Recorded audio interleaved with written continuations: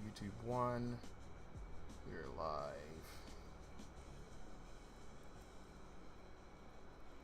Sweet Pea, yeah. Keep an eye out there, Solly. Sweet Pea, and I think Kurt. I think both of them are up for any switches that we might need. Okay. You're up first. Yep. Should have got the code, and then I'm gonna nice. And then we are going to. I need to grab the card here.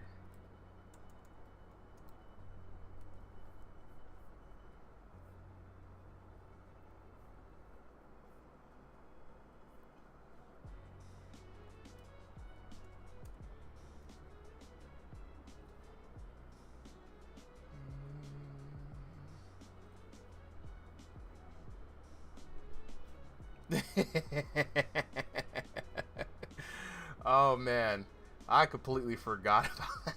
That was back when I was rocking the cop stash. Holy shit. Good times. It was definitely a Steve Harvey, Viltrumite stash right there, man. Good times. Right, it's not bald Lucan. Right, it was crazy. I play Lucan in Injustice Versus too. Like, that's kind of super Harvey. Love it. All right, let me get the fight card ready. Who do we have first on commentary, Solly?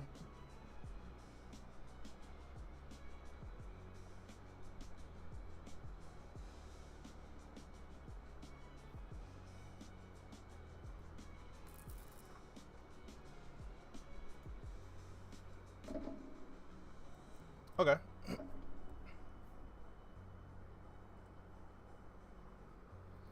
Awesome. All right, I see Conquest already.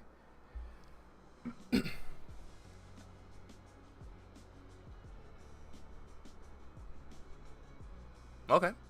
All right. I'm gonna go start the stream then. All right, cool. I'm gonna go ahead and start the streams. Appreciate it, guys. Solly, you got the stream on. Do I need to share? Or you got the stream on the. Nice.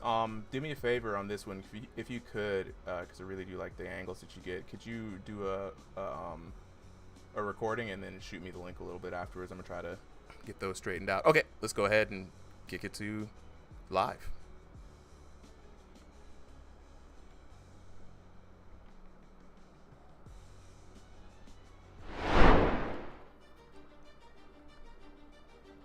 All right. Let's see.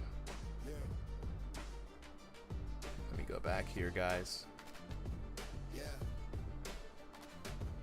Tail. Okay, stream start. Oh wait, what's going on? That's weird.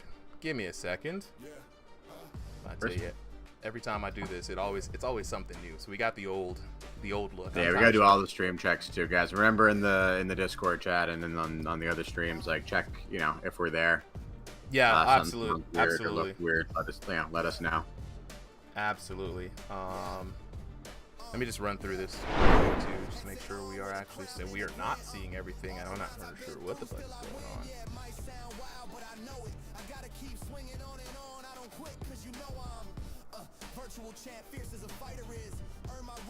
Make sure we got everything going on, because we got solo versus sneaky, and that's not right.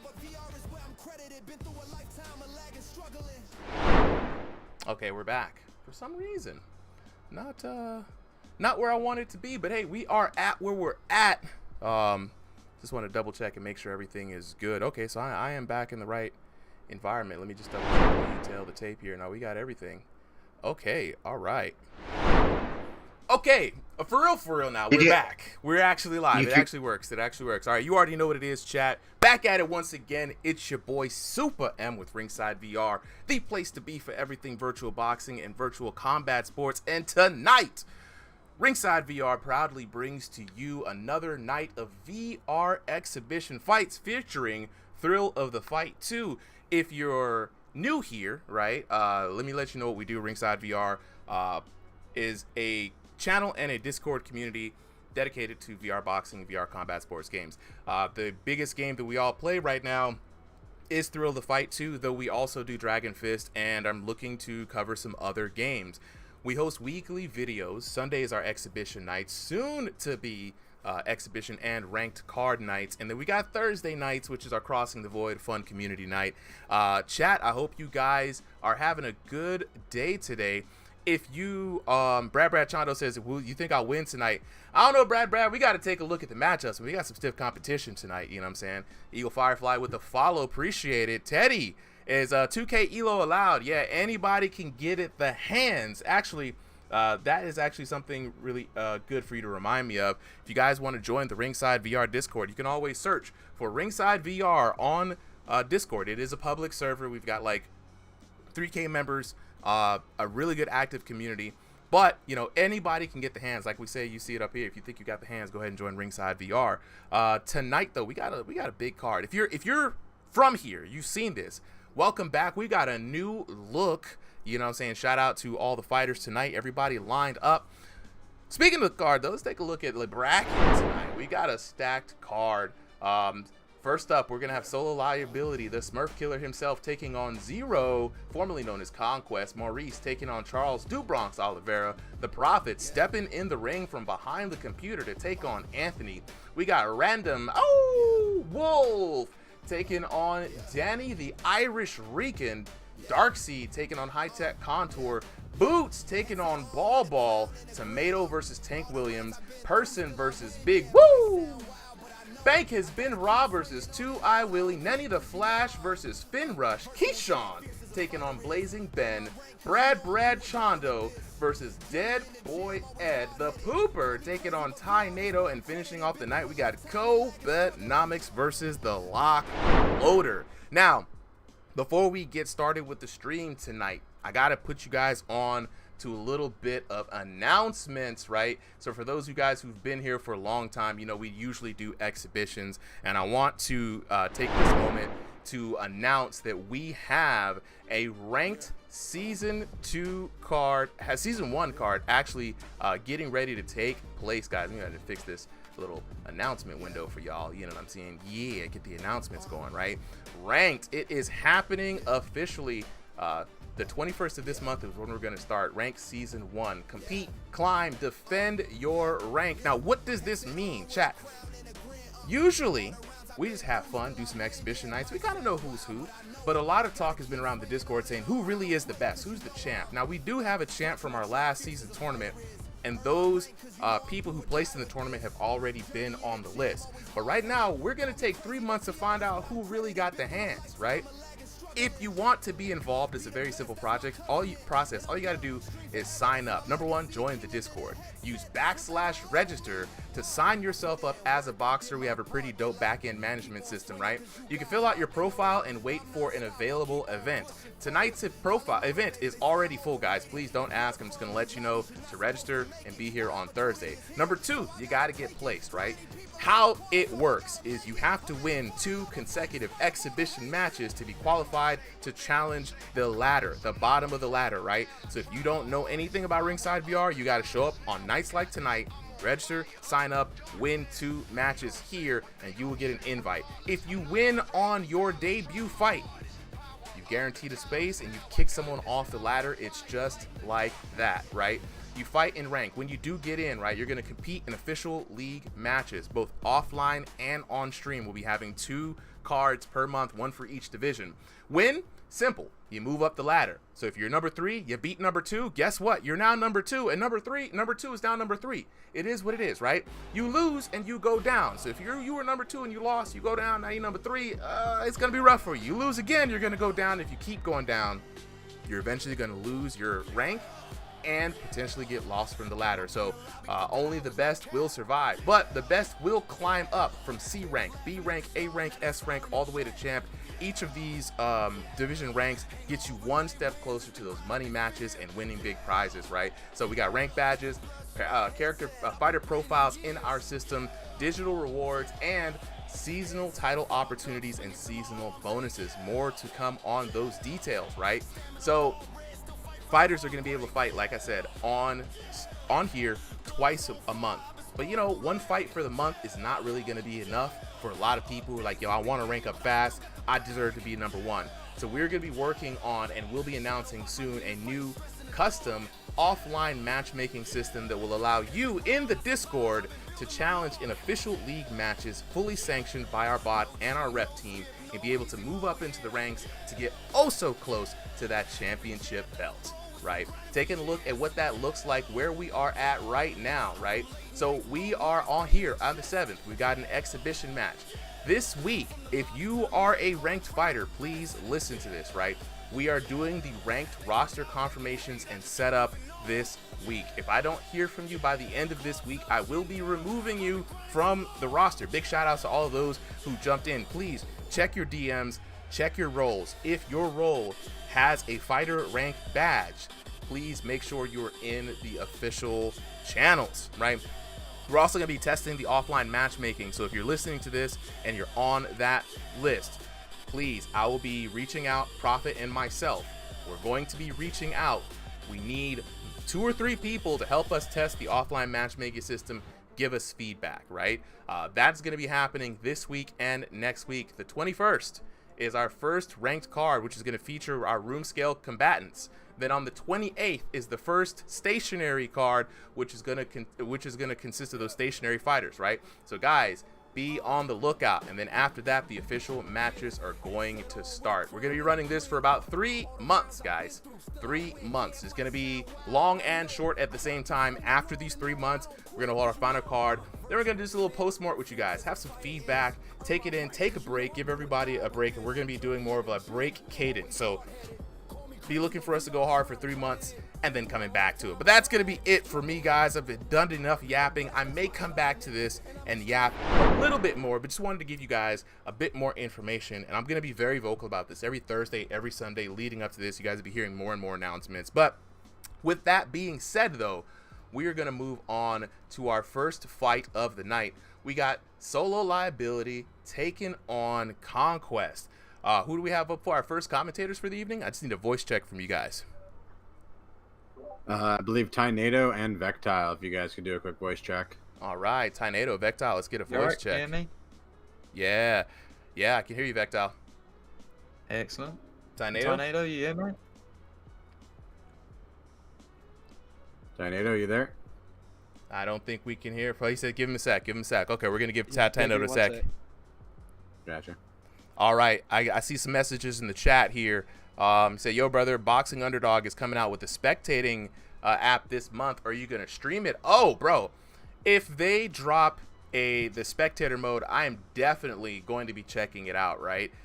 If you or anybody who's interested in putting on a little exhibition, private exhibition in Boxing Underdog, I'm going to be looking to, just for my personal viewing pleasure, right? I'm going to be looking to get one of those codes and maybe get a couple of fights in there just so me and the team can just kind of take a look and see how we can make it look good. If we can make it look good and we have some interest, I would be interested in putting on an exhibition night once every 2 weeks, not in the same cadence, but maybe once a month even, right? Just to see if the Boxing Underdog community would appreciate a Ringside VR stream. And if they do, you know what I'm saying, it's gonna be good. We're here for the communities. That's basically what we're here for, Ringside VR. So definitely looking forward to that. I gotta highlight Weddish and the team, man. See what's up with there.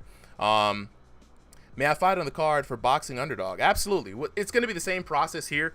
Once I'll get some folks who are interested, they'll let me know. We'll just do some small fights. If we like what we see, we'll open it up to the bigger community. With that being said, though, let me know when Tynado is online, just so I can know when we can get started. There we go. Oh, there he is. Okay, I hear you loud and clear. All right, let's take it on to the tail of the tape. First up for the night, we got the Smurf Killer, Solo Liability, taking on Zero in the first matchup here. Both of these VR boxers fighting by way of North America East.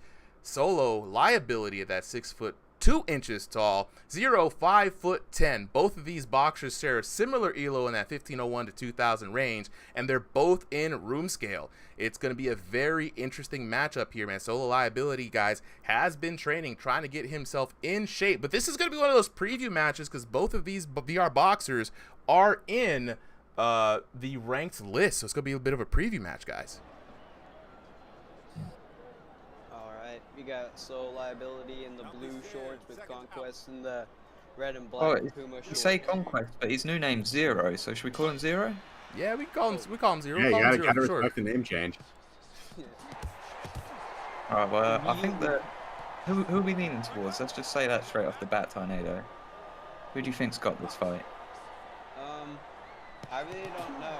Soul Liability looks like he has the height and reach advantage, but Conquest seems to be the faster. Not so much on the speed, though, from the looks of things so far. A lot of head movement coming out of Zero. Yeah. Oh, landing some big shots. But yeah, I think I'm leaning more towards Zero. I rate Solar Liability as well, but I think that the speed advantage is going with Zero for now, or AKA Conquest. That's those. Just still calling him Conquest. You can call them both, right? Like every time a fighter has Yeah, like a name, we know what we're talking about. Yeah. both for a little bit until the new one sticks. Little tentative from Solo.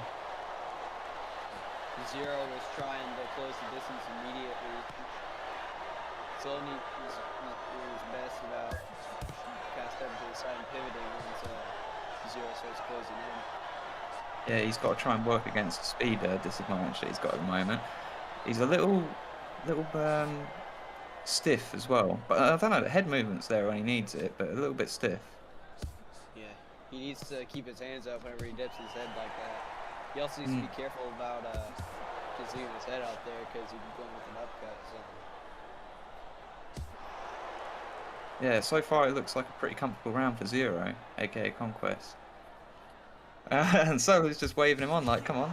I think Solo might want to be tiring him out. He might think he has some power to get a knockdown once he's tired, perhaps. Yeah, see, he's like, come on, get it.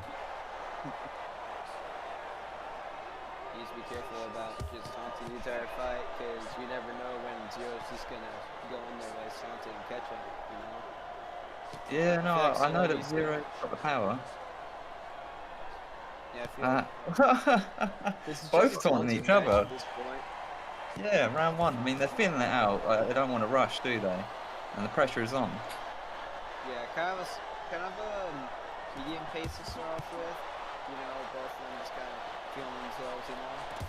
Yeah, well, it looks like Zero's landing the harder shots, in all honesty. Like, so I'd give this... Oh, he's rocked him. Yeah, he rocked him with that. He's doing good. Yeah, not quite... moving his head like that.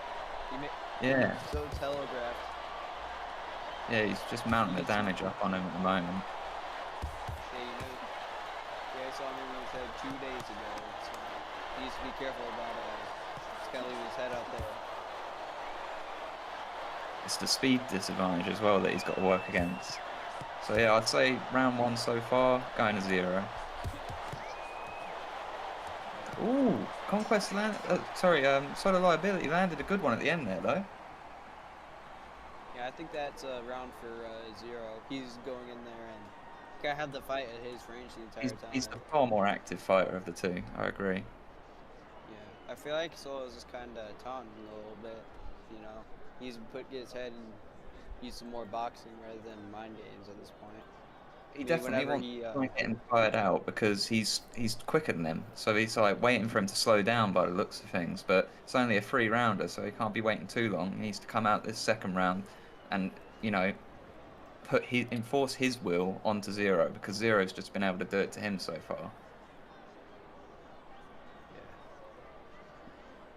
Yeah. An adjustment, I think that Soul Liability needs to hide his head movement a little more. Like I feel like Conquest is able to make reads. Like I know he's gonna move his head once I throw this, you know. Like. Well, yeah, it's dangerous. Like moving into the shot makes it so much worse. Yeah, Conquest is doing good about those throwaway punches. I think that I'll call him Conquest as well, just for simplicity. But I think that he needs to feint a bit more as well. And Solar Liability's come out swinging this round. He's definitely making the adjustments he needs to make, but Conquest is still a little bit too quick for him by the looks of it. He also has his hands low. Zero is doing very good about just catching. Fair. Ooh, getting close. One of the things I was noticing last round, right, was like Zero. Big shot, big shot. Have we got a knockdown coming? Sorry, go on, Tyler. No, you're good, right? Like Zero had him real low, kind of in a situation like this, but then he let him off the hook, right? Like he didn't come down. Yeah, and the close killer instinct went wrong for it. Yeah, more feints from Conquest or AK Zero. Oh, man, when people change that, there it is. There it is. Big overhand right sends down solo liability for the first time. That was a beauty. Just wait for him to drop his hands and boom. Let's go. Right, well, this is an uphill battle for Solo right now.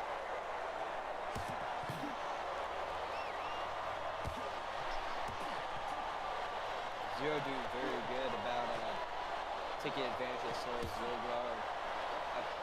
He needs to keep those hands up because that's where he keeps getting caught. He also needs to use a little more footwork.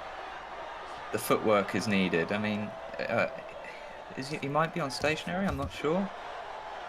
They're room scale. Oh, both room scale, good. Well, yeah, more footwork for sure, but I mean, there is just a blatant speed advantage for Conquest AK-0 right now.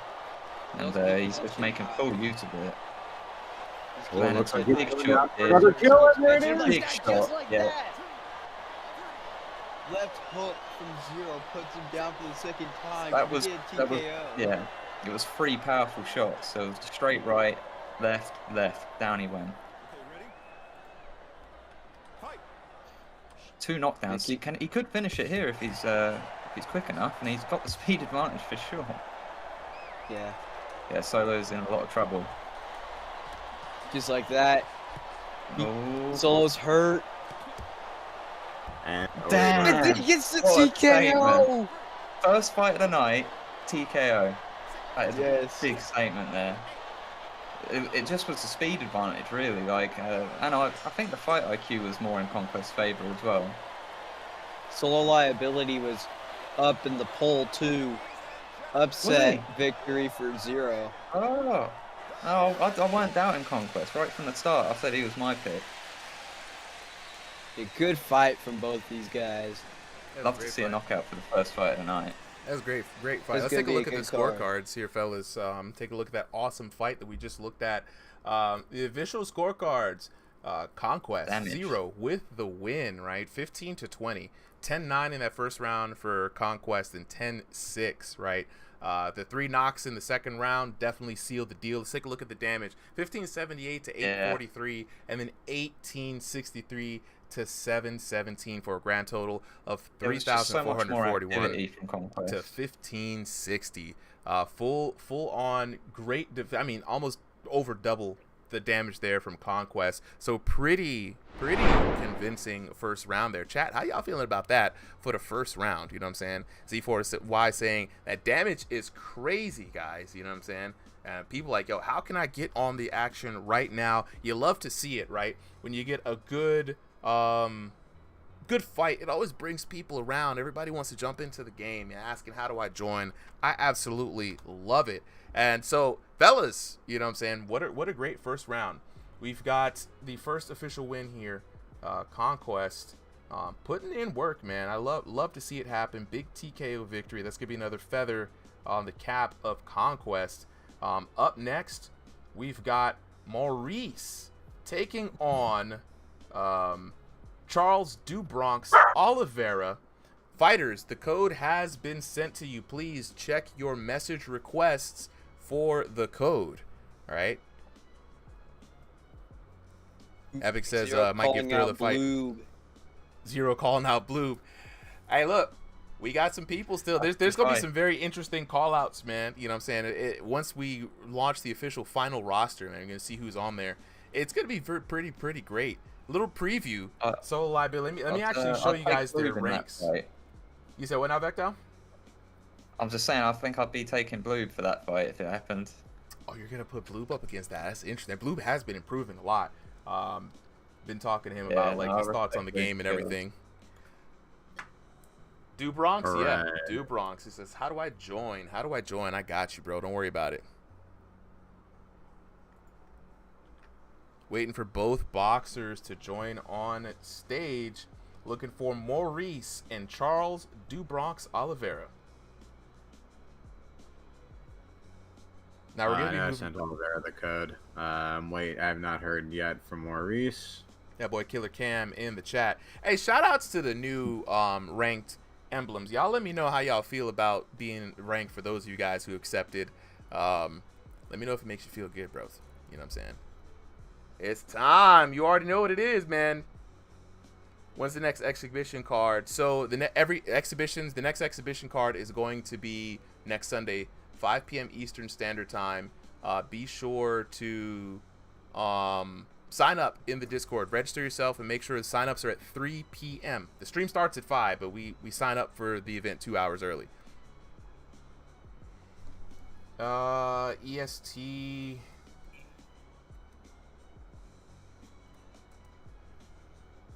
p.m. That'd be 7 p.m. for you.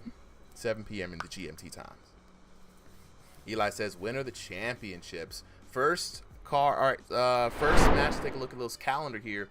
21st is going to be the first ranked cards, Eli. 21st. So please tune in for that. Right. We got a lot of boxers being registered right now. People are getting signed up. Looking forward to that first official match as we wait for the boxers. So right now, I don't see neither Charles or his opponents.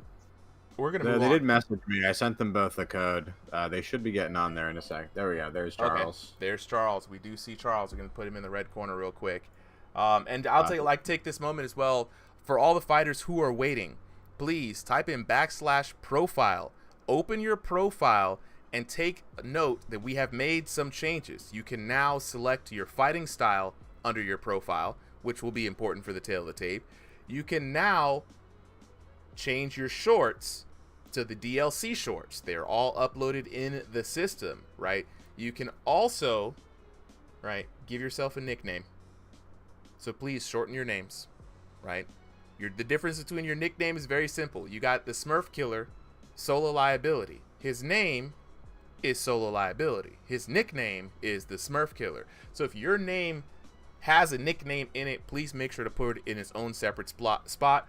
These names are getting way too long for the stream. I don't need all the letters in the alphabet in your username. So please, guys, take this moment to update your profiles. Make sure your shorts are matching. Make sure your name is the way you want it to be. And make sure you've updated your fighting style. All right. Jamie says, is Discord the only way to compete? Absolutely. Discord is the only way to compete. Is there a way to apply for Sunday? Yes. So when you get into the Discord, you type in /register to register your profile. Once you're registered, you got your shorts, your username, your nickname, your fighting style, all that information. Take your time, fill that out. When it comes time to start an event, you just type in /sign up, and we have different sign up buttons for the event. So we have sign up for exhibition, sign up for King of the Ring. You click the right one, you fill out the form, boom, you're done. Right? Absolutely.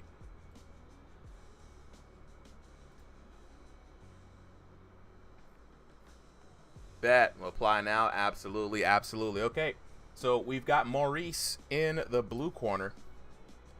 And then we've got Charles Dubronx Oliveira in the red corner. Let's go ahead and take it on to the tail of the tape. Landon said, I don't see turnaround punch style. Landon, we can make some exceptions.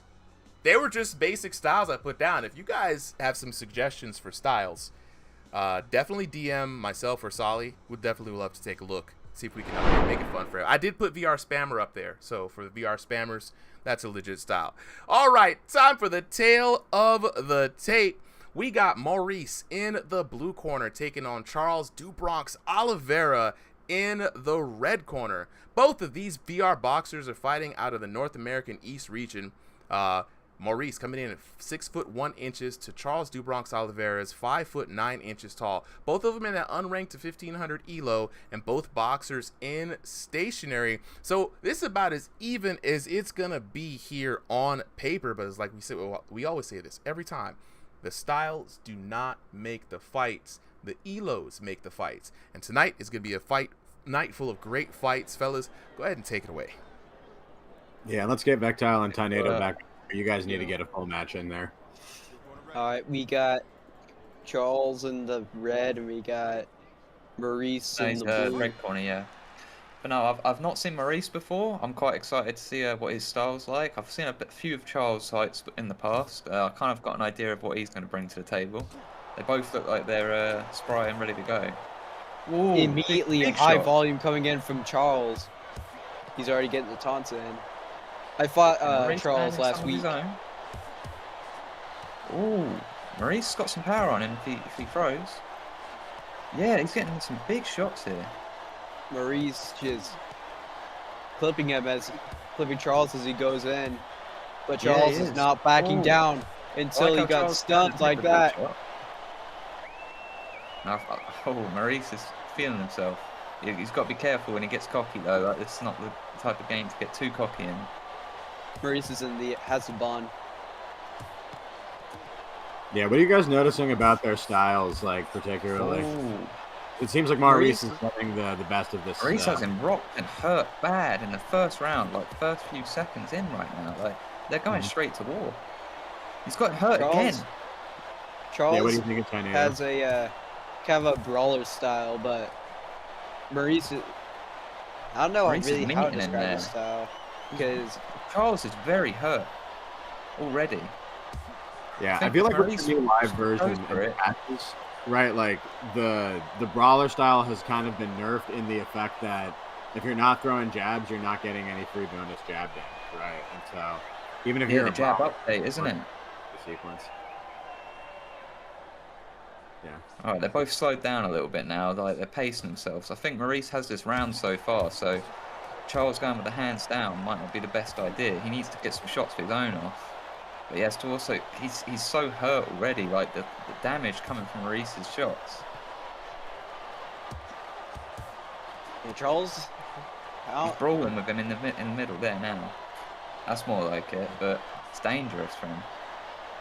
He needs to be careful about just pushing in, even when he's hurt, because that's when you get knocked down. His shots don't have the same sort of sting. Like, you know, he is able to land some, but when he does, it's not hitting quite as much as when Maurice does. Yeah, Maurice just tagging him up. He might get the knockdown here. Yeah. Good guard and defense. Maurice is beckoning him on. He's already won this round, so that's why he's doing this. He's already won the round. He doesn't need to be like chasing him. Well, they're both just so willing to go for the war with each other. What is this? Ooh. Yeah, not the best game plan for Maurice. It might backfire on him. This is where that's where he wants to be, Charles. Oh no, maybe he doesn't want to be here. He's hurt. Charles is hurt. Will he go down? He hasn't gone down yet somehow. Yeah. Good Cool. round for Maurice. Super busy round for both of them. Looks like he's trying to Naruto run away. So Tornado, what were you seeing as like the main keys to victory, and like what do you think are the adjustments that Oliveira needs to make going into round 2? Charles Oliveira, he needs to keep his head off the center line a little more. That's where he keeps getting caught. He keeps trying to go in with those big overhands and hooks and stuff. And that's where he keeps getting tagged. He's also not backing up at all. That's also why he's taking high punishment. As for Maurice, he's doing the right thing by kind of just keeping that guard and just kind of waiting for him to drop his hands and stuff. Like Maurice is making really good use of his extra reach as well. Like that's one thing I'm noticing. But he can meet him in the middle too, which is, you know, when you're taller and you can meet the shorter person in the middle, like, that's not a good sign. Something I feel like, I don't think Charles is also getting the damage that he's used to. He needs to kind of commit to his punches a little more because he's kind of just touching them and not getting that same damage as he would in like the last live update. So he needs to kind of put some more sting in those punches, you know? Yeah, he needs that desperately, to be honest, because Maurice has got the higher like damage in his punches at the like so far. Yeah, he's actually committing to his punches. Yeah, there we go again. I'd like to see some more feints for Maurice, because I feel I like think Maurice just keeps doing what he's doing, to be honest. He's finding the good counters, and he's also, I think he's winning the mind games a little bit against Charles here. Yeah. You see? Look, he's taunting him and everything. Cool. The taunt battles begin. Yeah. Something that Charles is also Dangerous doing is exchanges. Dangerous exchanges for both men. Charles is They're both finding for it. best there. Really technical, both of them there. Yeah, what Blue said in the chat, Charles is kind of taunting, but he's not throwing very effective punches to really back up. Like, yeah. Charles kind of needs to get his mind in boxing rather than the mind games.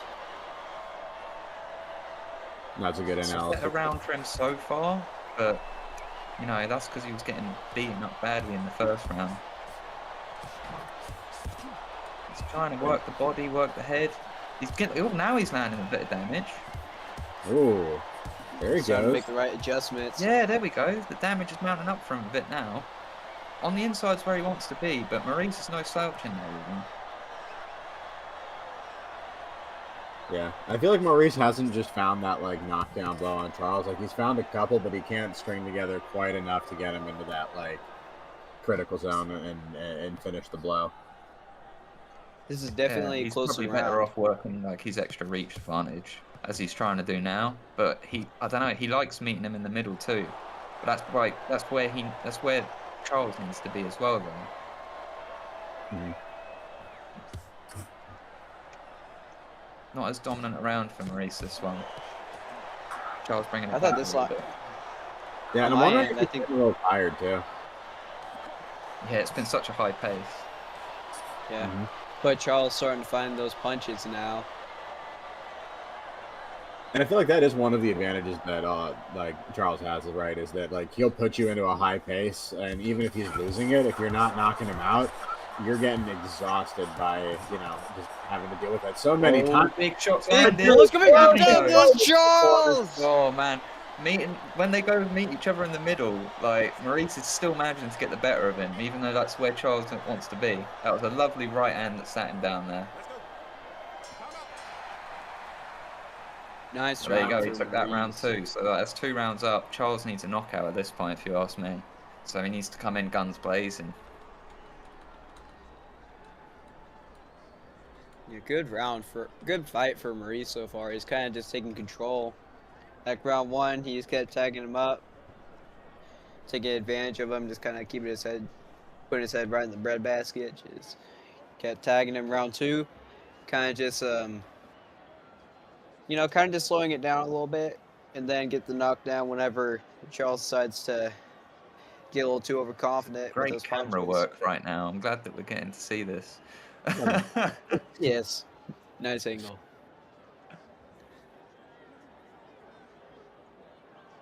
You can really see the difference between the fighters and like what they're doing in the corners right now. Yeah, I think Charles basically was getting a breather while Maurice is sort of just, he's vibing. He's just dancing. He's calm. He's relaxed. Yeah, the fight's in his way right now. Immediately off the glove touch, Charles getting right into the action with those big hooks and stuff. But Maurice starting to catch on. Maurice Ooh, Charles is hurt. Right here. Yeah, Maurice telling him, come here. Fast start from Maurice. Maurice is just hitting harder, man. Charles is very frustrated.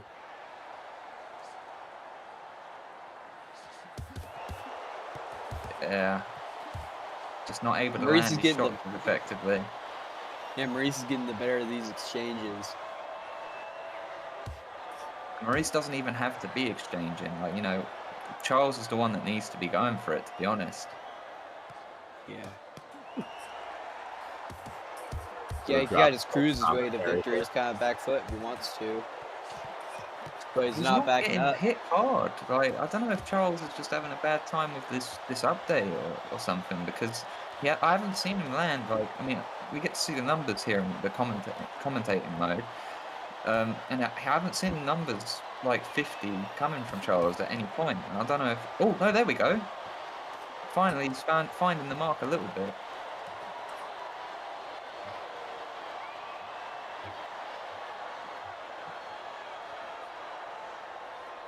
And Maurice is kind of just slowing it down, cruising his way to victory. Ooh, big shots coming in from Charles, starting to back up Maurice a little bit. Yeah, Charles was finding some power in these later rounds. These body digs coming in from Charles. Doesn't seem to have an effect on Maurice. Maurice is doing good about his catching him right in the pocket. And he's got the sustained damage over him as well.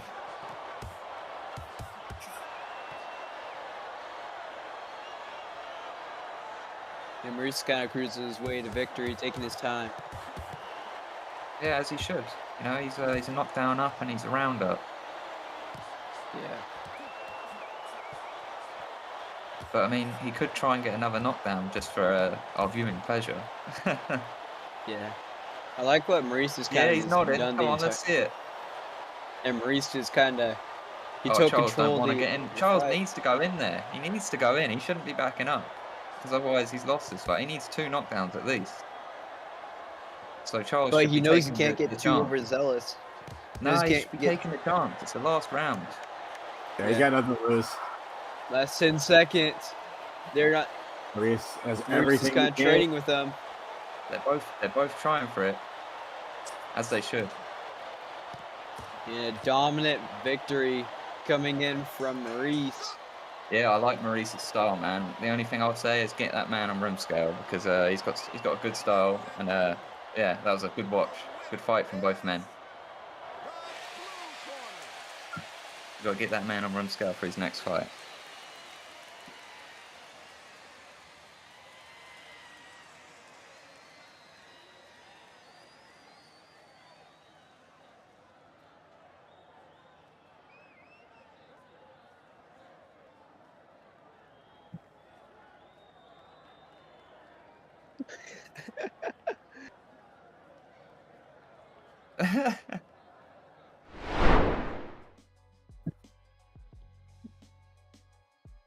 Oh man, the camera work is 10 out of 10 tonight, I've got to say. That's beautiful stuff. Solly, you're doing God's work. Just trying to give the fighters like a full understanding of what's going on. He got possessed.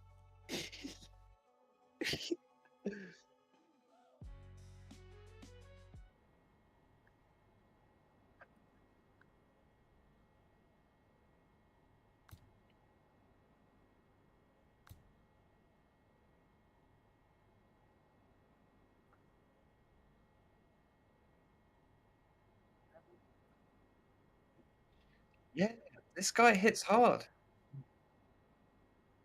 Dang.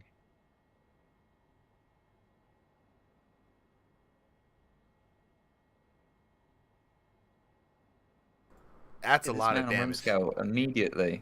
That's a lot of damage there. That is a lot of damage there. Take a look at that. We're going to go ahead right now. Just remind you guys that Ranked is starting here on the 21st. Be sure to check in here if you are a Ranked fighter.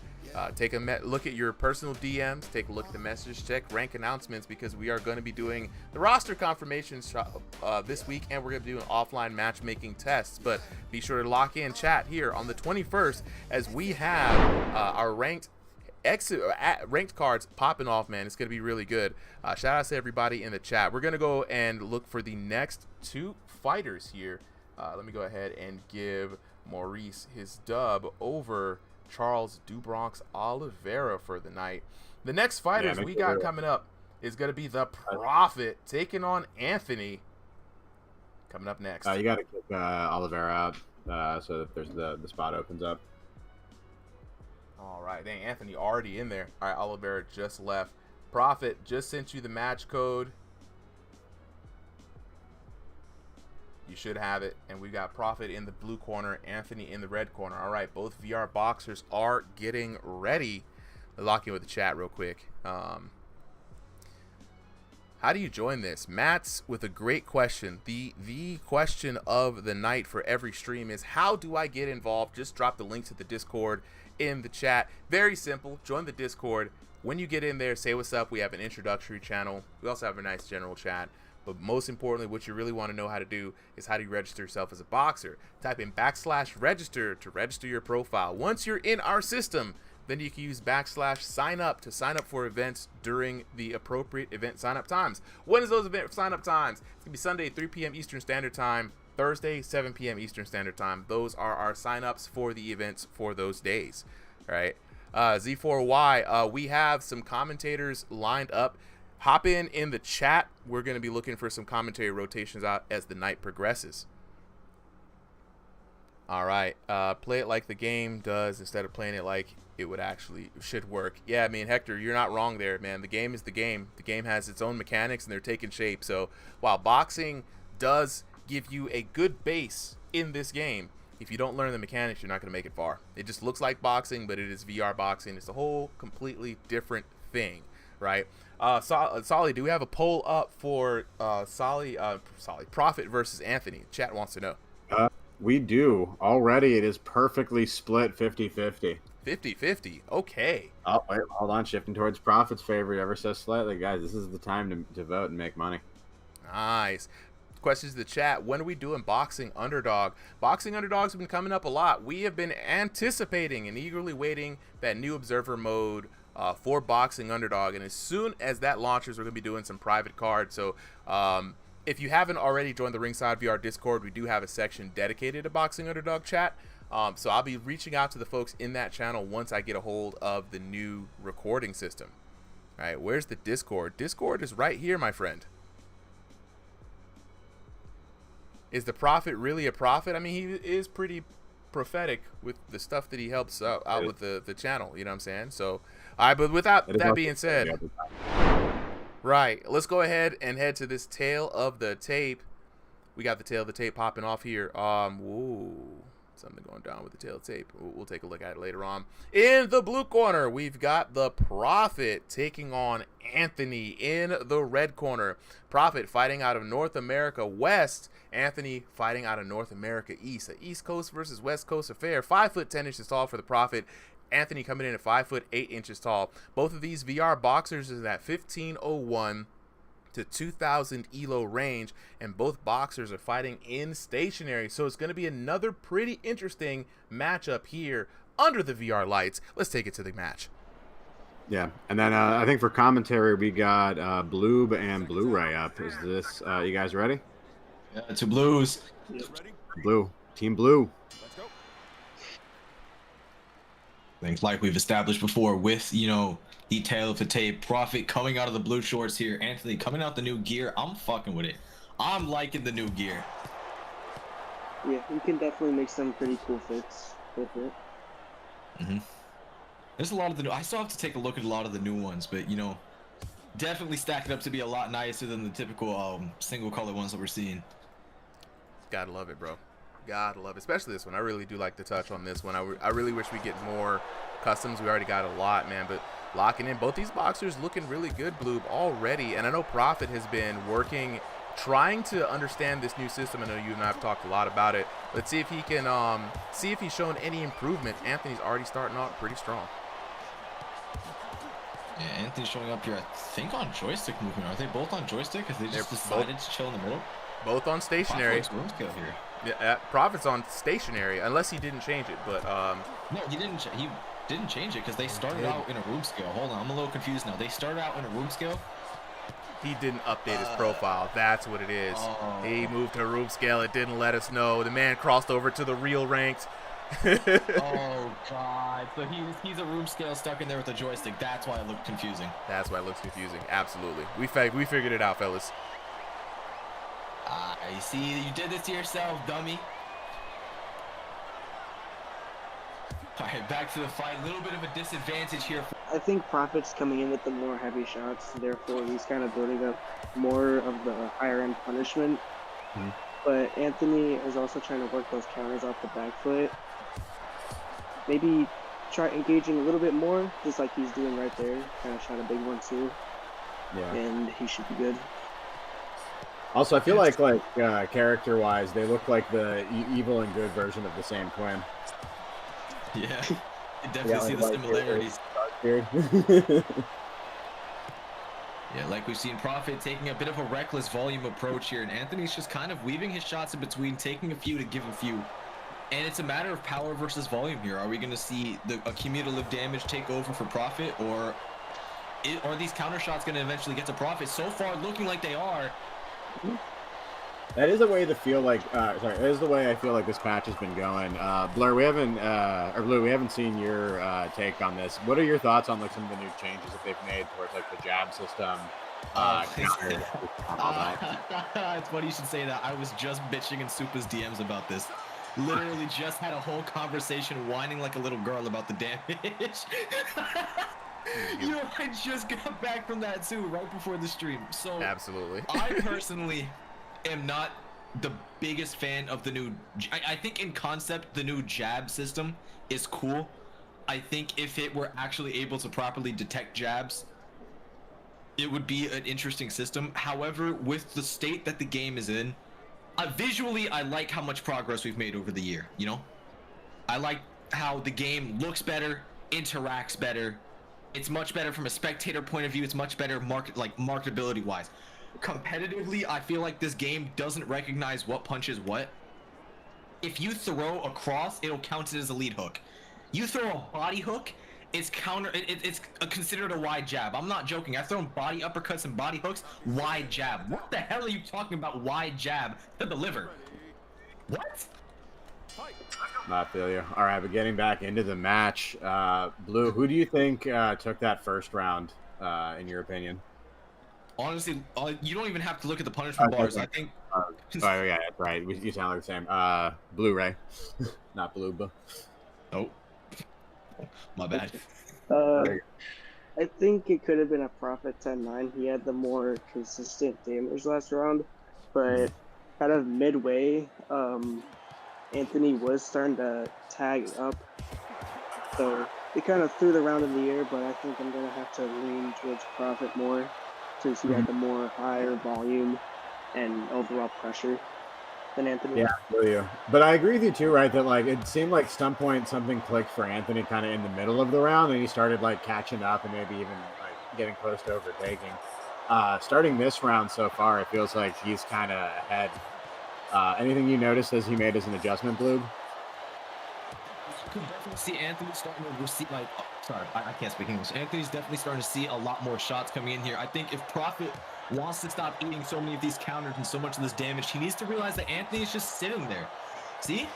Doesn't turn to face him, just waits with the high guard or with the block, responds to a few shots when Prophet is in his face, and counters for a good 60 damage shot when Prophet's too exposed. He needs to take his 2 shots and take an angle or pivot out entirely. He needs to get in, get his damage, and get out, because right now, against a joystick fighter that's standing still, you need to take advantage and hit them when you can't get hit.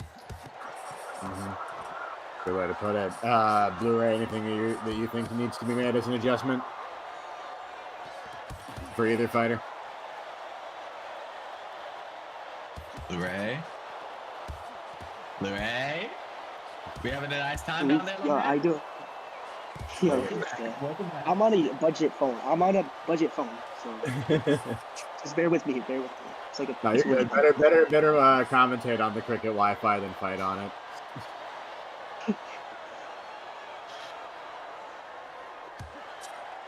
But no, I feel like right now this has been Anthony's round, and maybe enough damage that the match is starting to go into his favor. Like you're seeing a couple of those shots start landing for 50, almost 60, in the high 40s. And occasionally like Prophet's finding like a good big combo, but he's not able to find the follow up to really pile on the damage. Yeah. And you can see Anthony, when he does sit there in his guard, he's willing to receive a few shots. He doesn't mind if he takes a little bit I can't speak English. He doesn't mind taking a few shots to give a shot. So all he has to do is wait for Prophet to punch himself out of alignment, to be off his rhythm. And you can see it right there. Beautiful 3-4. Hitting for a 50 at the end of the combination, and he's putting Prophet into some deep punishment here. Something I'll give credit to both fighters, though, and something that Supa says all the time, right? Fight like your bar. And both of the times where these guys get kind of halfway to that red zone, they have great awareness of it. They know to back off. They know to start, tightening up the defense. And it's made for a low knockdown, but high technical fight, I think. Absolutely. That's something I appreciate about the fact that they haven't kept the damage numbers for the players on live, but they have kept the punishment bars. You can still see the punishment bars from what I know. Actually, wait, no, that's just on spectator. That's just duh. Sorry, Yeah, but there are like internal game things. Like when your screen starts fading or when your vision starts to go too black, you know that like, all right, I'm starting to get into that zone. I don't know how close I am. Yeah. I feel like it's a little bit harder to see on this map with the gray palette. I notice every time I'm on this map with the lighting, it's hard to tell when you're even any punishment. Until it starts getting like extreme, which I usually never get into the extreme punishments, you know, a little bit of self-glaze. I haven't fought anybody good enough to get me that deep yet. Mm. So it's been a minute since you've been on here. We'll find someone for you. But Blu-ray, after this, like 2 rounds so far, right? Who you think, who you betting on is to close it out? I think I have it on Anthony, no bias, but I think he's working with like a rope-a-dope style. He's kind of staying dormant against the boundary for a little bit, and then he, just like Blue said earlier, he doesn't care about eating a few shots, but then he'll fire right back even stronger because that counter system can be very rewarding. Mm. Just like you saw, he was averaging 50 to 60s with those counters, so if he keeps going down that path, I think he could secure it by a decision. Yeah, I think it really has been the story is his like iron guard, right? It switches back and forth to different styles, to different places, and he trusts it, right? And he does, I think, the right thing where he doesn't need it to trust it to block every single shot, but he trusts it to block like what you need it to, like 70% of the shots. He knows that he can handle 2 or 3 shots that Prophet throws in a big combo, and then just capitalize after he's a little bit burnt out. Definitely. Prophet continued to throw very wild, big, wide hooks. Yeah, both fighters giving it heart now. Yeah, and Anthony's taking advantage of that. He's staying in a lot tighter. Granted, both fighters are definitely letting themselves get. Oh, there it is, a knockdown. First knockdown of the fight from Anthony. Could have taken it with that.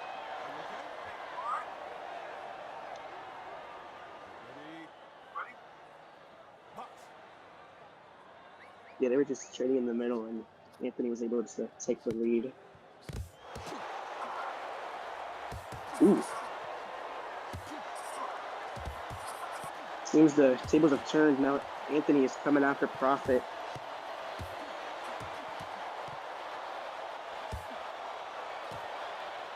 There he goes. He's going for another one. He found the recipe. And it's just big, heavy shots, gradual pressure, right? Death by 1,000 cuts, but these are some pretty big cuts. Yeah, he's starting to realize Prophet's defense can't keep up with the volume, can't keep up to counter. And he's punching himself out of alignment. Oh! The second knockdown. I think Anthony is now searching for a TKO in round 3. I think he has the time, honestly. He has the time to find it. That was the timer. We're at the last couple seconds. Nah, that's the fight. A respectable end for the Evil Twin. Yeah, earning himself a definitive win. Even if he didn't win the first 2 rounds, that 10-7 won him the 3-rounder regardless.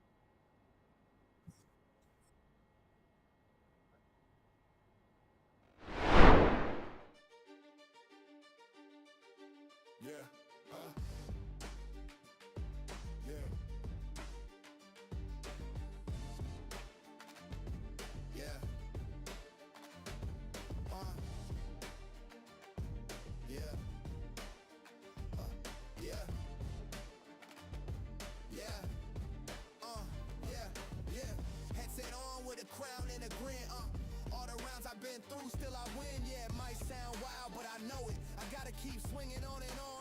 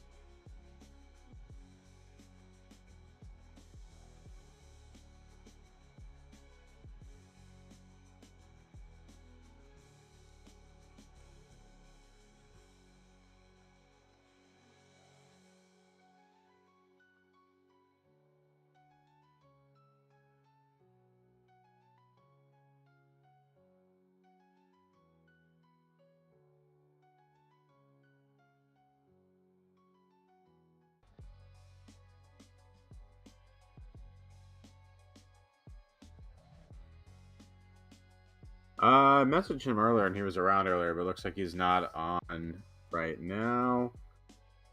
Let's see if we can find him.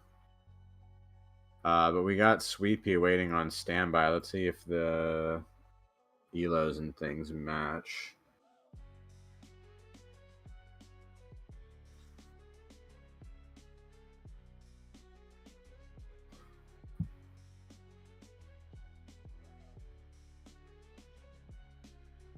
Into the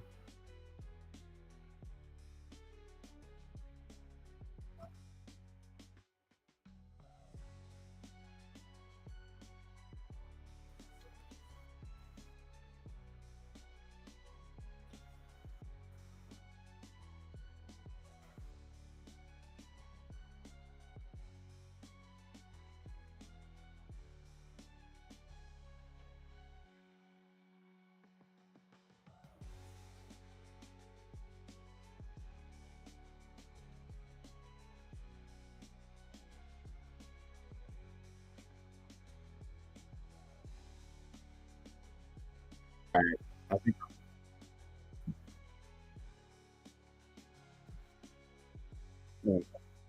I think we can do Sweet Pea. He is, I think, will be the sub.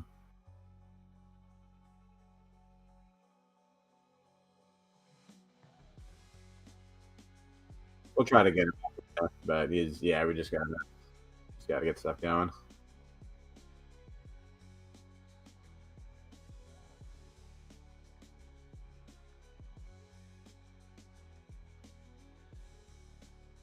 We got Sweet Pea. Sweet Pea's NA East and also room scale. And not too much taller. Danny the Irish Rican's.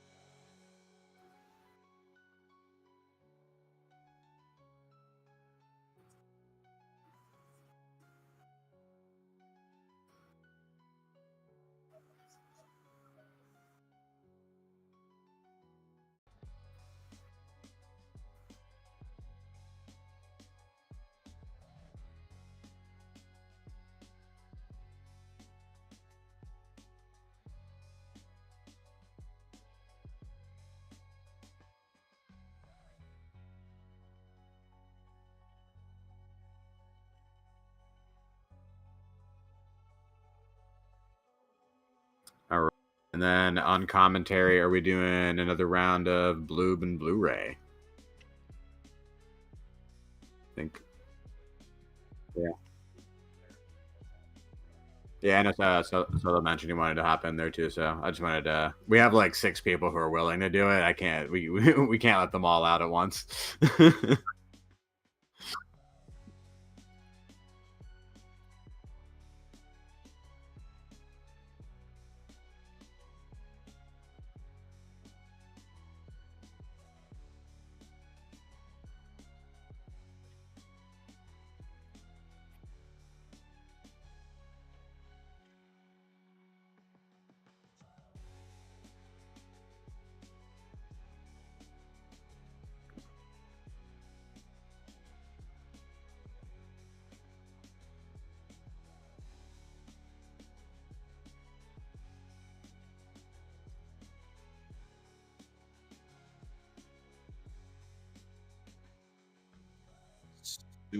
Super. Your stream doesn't have your mic audio right now. Yeah, for the past 5 minutes, I have been out here. I tried telling you in the chat, and then I realized you can't read. Yeah, I can't read the chat. I appreciate it, bro. We could have went the whole stream me being super silent mode. Bloop, I thought you were just gonna leave it at he just can't read. I did. I was like, damn.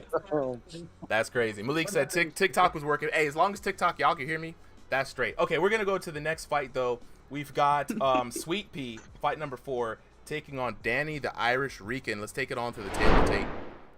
All right, up next, we got Sweet Pea taking on Danny the Irish Rican. It's a North America Central versus North American East affair. The Sweet Pea, 5'6" tall. Danny the Irish Rican, 5'0". Sweet Pea subbing in for Random Wolf, 2001 to 2,500 elo. So you know how these things can go sometimes. Sometimes you're gonna punch above your weight, and that's exactly what Danny the Irish Rican is doing right now. Both of these VR boxers in room scale, and you know that is our favorite scale is the room scales. You know, that's the real league, as people like to say. All right. So we gonna hop in with the commentators. We're gonna take it away, fellas. Speaking of, who are the commentators, Solly? I think Solly, who are the commentators? You and Blu-ray and Solo if he wants to hop in here as well. All right, Solo. Where you at? Yeah. I know it's hopping off for a little bit. Thank God. All right, so hopefully this match we don't have the Kirk Ollie. Oh, he wasn't joking about 5 foot. This is a big David versus Goliath matchup here. It's David versus David. They're both tiny. What are we talking about? 5'6" is not a Goliath. Yeah, it's different when a Smurf is fighting a Smurf. Smurf are just slightly less Smurf, alright? I don't want to. Okay, a Smurf fighting a Oh my goodness! Oh my God! Already. Now I will say this, guys. that's- I'm gonna jump Yeah. in. Sweet Pea Jeez. came in here to can crush, I think, a little bit. I ain't gonna hold you. Sweet Pea said, "Let me at him. Let me in here." Sweet Pea did very well in this last King of the Ring, sweeping a lot of really good boxers. So looking to see him make short work of this match here against the Irish Rican. Now, Sweet Pea, he does have fighter advantage. I myself have fought him before, and let me tell you, that man, he's got breaks or something in those gloves. There's nothing virtual about that reality. Dang, and down he goes again. Brother. You're round one KO for Sweet Pea.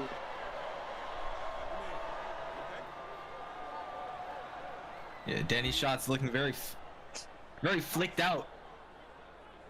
You know, he's throwing some bolos in there. He's throwing some flair in these shots, and I'm liking it. Absolutely. Hey, Blu-ray, you know, from your perspective, what do you think the Irish Rican needs to do to kind of survive the first round? With okay, Not the with hands on the hips. how many knockdowns he's already down, I think he just has to put on the back foot just so he can survive the round. Because clearly he's not doing any damage, and he needs to devise a plan with that. I think maybe rip to the body since he's the shorter guy.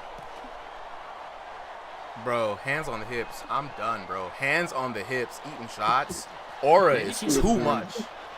Let me tell you something. I don't know what it is with these EU fighters. There's something in the porridge, man. I'm telling you.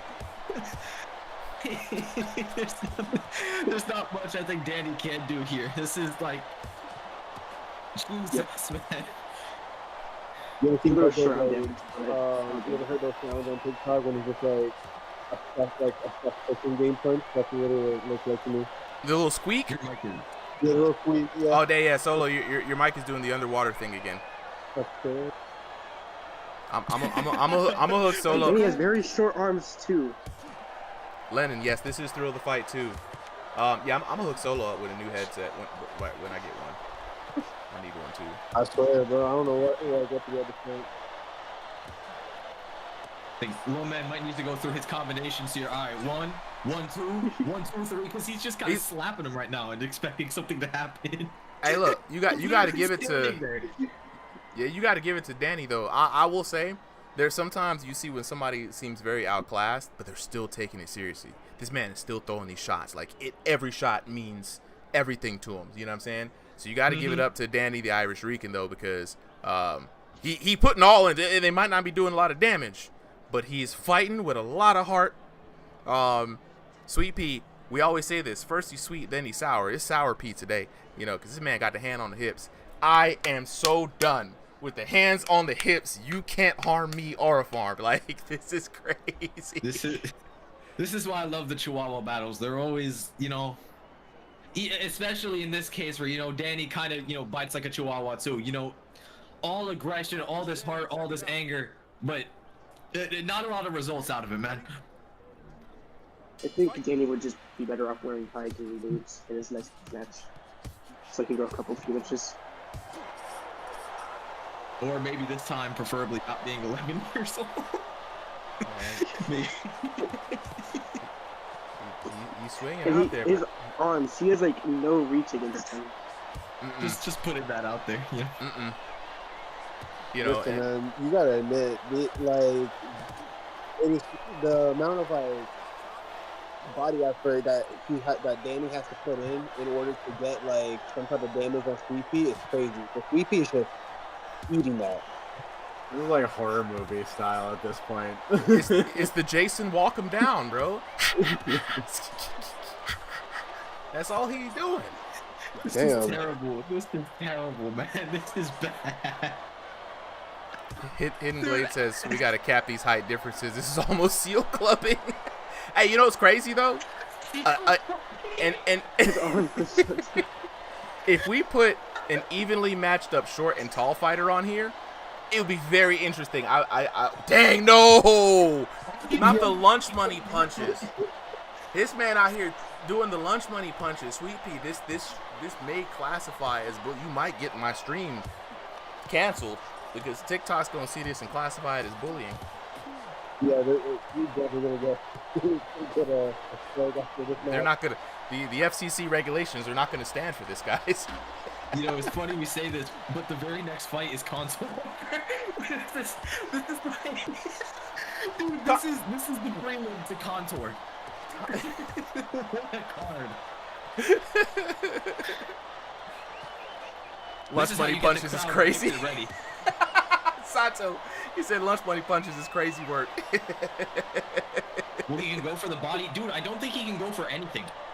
Yeah, no, I think a lot of options are limited by Danny the Irish Rican here. One is the height disadvantage, but the arm reach disadvantage, the love being shown there. Gotta love it. I mean, Sweet Pea is realizing that, you know, he's going to just have a lot of fun with this match, and that's what he's doing. And honestly, it gives Danny the Irish Rican a little bit of a workout. He's in for a fight. Sometimes that's all you can do, right, when somebody subs in and the matchup is mismatched. At this point, Danny might as well just go ahead and He's supposed to sit down to turtle. Looks like get below his belt even more. Yeah, you know, I said this in the chat, but this is literally just like early Baki versus Yutro. This is episode 1 Baki. This is episode 1 Baki. Yeah, when Baki had the red hair. Yeah, that's exactly what this is. Exactly what this is. This is Sweet Pea beating his infant son, man. This is sad. Let me at him. Let me at him. Yo, no, do not do that. The sportsmanship. One last very competitive fight thus far. At this point, Danny's just asking for forgiveness. He's apologizing for even coming to the ring. This is the moment that you like get your older brother, you swap the headset with him. Yeah, all of a sudden you gain like 2 feet. Recalibrates real quick. See Den start levitating. This is the equivalent to fighting Matt on Wii Sports. Yeah, actually though. Megatron says, how do I get into the game? Megatron's very easy. Just if you got a VR headset, Quest 3, Quest Pro, Quest 3S, etc., just download Thrill of the Fight 2, and then when you do, that's the best way to get the game, and then when you do, join any one of the leagues that are out here, bro. We got a ton of them. Last and final round, guys. You know, the little engine that could, Danny the Irish Rican, giving it his all against Sweet Pea, an indomitable force, an almost insurmountable mountain for the young Danny the Irish Rican. But Danny, despite a little bit of steam getting left off, still trying to give it his all, and he's just trying to fight in on the inside, guys. Not able to generate enough power, but man, you gotta root for the underdog here, even though he's getting his lunch money took right now. That's kind of crazy. You remember when Kano took on Islam on short notice? I feel like this is what this is. But like, if it was backwards, if it was Islam taking on Kano on short notice. It's always the short notice fights, man. You know, like, you get in, you got an algorithm, you got a bot, you put everything together, and someone's like, nah, I'm not going to show up. And then, who always enters the chat? It's always a demon. The last time we had this happen, Killer Cam stepped in on a fight, punched a dude one time. One time. He went down and then disappeared from Discord altogether, chat. I promise you not. We couldn't even see whose name this man was. He disappeared from Discord. He probably threw away the game, put his headset in the trash, and then just left. And I was like, damn, it wasn't even supposed to be like that. Tiny Tim going in is despicable. Yo, at this point, Danny's gonna have cauliflower ear. See, what you guys don't realize is time to get up striking and go to wrestling, bud. now what's crazy is y'all don't even know y'all are watching a villain arc unfold, right? Because Danny the Irish Rican, definitely young. He's gonna remember this. He's gonna hit a growth spurt, right? He's gonna live in this game. He's gonna talk to Bloob. He's gonna get all the training he needs. He's gonna come back and make a fool out of all of y'all. All of y'all. He's partially Puerto Rican, so maybe I'll consider it. Look, he's got Irish and Puerto Rican. He's Irish and Puerto Rican, bro. They can throw hands over this. Come on now. Oh, so he got like, okay, we got like a McGregor in the making, and because Puerto Ricans are like the best boxers, we got the most champions. Blah blah blah blah blah. Oh, big words, big words. No, we're the best. You gonna start a whole war? Gonna be a whole bunch of people coming. The best boxers. I don't care. Oh man. Oh man. I have a real question. I think it'd be made out of him. All right, what's the real question? Who do you think will win the fight? Danny or Beetlejuice? I'd have to see that one. That's one of those matchups where I'd want to see that because I wouldn't be able to call it right now. Because right now Danny is really is punching to get somebody several classes above his weight here, right? Both in elo and in experience, height, reach. A lot of things are really against him. And I think if we get somebody, dang, hold up, and now he's really actually going to work now. He said, "Stand on business. We got 4 more seconds. Play time." He's standing. What are we doing? He's the hydrogen bomb. He's the hydrogen bomb right now. But he literally just thanked him for a second. that was a fun one. Leave the coughing baby alone, bro. That was a fun one, guys. That was a fun one. Did not expect it. Did not expect that. But here we are at the end of the fight. If your loved one has entered a Throw in the Fight 2 match, please call 911. We should have like psychiatrists on standby. We should on have standby. On standby. We have doctors on standby. Since this is VR, somebody's pride for to get hurt, bro. We gotta have like doctors on standby. The emotional damage is real, bro. 10-7. But honestly, I mean, let's just be real. Sweet Pea was playing around, but it was 10-7, 10-9, 10-9, right? Looking at the damage, Danny still was able to put up 4K. Now, granted, it was all open shots, but some of y'all with the pillow hands, and y'all know who I'm talking about, you couldn't put up 4K on open shots. Danny was out here putting in work. I know some of y'all out here, for real, no cap. Let me put my face on here so y'all looking. I know some of y'all out here laughing at little Danny the Irish Rican, but you couldn't put up 4K even if you had open shots and no defense. You see what I'm saying? So this boy out here, he did his work. Yeah, he got it out the mud, 10 damage at a time. That means he threw a lot. He worked hard, okay? All facts, all love, though. I do appreciate everybody coming in. It's exhibitions, man. We have a lot of fun out here. Sometimes the matches do get messed up, but it's all love. Big shout out to Sweet Pea, the winner for tonight. Big shout out to Danny, the Irish Rican. Danny, you know what I'm saying, your original opponent, he pieced out of here, but you're able to get some work in, and that's all that matters, man. So shout outs to you. Sweet Pea says Danny's a GOAT in my books, man. Yeah, he went through 3 rounds of hell with you, bro, of course. I said this in the chat. This dude Danny's a cardio demon. Just swinging 3 rounds constantly, 24/7. Yeah. Danny got it out the mud. They didn't land with that much impact. I'm saying boom, boom, boom, boom, boom. It was more like mink, mink. It was like more little mink, mink. You know what I mean? You know what I mean? All right, Danny says Discord is so confusing to join. The blue corner out so that the next fighters can get in. Gotcha. It was more like a squeaky toy. And that's what I was thinking. That Solo was talking about sound effects earlier. I thought he was talking about the little a little squeaky sound effect. You know what I mean? I was. Okay, that's what it was. That's what it was. All right. Hutter's in the chat. Appreciate it. Hector, any chance I'm able to sub in for anyone? I think we have Kurt and maybe someone else. Hey, Danny, lock in with us, man. We'll tell you all you need to know about it. You know what I mean? It's Contour versus Darcy. It's Contour versus Darcy next. Oh, this is going to be slaughtered. You know what I'm saying? Contour versus Darcy, right? Let me get Darcy in the blue corner real quick. And what's crazy is Contour's been on tour, man, putting in work. I always love to see Contour. Contour, another one of these. I feel like it's a VR boxing success story, right? Contour joined up played some VR boxing, got inspired, right? Joined an actual gym IRL, started competing IRL, right? If that's not a marker for success and growth, I don't know what it is. Blue, you know how that path is. You've been along the same path, right? So, let's see. How do you join? Wait, I gotta ask her. How do you join? Everybody who wants to join is very simple, right? If you're familiar with the Discord, we have a Discord. Join the Discord. When you join the Discord, type in /register anywhere. You can register yourself as a boxer, and then you can wait to sign up for the next event, which will be 7 p.m. Thursday, Eastern Standard Time for Crossing the Void. We're gonna do a little King of the Ring, and then we'll be back here again 3 p.m. On Sunday for another exhibition card. All right, let's go ahead and get both of these boxers loaded up, and then we are going to head on to the tail of the tape. We got Darcy in the blue corner taking on Contour in the red corner. Both of these VR boxers fighting out of North America West. Darcy, 5'10" tall. Contour, 6'3". Darcy in that 2001 to 2500 elo range. Contour well above 2500. I don't even know what number Contour is at, but he's out there. You know what I'm saying?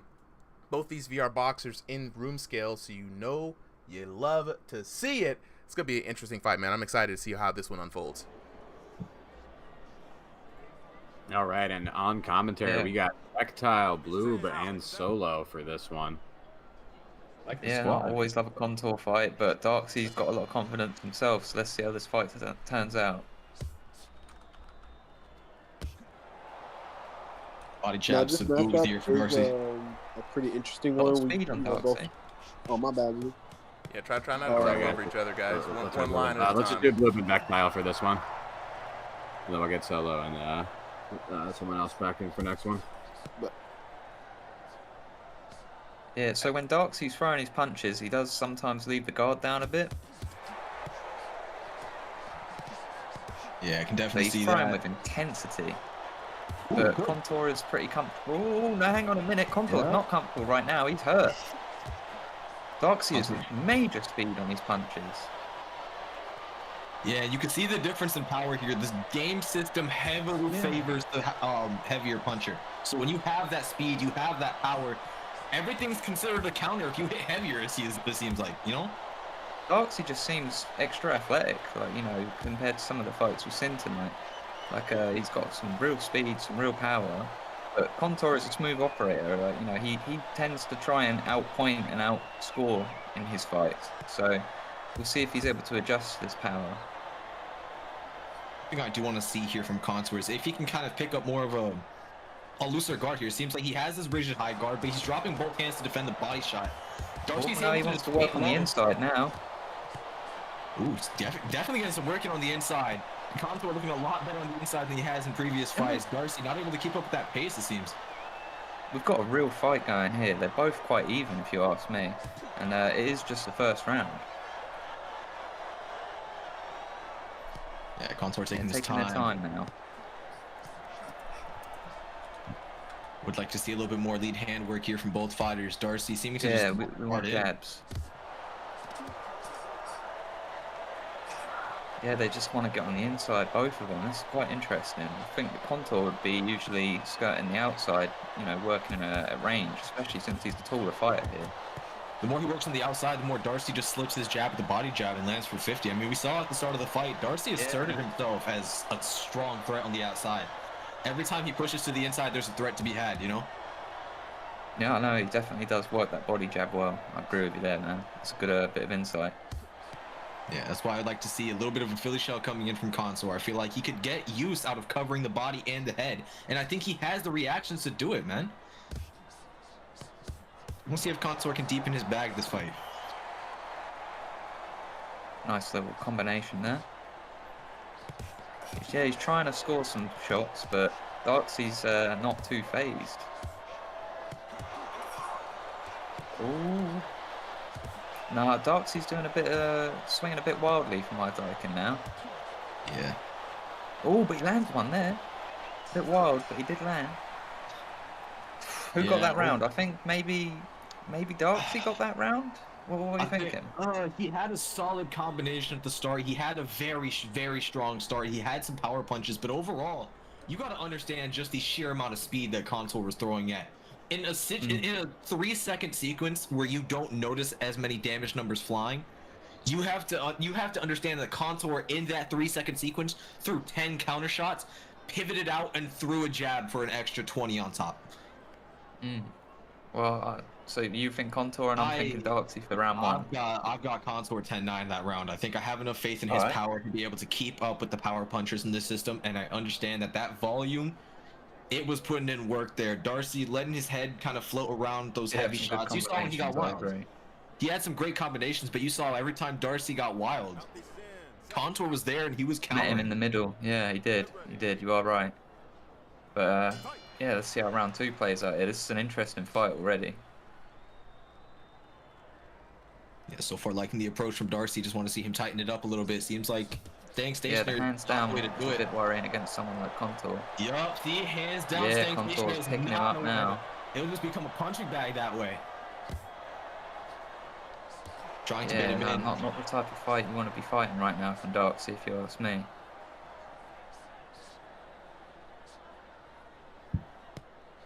Yeah, Darcy losing that little bit of technicality he had at the start of the fight. Both tentative, like, because I'd say the skill gap isn't super large between one and the other. Like, it's quite evenly matched.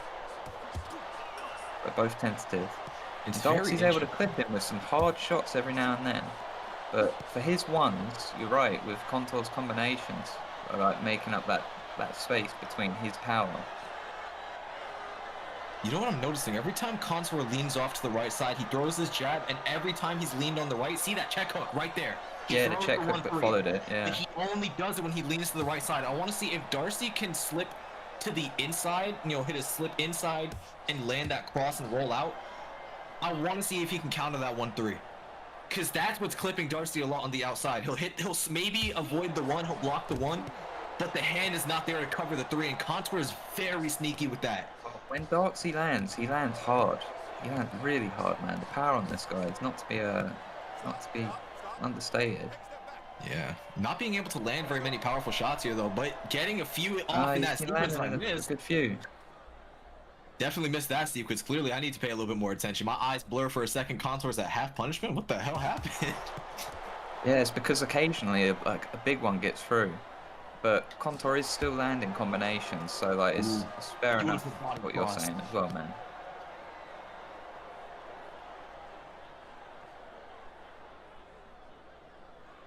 Both very tentative. Like, and I don't blame them. Like, they're quite even.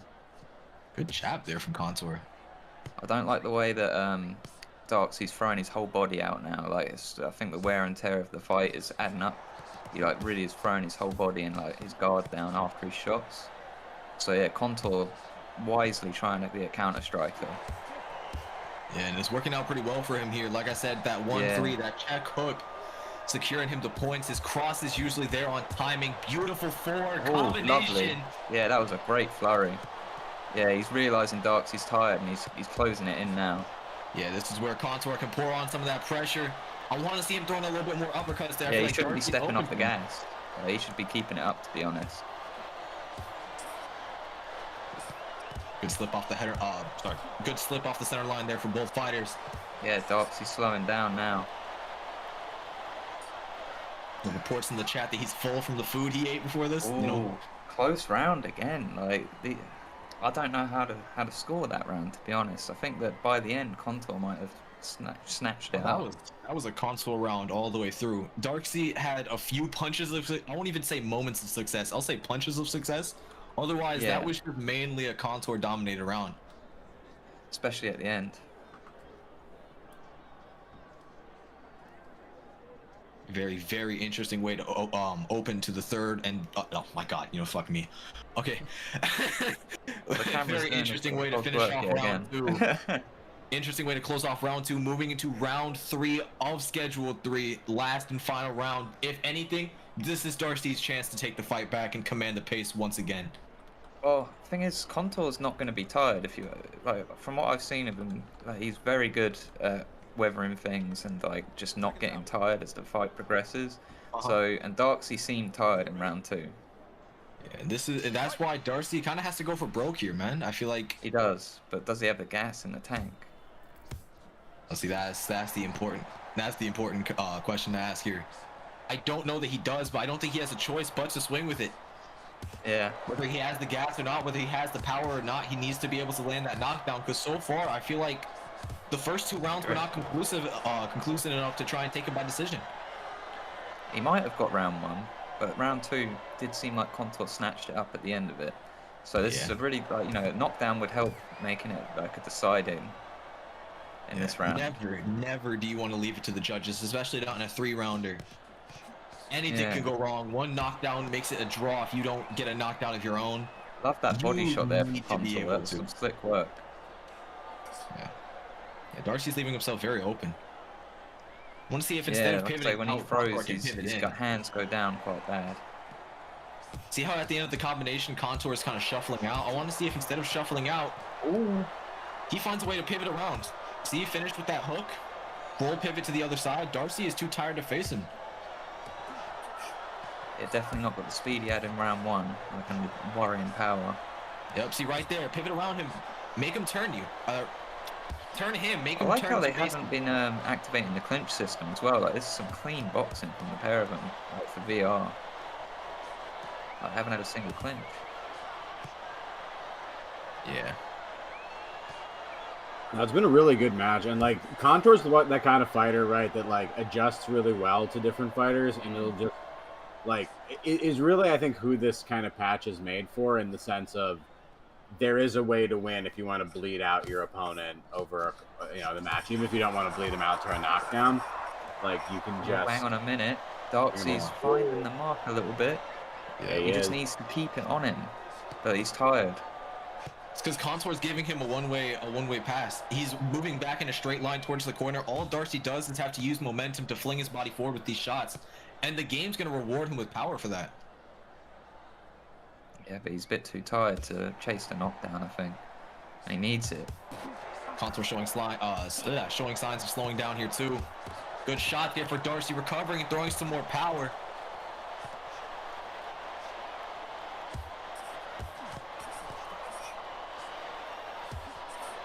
Beautiful sneaky hooks here for Contour.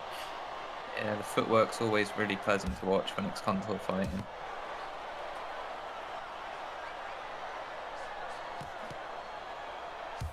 Always moving where he needs to move.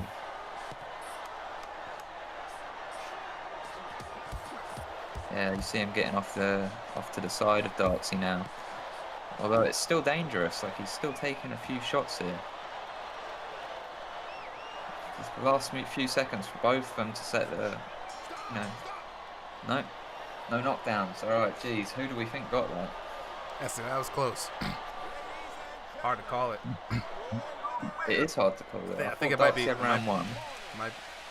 Contour win. Yeah, unsurprisingly, I think. Yep, 29-28. No, 1 point. I was expecting. So I thought round 1 was Darksy, but then it looks like the next 2 rounds were Contour, but I could be mistaken. So we got Contour 10-9 first round, Contour 10-9 second round, Darksy 10-9 in the third round, right? No knockdowns. Yeah, he was landing it in the third. It was close though. It was close, right? 15-48 to 14-39 for Contour in that first round, right? So while Darksy did have that visual big damage, it was all, when you fight Contour, it's always a battle of attrition. Contour is gonna outwork you for 3 rounds with constant damage, right? 15-34 to 8-15, slipping a little bit for Darksy. You guys noted that the gas was just not there, but 11-21 to 11-14, barely won the third round, right? Like 4,196 to 3,375 for your winner, Contour. I mean, looking pretty good. Someone in the chat was asking, are these higher level fighters? And I would say, yeah, Contour's been pretty up there. Contour is one of the high level ones in the server for sure. Yeah, you know what I'm saying. What's the link for the Discord? I'm all right. All right, Hutter with the link. I appreciate it. We're gonna go ahead and give Contour the W right there. And up next, this is going to be an interesting good one, showing guys. from Darksy. I just wanted to say that as well. Good showing. Like, no, absolutely. Before, yeah. And he has some monster power. He'd be a real trouble matchup for a lot of other people out there. But Contour is one of those fighters. Now, this next fight, though, guys. Next fight coming up, right? Ball taking on Boots. Right now, some of these fights you see guys to hear at the chat. We do have the upcoming rank season. A lot of the rank fighters decided to jump into exhibition. Some are shaking off the rust. Some are just getting a measure of the competition. So we've had some interesting matchups. This one is going to be one of the more interesting matchups for the night, right? Ball, newcomer to stationary, has been making waves in the King of the Ring weeks, right? A lot of fans have been looking up to this guy like he's the new upcomer. He faced off against Jack Mon, who is the current champ for stationary, gave Jack Mon a run for his money, ended up taking the dub there. It was the only King of the Ring, right? But Jack Mon was like, I got to figure out something for this guy. He's gunning for the top, but we got Boots. Boots came into rank today, and Boots was like, yo, I should be higher. I'm the best here, making a lot of noise in the locker room. So it looks like we're going to get a little bit of a preview. Will Ball shut Boots down? Will Boots shut Ball down? I don't really know, but this is going to be a very good test of what's going to come up here for ranked. So I'm excited for this one, guys. I can't wait to see the outcome for this. Looking at the poll, we've got 73% of votes coming in for Ball, 27% of the votes for Boots to win it. Commentary team, how do y'all feel about those numbers? I think they're quite wise. I've seen Ball hold down a King of the Ring for a long time. And I think that if he's come in fit and prepared, he's a trouble matchup for most of the people in the server. So yeah, they're probably quite accurate with that poll. I feel like a lot of people here that are picking Ball, and I say this with absolutely no disrespect to Ball, but a lot of the people that are picking him here, I feel like just have no clue who Boots is. I also have no clue who Boots is. This guy Boots is fucking mean. And I say that from like a competitive standpoint. This guy is technical. He's efficient. I love his style. I love watching him. I appreciate you guys in the chat. I honestly, I have Ball. I have Boots winning here. Oh, this is gonna be great. This is gonna be great. A lot of people don't know yet. That's the most exciting part about this thing for me. Like, you've previewed him really well for us all there. Like, I can't wait. This is what I love, because there's a lot of people with hands that you just might not have ever seen, or, not everyone has eyes everywhere always at once, right? So this is great to be able to showcase these matchups, man. Some of these fighters have never fought each other before. So just like we're talking, a lot of people aren't aware of who Boots is. And Boots been dropping the championship belt, pictures. He's like, look, I got these hands, right? A lot of people don't know Ball, and so this is going to be so fun to see. So both of these VR boxers, whenever you guys are ready, go ahead and ready up. We're going to wait for Ball. In the meantime, we're going to go through some announcements here. So now that I got you guys' attention, I want to let you guys know we are starting our very first seasonal league here for Ringside VR, the Rank League Season 1. Compete, climb, and defend your rank. League starts the 21st of this month, right?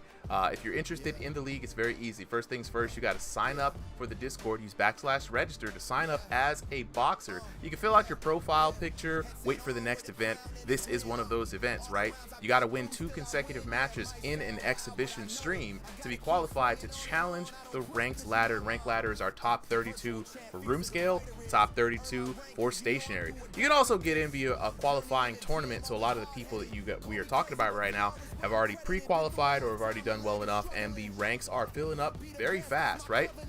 You're going to fight in ranked. These are sanctioned matches, special cards twice a month, or offline matches, and when you do, you'll be able to rank up from a C rank boxer all the way up to the champ, and on your way up, you have a chance to make it to win big. Now, the only people winning big is going to be the champ in the S ranks, but you got to make it up there if you want to make it into the big bucks, right? Looking at the month ahead, we are here on the 7th, right? We got our rank confirmations and setups going on this week for all those boxers who have that rank tag. Please join in. Check out the ranked Discord chat, the announcement, and the rules. You guys are asking a lot of questions that are already written down. Please check out that documentation, right? We're going to be doing offline rank tests, and we're going to be doing announcements every Thursday. So shout out for that. We also got the Dragon Fist VR stream this Saturday. So we're going to do it in a 3-month stint, right? Every month is going to be 2 cards, 2 exhibition cards, 2 room scale cards. So every month you have an opportunity to make it in on the card. You got to get in here. Only 30 people per card on those exhibition nights. So get in or get gone. You know what I'm saying? And with that being said, we're going to go ahead and move on to the tail of the tape. We got a much anticipated match coming up. Boots taking on Ball. In the blue corner, we've got Boots taking on Ball in the red corner. Boots fighting out of North America East, Ball North America West. Boots coming in at 5 foot 10 inches tall, Ball with a staggering 6 foot 4 inches tall. Both of these VR boxers in a very high elo, 2,500. That means they are well acclimated to this game. They know what they're doing, and they're facing off in stationary. This is going to be a great match.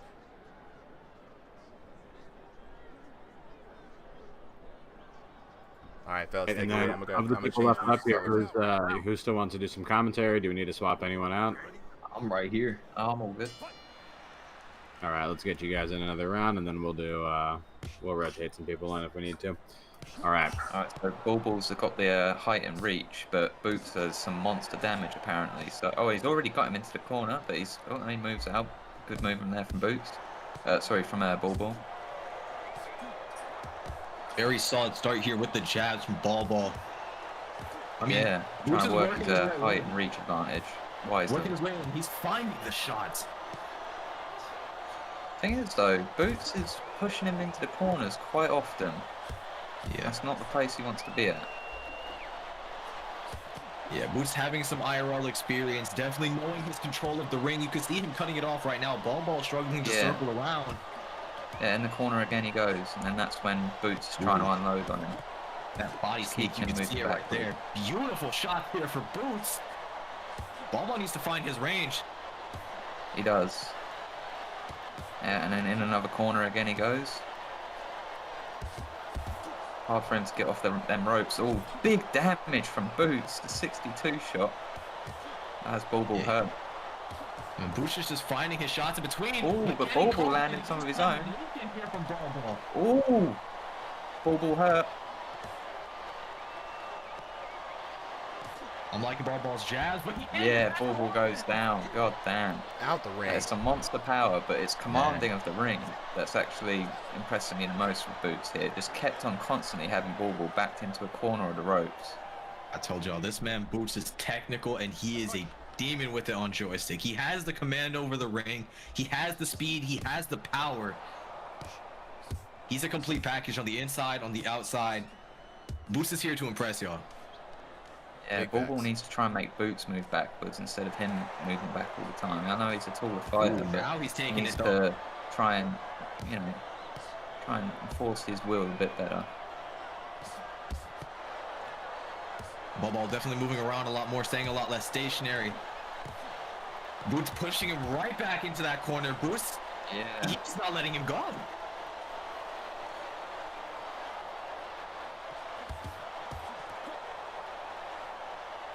Ball not able to connect his shots as good. Yeah, another big shots coming from Boots.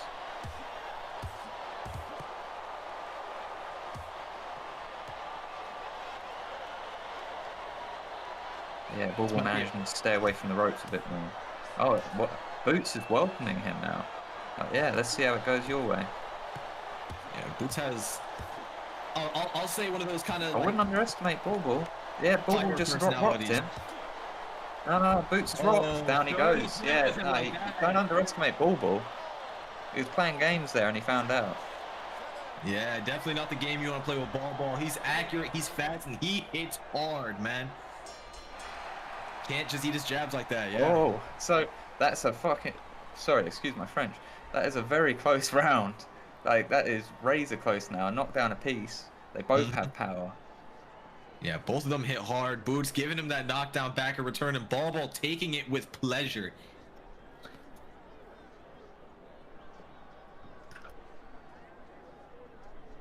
I don't know what... I mean, in terms of adjustments, I mean, I'm just going to talk for Ball here. He needs to not get backed up. Because when he's not getting backed up, and like you saw when... Just because Boots welcomed him and like moved backwards on his own volition, that's why he got knocked down. Yeah, so far very impressed with both fighters. I really like the command, like you said, the commanding of the ring here for Boots. But Ball when he started pivoting around, Boots got a little too cocky. He thought he thought he had that. And He Bobo realised showed him that why he Bobo has to had stay. power. Yeah, Like, he has there's a to stay reason that tight. Bobo was getting some votes. Alright, let's see what happens. Straight away, Boots is pushing him backwards again. Bobo doesn't want to be fighting on them ropes. He's going to go down. Boots trying to stamp it in. Got him in the corner. Oh, moving out slickly. Nice. Good movement from Boots. Sorry, Bobo. But he's still on them ropes. Yeah, trying to trade on the inside is not the way that Bobo wins this one. He's in a dangerous spot. Yeah, Bobo, instead of trying to circle out and around, he's trying to push farther in. He is. Put himself in the corner. He's not moving around. He's staying there trying to trade, and that's not the move you want to make. No, yeah, that was unwise. But I mean, what could he do at the same time? Like, if he moved to the side too much one way or the other, he would have walked into a shot. So this is just Boots, you know, doing real good with his style. All right, let's see if he manages to keep his composure now and not give a knockdown to Bobo.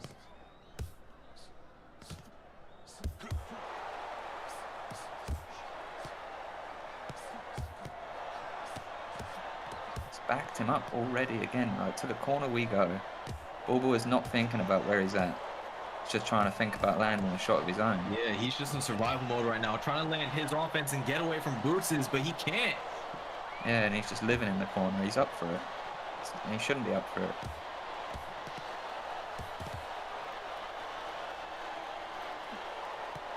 Yeah, being kept on the ropes, like trying to be maneuvered back to the corner.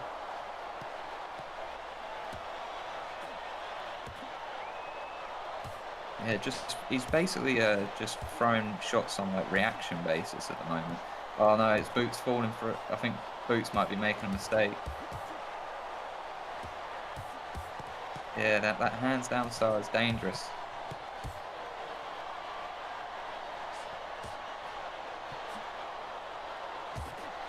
Yeah, Bobo jabbing wisely, landing some power of his own.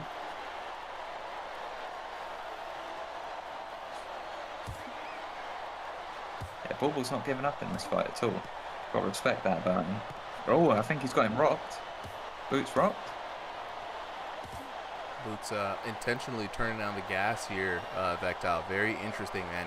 He's already said, hey, look, you were able to get a knock once I took the gas down, and now he's inviting more of that damage. And again, we've seen this from VR Boxer before. Big psychological move. Wow. There we go. And yeah, again, like the taunting and the moving backwards. Well, I don't know why he decides to do that. Like, he thinks he's secure with his knockdown, but Bobo can get it right back if you move backwards as well. Yeah, he's making this a competitive fight every time he moves backwards, and it's just unnecessary. He's getting himself caught by the longer man's punches. Just move forward and take the fight. This whole Josh Hoke try and cement it, basically, is what you're saying. Like, I mean, he's got the skills to cement it. He just had him living in the corner at first and could get a knockdown just through sheer force of will. But I don't know. He's welcoming Bobo on a little bit too much.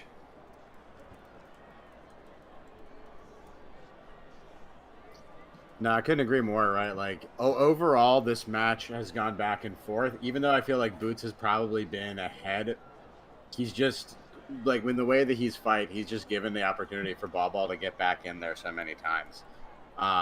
You know, like, even if you feel like you're confident and, you know, you're the better fighter, this is, you know, not the one to take lightly, right? Like, even in that short window of just, you know, gloating, you know, getting caught slipping, being lax, he's gotten knocked down. He's underestimating Bobo for sure. But Bobo's been there. He's trying his best, so don't be underestimating him. Alright, let's see what happens round 3. They've 2 knockdowns each. What are we seeing, Blue? So far, seeing Boots with pretty much total control throughout the fight, just letting himself slip up a few times, and Bobo capitalizes on it beautifully. Yeah, I agree with you. We'll see if Bobo can command the ring himself a little bit for once. Because Boots just sort of decides where the fight's going to go and how it's going to go. Even how he gets knocked down himself, which is quite odd. Yeah, Bobo switches stances a few times here, I think.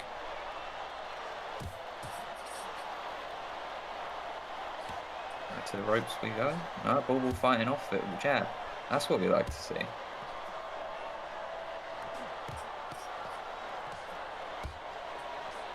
Using his range, trying to just like score some damage. But the shots aren't landing too hard from Ball right now. A bit more sting on him. Oh, big shot from Boots. Now it's interesting here, Vic. First clinch of the fight. I'm seeing this. A lot of people usually struggle with Ball's range, but Boots. We talk about the offense. There's a lot of comments about the damage, the speed, but not enough talk about the defense. Right? His defense, his guard has been very difficult for Ball to get through, weaving jabs, aiming for the bodies, changing levels, but at the same time, especially in this third round. Oh yeah, I think Boots has been a very bit more switched on now after being knocked down twice. Very comfortable behind there.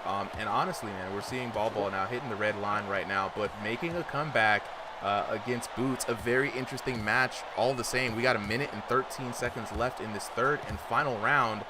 Boots looking to put on the pressure. Ball back in that familiar territory, back into the corner. Ooh, he's got to be careful and get out of there. Saved by the clinch a little bit.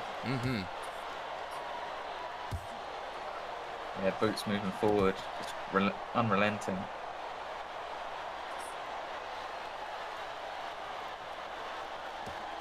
Here we go, taking his time. And this is what you like to see from VR boxers, man. Now that we can see, boom, with a big right, takes him down. Yeah.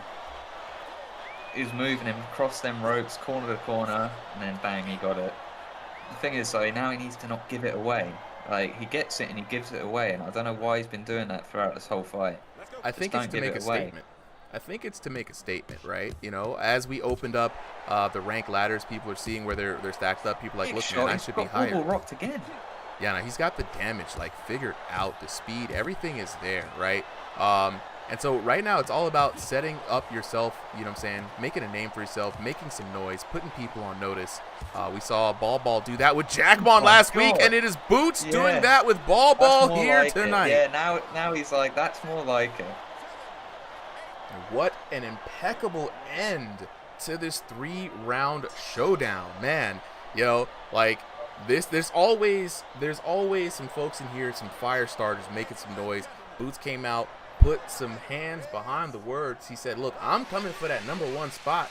Forget what you heard. And that's what we saw here tonight. Me a bit of Yo-Boy at times. Like he's got the damage, man. Like honestly, man, Hector agreed with that, man. Amazing win there for Boots. Let's take a look at the scorecard, show the results. 26-29, right? Ball had the first round 10-9.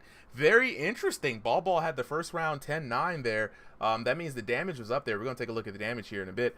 10-9 back for Boots in the second round, 10-7 in that third round. Knockdowns apiece now, but we did notice that Ball was able to get those knockdowns because Boots was kind of like taking it easy. But that is that intentional emotional damage, that psychological warfare that Boots is employing right now.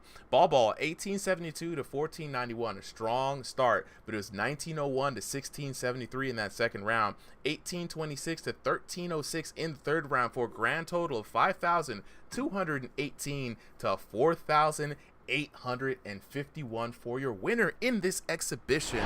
Boots! Make some noise. I'm gonna put another feather on this man's cap here, because that was an incredible round. Great damage behind his shots. I mean, great damage. Great moving and commanding of the ring.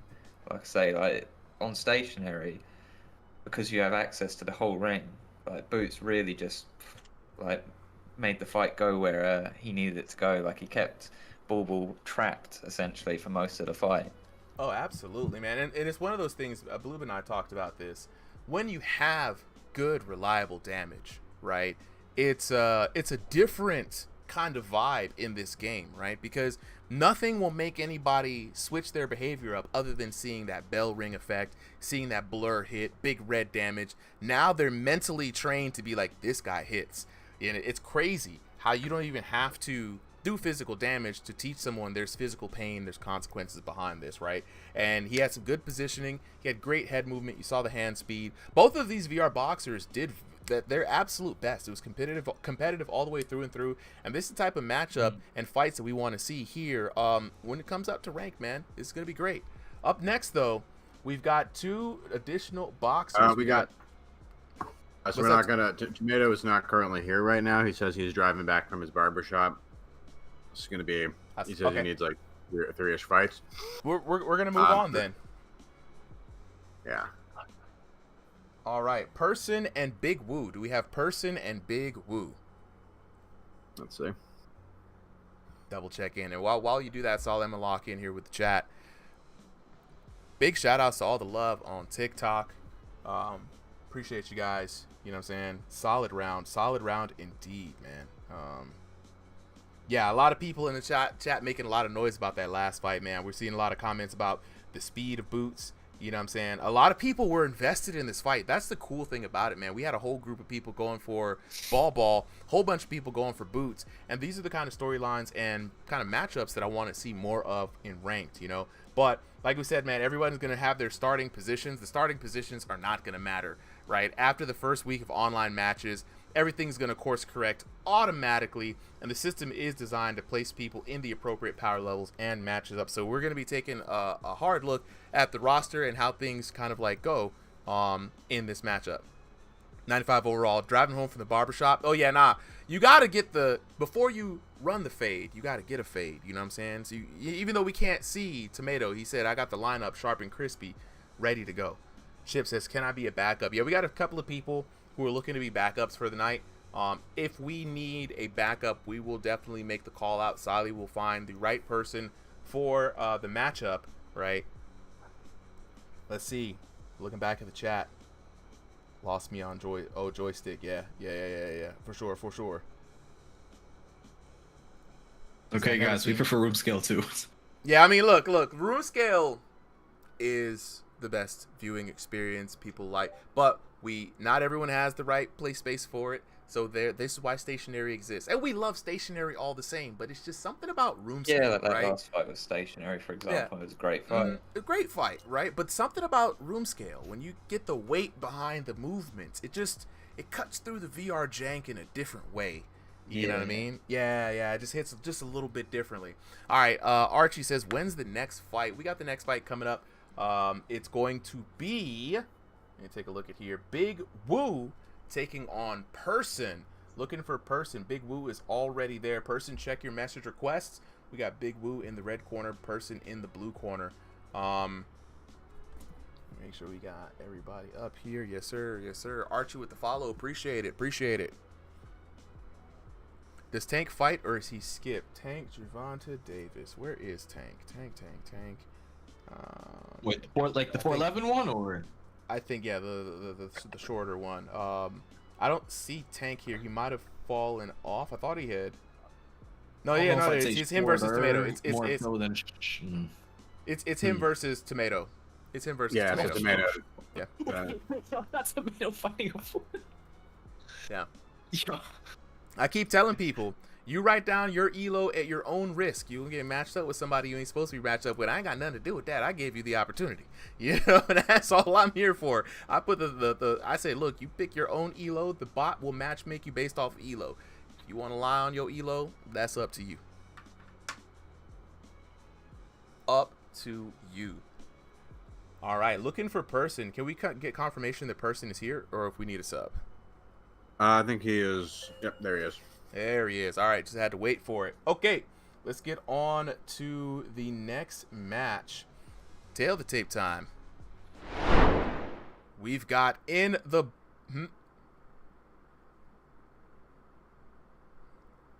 Yeah, let's get the commentators rotated in.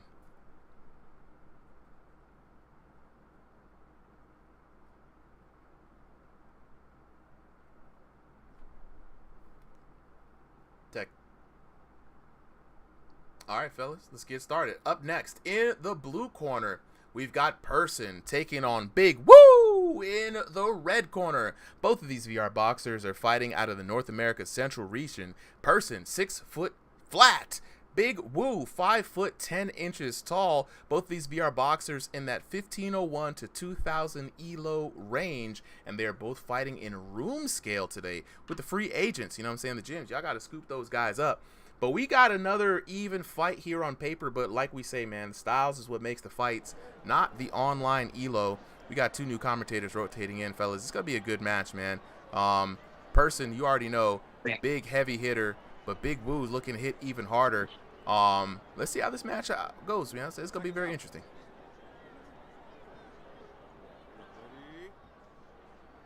Here we go, Big Woo in the red and white, I believe, and Person in the blue and white with the red gloves. No, I want to see what I want to see from Person. You know, his power is great. We know this. A lot of people say it's similar to George Foreman style. I haven't seen much of Big Woo. You know, I haven't seen much of his fighting style. I just see how it goes though.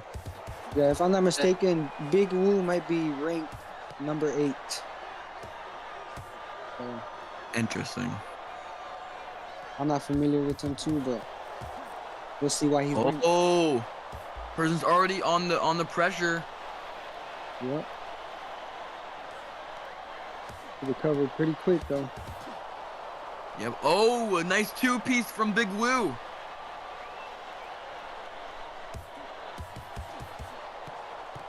Big hooks. hooks. You guys are trading. Person landing some nice shots so far. Good job. There it is. Yeah, that was nice. Both fighters have landed nice so far. Is Person's in the blue, right? If I'm not mistaken. That is correct. Oh. Yeah. Big Woo needs to capitalize on that. He's letting him recover. Yeah. Oh, big right hook from Big Woo. He has him hurt here. Almost. Can you just find that one shot? The Person's red bar is really up. The uppercut sends him down. Nice uppercut. We rarely see those. They're a lot more common than they used to be, but we still rarely see them. Absolutely. You could tell he really wanted the way he threw him with such aggression. Yeah.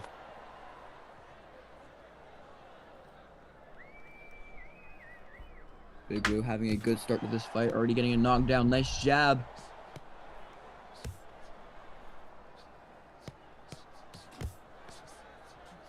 Defense is there for Big Woo.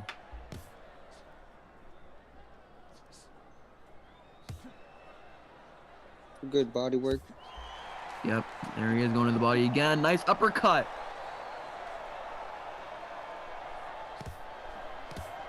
The right hook. Try and go for those uppercuts again, but it's not working. Person landing some nice shots.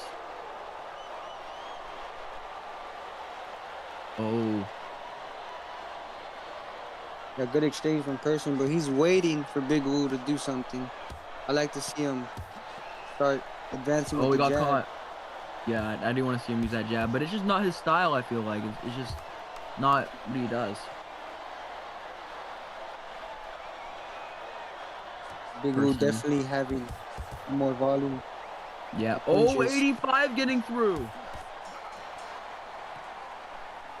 Barely surviving the round. Big Woo taking that one 10-8. That's a big round for Big Woo. Yep, big round with the Big Woo.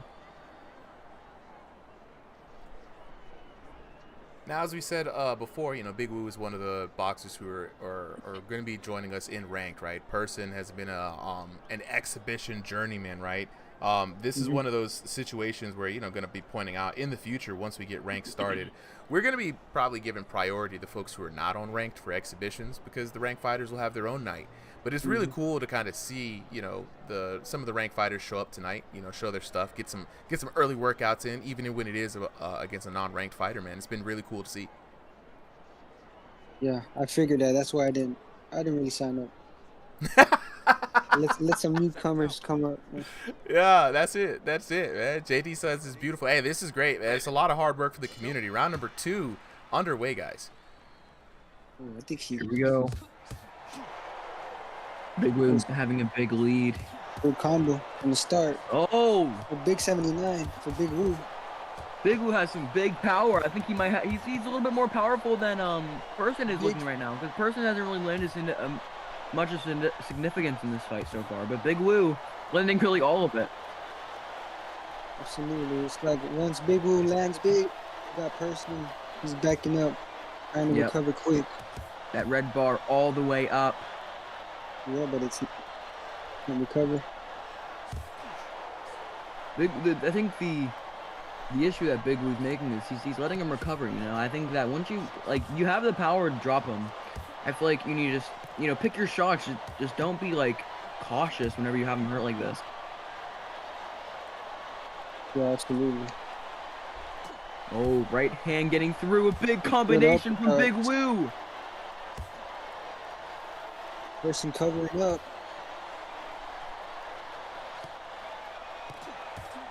Big body. Oh, left Back hook and an upstairs. uppercut.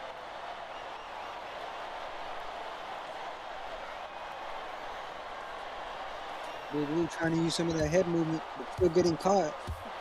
Into the body, yep. Ooh. Oh, there it is, Another another uppercut knockdown. That uppercut has been money for Big Woo.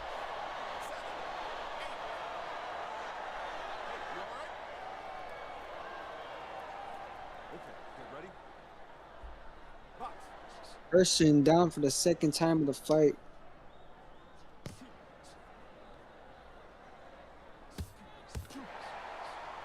A nice jab. Yep. Right back on it.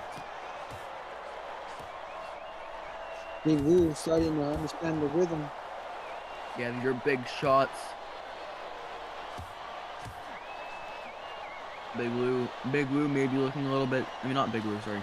Person may be looking a little bit tired.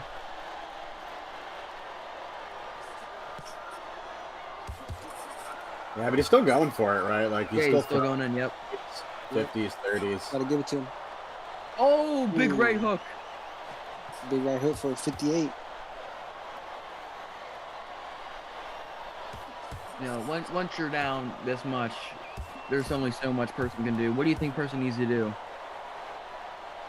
Well, I mean, he needs to find a way to get him to react before closing the distance. Because as soon as he closes the distance, Big Woo is just countering big with some hooks. Yeah, I agree with that. I think that he needs to keep a tighter defense whenever he's coming in because he's landing nicely. It's just that these counters from Big Woo whenever Person's on the front foot, there's just so much. There's just so much power and so much Absolutely. Damage behind him. He just can't really do much. Yeah, I feel like Person's just been fighting on Big Woo's timing. He's fighting Big Woo's fight. He needs to disrupt the timing. He's got to throw some feints, throw some jabs. Get Big Woo to react if he wants to land big. Yeah, I feel you. It really has just been like Big Woo hitting, I think, the cleaner, more consistent shots. But they both have that power, but it feels like he just has a better accuracy percentage with when they get into the flurry. Yeah. He landed nice there. That was a nice he landed a good combination one. in Person.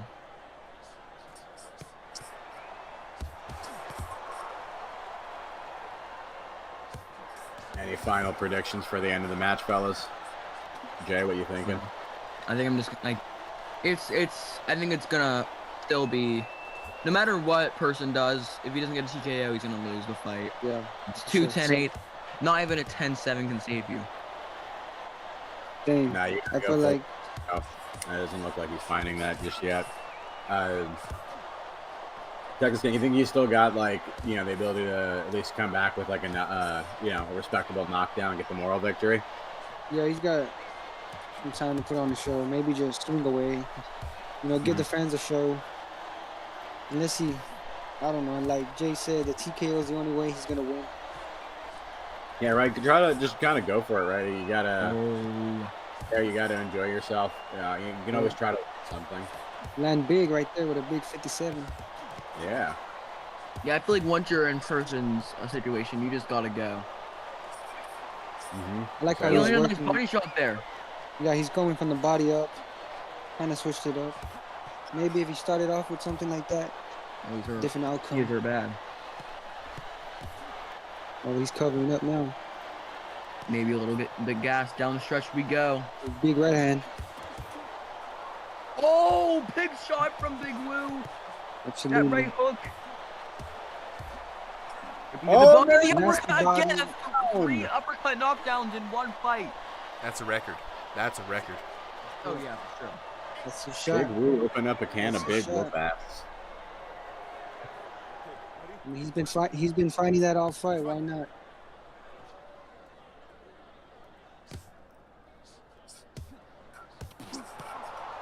Not looking good for Person. Not much time left. He has nothing to lose, so he just gotta go. Yeah, and it's looking like he's doing it now. He's bringing it. Yep. He's getting that damage out right there. Yeah, he's doing some good damage. And it went down. Corner. Might not have the stamina. Yes.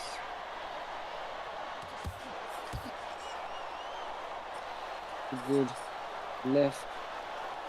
But he gets caught. You know, Big Woo always has an answer for him.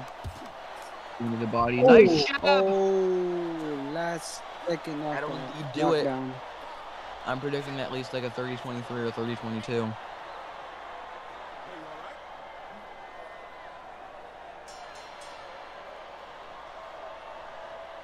Great, spectacular fight for Big Woo. Probably 30-24 or 30-23.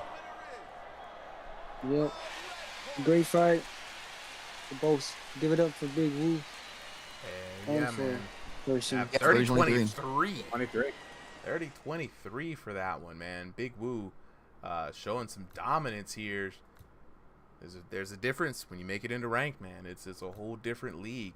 1 knockdown in the first and second round, but 2 knocks in the third round. 21-49 to 12-98. 23-01 to 10-81. 22-49 to 12-44. 66-99. The double 6-9.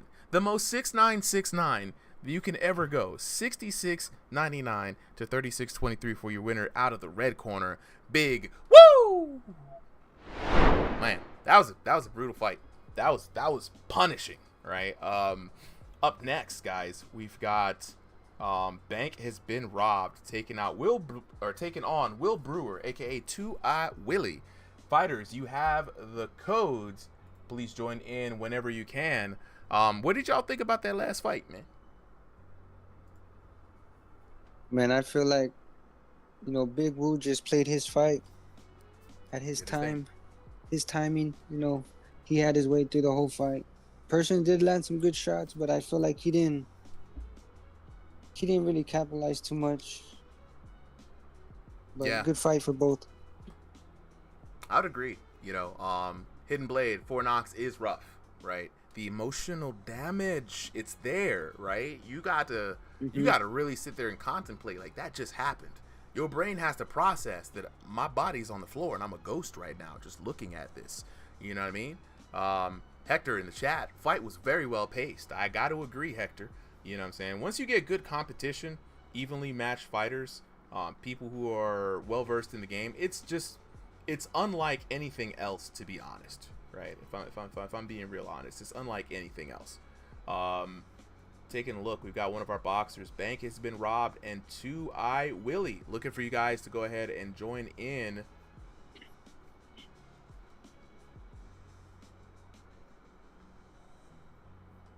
Let's take a look here. Let me listen in on this side. Don't know why. All right, I should be back on the stage. Okay, we're good. We're good. Looking in the chat. Z4Y. Let's take a look at the results here. Bank has been robbed. Z4Y. Bank has been robbed. 2i Willie. 57% to 43% in the Discord poll. Icy Lexi with the follow. Appreciate it. 2i Willie just edging this out, guys. Gonna be very interesting to see. Honestly, Bank has been robbed. Has been doing very well. Will Brewer making it into both of these boxers, I believe, are also on ranked, right?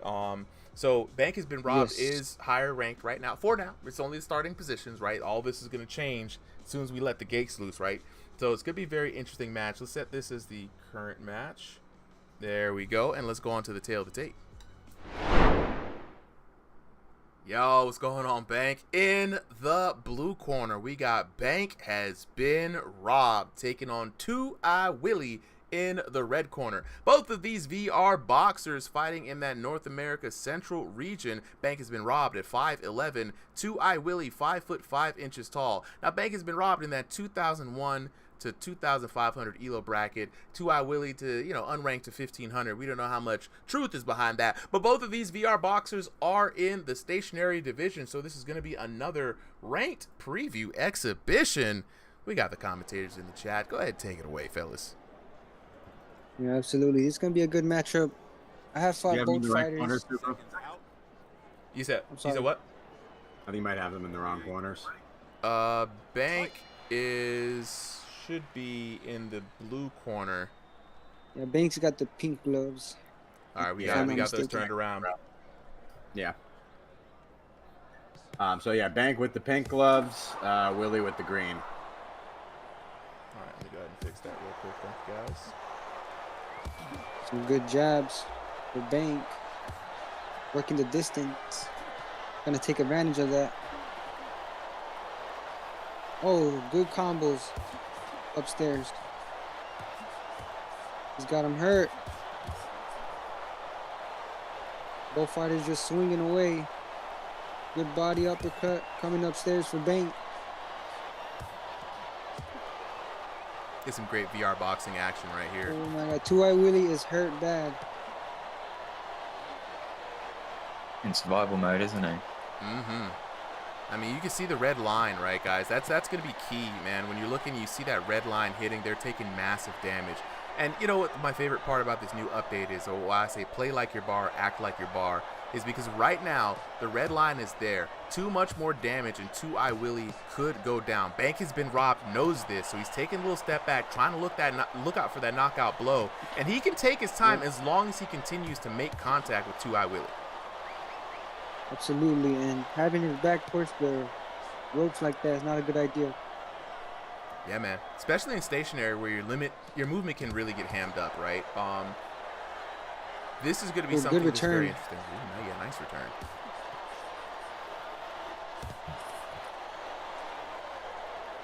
Nice 2i Willie. I mean, he's swinging, he's moving, he's looking like he's slowing down just a little bit. I think if Bank has been robbed, gets 2i Willie on the red line, the next time around he should just center himself and start looking for jabs, specifically, dang, big 43 there, specifically jabs to the body, right? Anything to maintain that constant contact and force 2i Willie to never recover. That's going to add a lot of emotional damage, and that's going to lead to mistakes.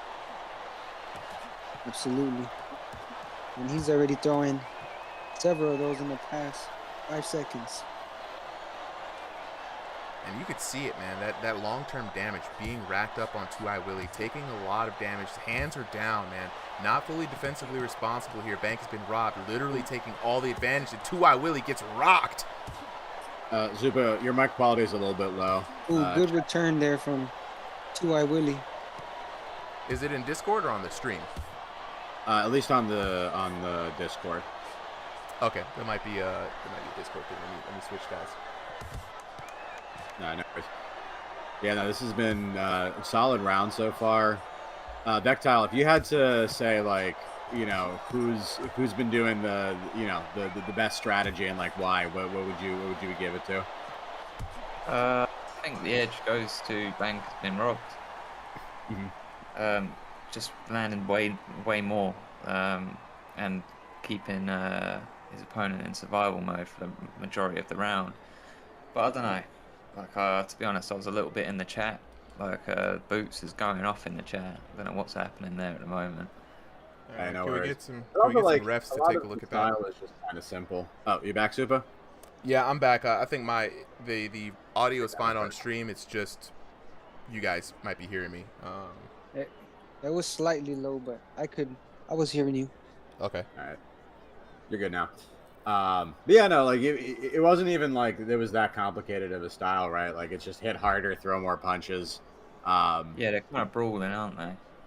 Yeah. Will's confirming there he's stationary. Okay, ready? Let's go. All right. Round number 2.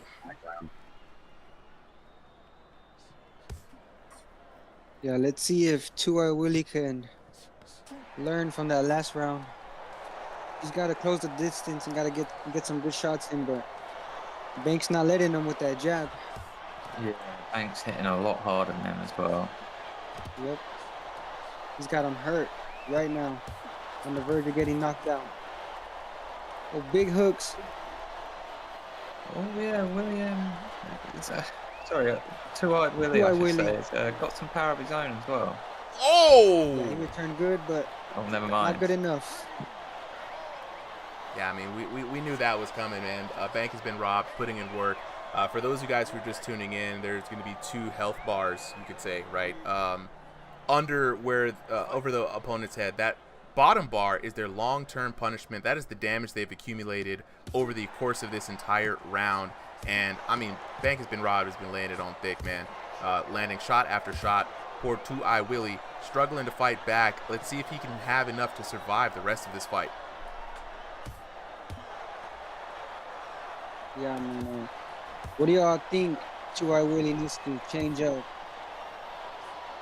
Hands up, bro. Hands up. All day. Hands up. I think when he's throwing, the hands do go down. Yeah, he's sort of going inside, ducking down. I see. Ooh. He's rocked again. And Bank has been robbed, has power. Yeah, he really does. Absolutely. Yeah, he really does. Ooh, God damn. going down with a stiff jab there. When you're fighting someone with damage, it only takes a couple of shots. If you see 2 or 3 shots consistently in red, keep your hands up. Higher than you think, especially when you're fighting a taller fighter, right? It's so easy for them to slip those shots right around or above your guard. And that is just from experience. I can tell you right now, keep those hands up. If you throw a shot and then both of your hands go straight down to your nipples, good night, bro. It only takes somebody 2 or 3 good shots to knock you out. You got to keep them hands up. We have a defensive assist in the game. So, you know, and right now, back to business as usual as Bank has been robbed. Big swing and a miss on that uppercut from Two-Eye Willie. He's got to be careful. Got him on the run, taking it to the blue corner. Bank has been robbed, looking for a place to put this young man to rest. See Two-Eye Willie backed up to try to recover. Go ahead, Victor. No, you're right. Like, he was taking a minute to recover there. But, oh, God. And I think that's TKO now, isn't it? But, yeah, I will say he was still trying his very best. Like, despite the beatdown that he was undertaking there. Yep, and you're right. That is a TKO there for Banks. Great fight for both fighters. I do like that Bank has been robbed fights as well. Like, anyone who has the power to put someone down, like, it's just becomes extra interesting when you're watching their fights. Like, if you have 2 people who can knock down against each other at the same time as well, it's like, oh, yeah. Edgy sort of stuff. Especially if you got not only the power, but like the right setups to land the shot with the power. Yeah, man. Yeah. Speaking of power, man, 3,854 to 2,281 grand total for that. 3 knockdowns there in the second round, TKO. This man came to make a statement. A lot of people who showed up here for ranked came to make a statement, man, and that's what I love to see. Right. Let me address the chat real quick, because I see you guys. A lot of people asking, how can I get in? How can I get in on the action? I need to join. Right. Good news. Not so good news. The not so good news is the card tonight is filled. Right. So unfortunately, you won't be able to fight right now. But the good news is you came at a great time, because now you can join the RingsideVR Discord. Right. All you got to do, join the RingsideVR Discord. Type in /register to register yourself as a boxer, right? You fill out your profile, and that is going to allow you to sign up for the next event. We do this stream every Thursday and every Sunday. Thursday, 7 p.m. to 9 p.m. Eastern Standard Time is where we're going to be doing some King of the Ring. Sunday, 5 p.m. to whenever is going to be the 30-man exhibition card. If you want to sign up, though, you got to sign up at 3 p.m. We start sign-ups 2 hours early, so we can get the card set up and get the stream set up. It's a big undertaking. But you guys just join the RingsideVR Discord. You can search for RingsideVR on Google. You can search for RingsideVR through Discord, or you can join the link that I just dropped, right? So with that being said, we're going to move on to the next fight. We've got Nenny the Flash taking on Finn Rush. I'm sending the codes right now. We got a couple of ranked fighters join up with us tonight, guys. It's been really good to see, man. Exhibitions, like I said to everybody, are going to be changing in the next couple of weeks. The ranked fighters will have their own 2 streams per month, right? So we're going to be asking the ranked fighters to either look to be subs or sign up a little later on. We want to have exhibitions for the new folks, folks who are just trying to get their feet wet, and people who are trying to qualify, to be honest, right? And when I say qualify, people are like, what do you mean qualify? Well, our league is for the top 32 in the Discord, and in order to keep that pure, we are saying that everyone who wants to participate must win 2 consecutive matches here in exhibition, right? Think of it as a proving grounds before the league, right? So even if you're like the best in another server, you're still going to have to beat 2 people here. I mean, just going through the process, right? Once you make it to that ranked ladder, it's going to be great from there. You win, you go up, you lose, you go down. You know what I'm saying? You got no time for people who are just taking up space, being bumped on the logs. You know what I'm saying? Let's see here. We've got Finn Rush already here looking for Nenny the Flash. Nenny the Flash. Looking for Nenny the Flash.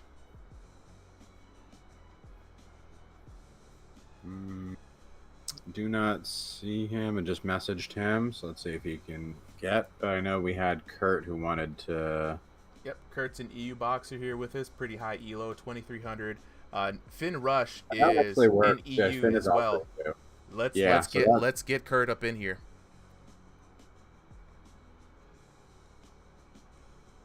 Let's get Kurt up in here. Kurt, you're a registered boxer, right? Yep, I already put him in the thing. I'll swap him in for Nenny. There it is. All right.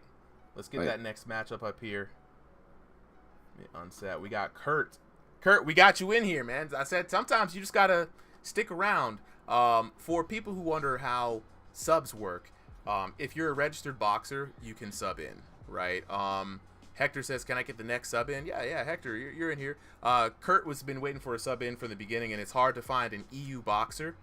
We do typically like to match people up by their regions. It just makes for a better fight, right? So we've got, check the bracket here. We've got a couple of fights left for the night, maybe about 4 or so fights. Let's see. Yeah, so I think just to go through the rest of it, as far, I just want to also make sure everyone is still here.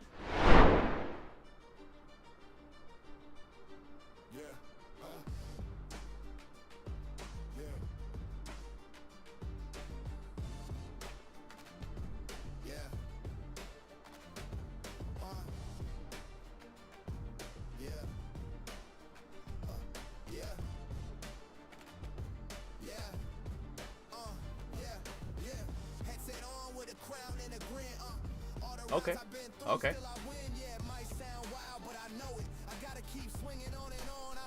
But yeah, we do still have that Tank Williams versus Tomato fight. It's gonna be very interesting as well. Let's see. So that would be 1, 2, 3, 4, 5 more fights for the night. 3-minute rounds that we have scheduled for exhibitions. Shout out to Hutters in the chat, bro. You've been a chat hero right now. I just wanna say shout out to the folks who are helping out. Emmanuel said, is Tomato still good in this update? We're about to find out. The Slap Demon. I think Tomato's always been pretty decent no matter what the update, right? And I know he has the name the Slap Demon, but I mean slaps are still a thing in the game. They haven't completely gotten rid of them, right? Will Brewer in the chat, 2i Willie the GOAT. That's what I'm talking about. You gotta big yourself up, right? Yeah. All right.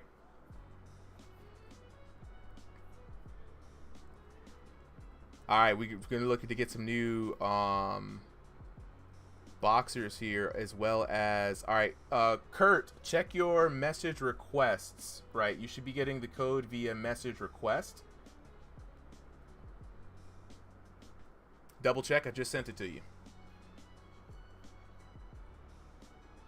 And while we wait for Kurt to hop up on in here, it is my time to yap. Just putting everybody out here. I got a few little announcements here, so we're going to go through. While I got to step aside for a second, so I'll be back in a couple minutes. All right, all good, man. And, go ahead and DM Kurt the code, just in case. I think it's a for time. He's got it. Nice. Jack Cobbler says, how long do you stream? I'm open to doing this. I just need to charge. So Jack, a couple of things. Tonight's card's locked in. I usually stream 5 to 10 p.m. on Sundays, 7 to 9 p.m. This is Eastern Standard Time, of course, on Thursdays. But you came in at the right time, bro. We're about to get started on this next match. But before we do, I'm going to drop this Discord link for you. Jack Cobbler, jump into the Discord, sign up, right? Register yourself, /register for the boxing, to be a boxer, and then just talk to one of the ref teams. They'll be able to get you situated. Who do we have up on commentary? We still got the same homies? Yeah, I could commentate. All right. Jay, you still around? Yeah, I'm here. All right, bet. We're going to go up to the next fight. Make sure we got the right two. We got Kurt taking on Finn Rush. Tail of the tape. In the blue corner, we got Kurt taking on Finn Rush in the red corner. Both of these VR boxers are in the EU region. Kurt, 5'9" tall. Finn Rush, 6 foot flat. 2,001 to 2,500 elo for both of them. This could be an interesting mixed fight, though. It is going to be room scale controls versus stationary controls, and we know how it can get a little bit dicey and divisive depending on how big that room scale is. But hey, Kurt's been waiting here for a really long time. It's going to be a very good match. It's very cool that we get to have our EU fight for the night. Seconds out. Yep, absolutely. Not only is that height a good factor, but being in room scale is going to be a good advantage. Ooh, already though, we've got Kurt in the teal trunks, Finn Rush in the white, and already before I could say their names, Finn Rush on the red line. Finn Rush. Looking like a future Smurf killer. Man, I don't know. I mean, look. Oh, no, I got that wrong. You got it wrong. Yeah. Boom! Down goes Finn Rush. Kurt Giant now. Slayer, that's what He's a giant slayer. He's the Gargamel killer. You know what I'm saying? Siva Soldier already say, yo, the teal winning, hands down. We're not even gonna call this. Look, it's maybe a little too early, but look, he is off to a very strong start. This guy Kurt, and this is our first time seeing Kurt. Kurt's got really good, quick hands. Right now, in this game, hands is where it's at. Hand speed and damage. Wow, speaking of damage, what a beautiful combination. And down goes Finn Rush. Yeah, man, amazing knockdown. He just didn't let off. He was landing big, and he was awarded with the knockdown. Man, I mean, look, we got 1 minute and 46 seconds left in this first round. Plenty of time for Kurt to work. This will be the first TKO we had for the night in the round 1. And already, Finn Rush back on the red line. This could spell danger for Finn Rush if this damage keeps up. Absolutely. Instead of recovery, Finn is out here still swinging away, which is very dangerous. Gotta act like your bar. And right now, Finn on the red line, on life alert. Big 44 landed, and the right hand again landing for Kurt, and down goes Finn. Oh, wow. Over before it even started. Yep, amazing performance. First round, TKO. Beautiful, commanding performance here by your boy Kurt. You know what I'm saying?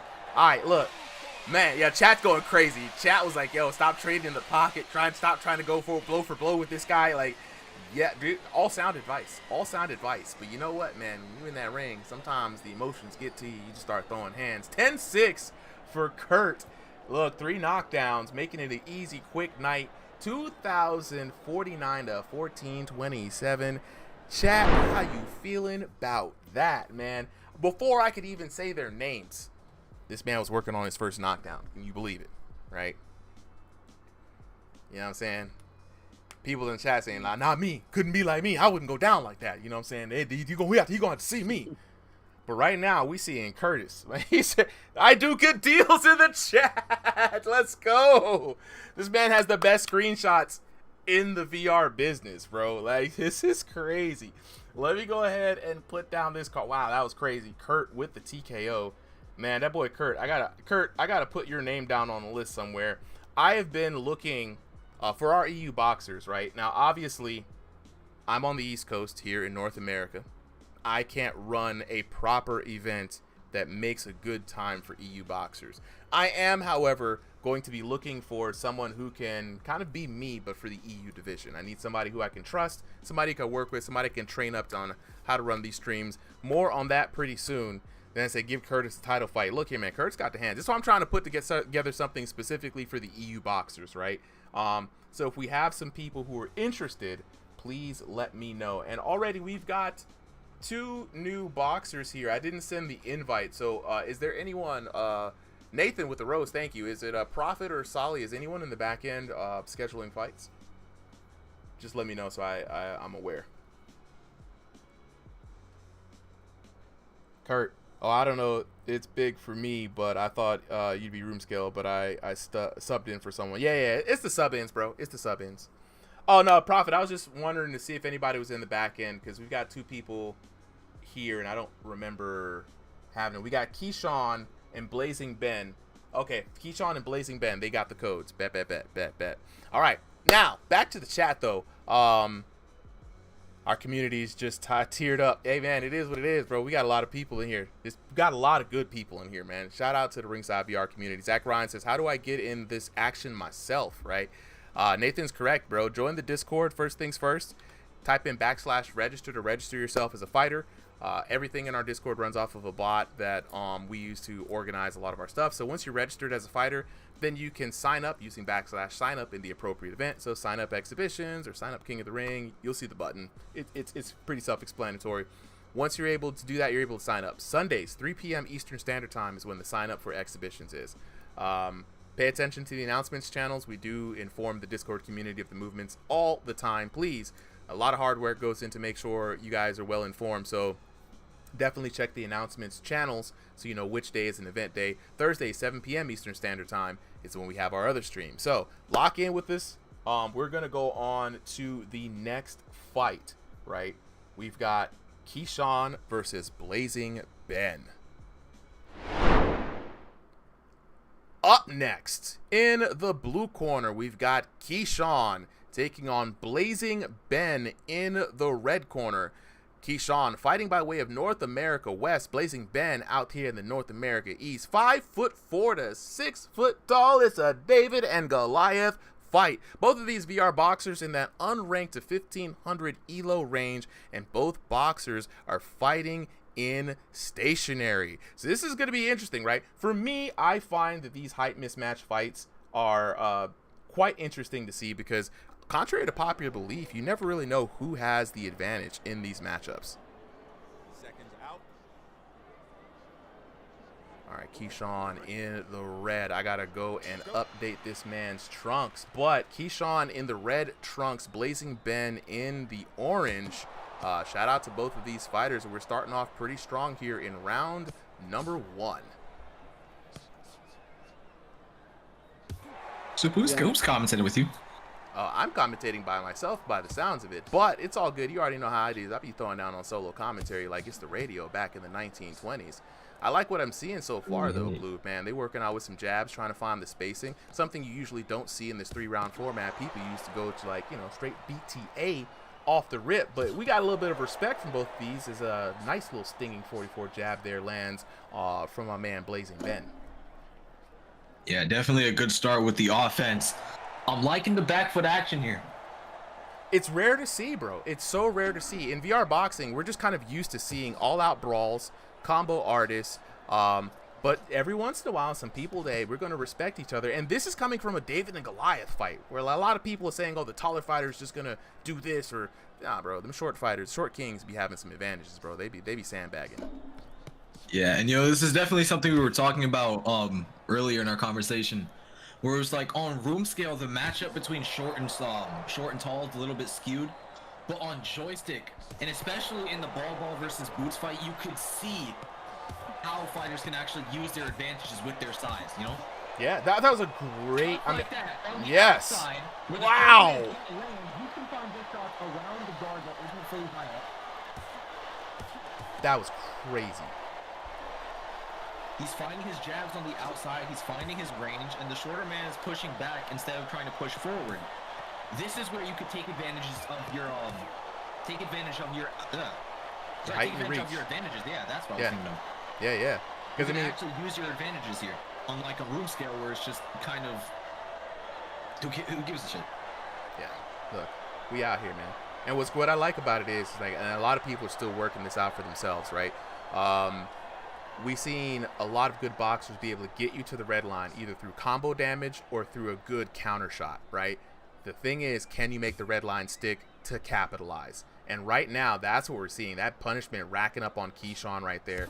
It's just out of this world. Big shots being landed around that guard. And now Ben is going to town, blazing away, as the namesake says. 25 seconds left in this round. Ben can't see me, don't see the shots. Now, we always talk about the showboat, and you got to be careful because some of these boxers, they stay serious to the end. But, man, Ben in a lot of control here in this first round as Keyshawn begins to slow down a little bit.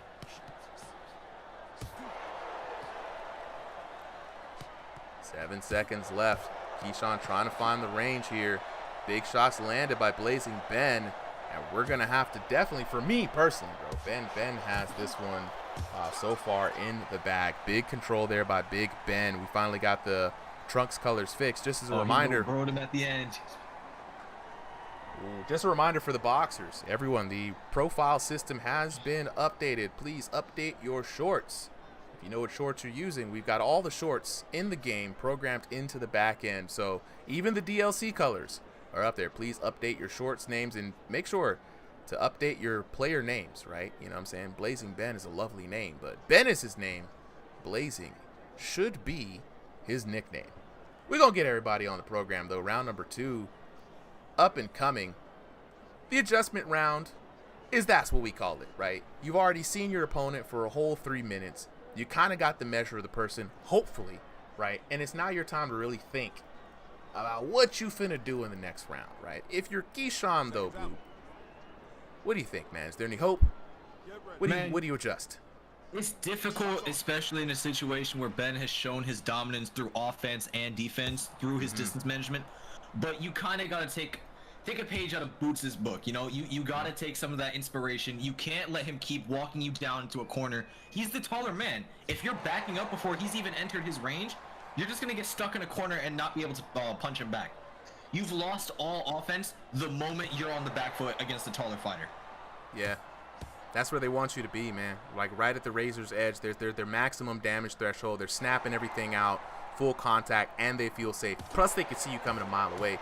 You got to take the fight to them, and we do have that high guard assist. Keyshawn looks like he's making use of it. Keeping those hands up, I will say, though, aside from not, like, you know, keeping his hands around for those hooks, he's doing better than most keeping his guard up and kind of nullifying a lot of damage from those straights. But what he's got to do is he's got to slip him and get on the inside, bro. Get Blazing Ben to feel real uncomfortable. Yeah, and you see him lowering these hands down to his stomach, but he's fighting the taller fighter. What's stopping him from just dropping an overhand right down? Got to be careful. And honestly, even if the overhand is one thing, bro, but sometimes a taller fighter could just snap a hook that grazes the top of your head, a jab that goes over your guard. You've got to really keep that high guard super high when you're fighting a boxer, especially if you're not using a lot of head movement. Yeah, very center line here for Keyshawn, and he's not understanding the distance of the hooks. The way that Ben is throwing his hooks, it's at one range, and Keyshawn is moving right into that range. He's moving right into the hook range, and every time they get in the pocket and every time they engage on a brawl on the inside, Keyshawn is drifting into those hooks, both, you know, like drifting to the right on a right hook, and then drifting. He's drifting. Sorry, I can't speak English. He's drifting into the hooks at the perfect range for him to do max damage. Yeah, I don't know why and we still have the. Hold on, I need to lock in. It be like that sometimes, but we do also still have those movement. Even though it's not going to take a lot, it's going to add to that percentage, right? And so you're taking extra unnecessary damage here. Speaking of damage, a question came into the chat. What are the bars above folks' head? The bars are the punishment that you have taken throughout the round. That bottom bar is your long-term punishment. That is the punishment on your VR character's body from round over round, right? The higher it is, the easier you're going to be to knock out. The one that turns red is the one that happens in between rounds. You recover that in every round rest, right? But when you see that thing red, we say, hey, man, he's hitting the red line. Just know that that VR boxer is shaking in his boots in the headset. He's got all kinds of status effects happening to him. Oh, a little bit of lag there for Keyshawn. But, yeah, he's in a world of hurt, and that's how you're going to be able to gauge who has a lot of damage on him. Oh, Super, your mic quality dropped again. Nah, Rico, this is an exhibition, so the card's already filled for tonight. Oh, yeah, Rico, you're already in on ranked, bro. Check the ranked chat. We're just doing some exhibitions. The ranked cards are going to be starting on the 21st, so definitely lock in because we got to get updated photos and things like that, get everybody acclimated, questions and whatnot.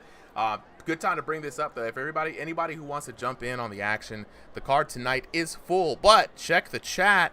We have a Discord link. Join the RingsideVR Discord. It's the fastest way to get in on the action.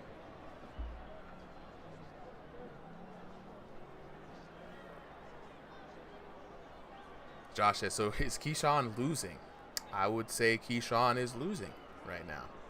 Your man Blazing Ben has had, like Bloop said, he has had commanding mastery over this match in both offense and defense, right? He's doing the thing. He's hitting without getting hit back, right? Big damage. You can see on both of these boxers, Keyshawn here with the red trunks, that punishment is high. He cannot take too much more damage or he's going to go down. Back here now, round number 3. Big Blazing Ben looking to put down Keyshawn here and make a name for himself. Nice hooks being landed, and time again, the high guard is there for Keyshawn, but he's not answering the phone. Won't pick it up.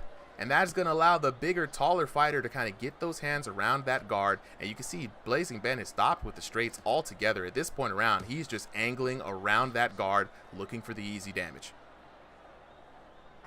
Himself in the corner here. Once again, we're seeing that distance management where it just seems like Keyshawn cannot land his straights. Until now, beautiful shot coming in there for Keyshawn. Yeah, Keyshawn's staying locked in, man. He's going to fight all the way through.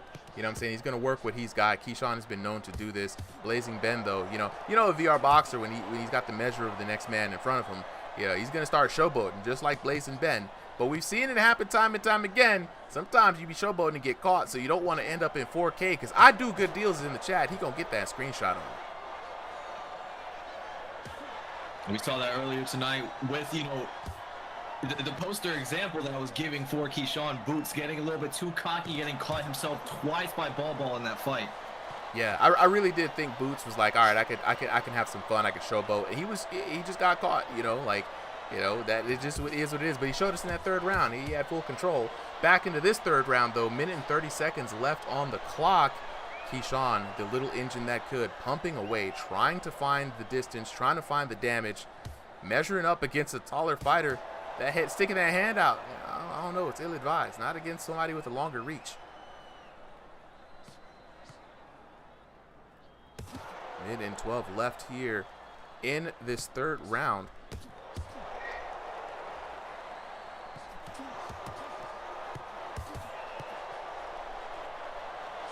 Keyshawn pumping away, missing with the jab. Those short arms not doing him any justice. Blazing Ben shelling up, allowing himself to sit in the corner. Full control here.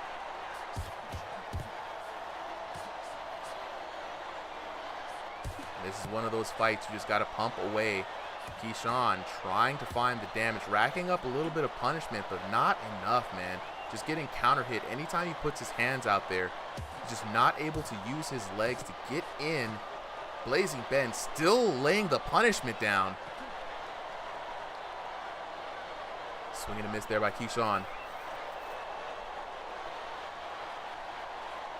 Big damage coming in from Blazing Ben, the last closing moments of this round. 10 seconds left.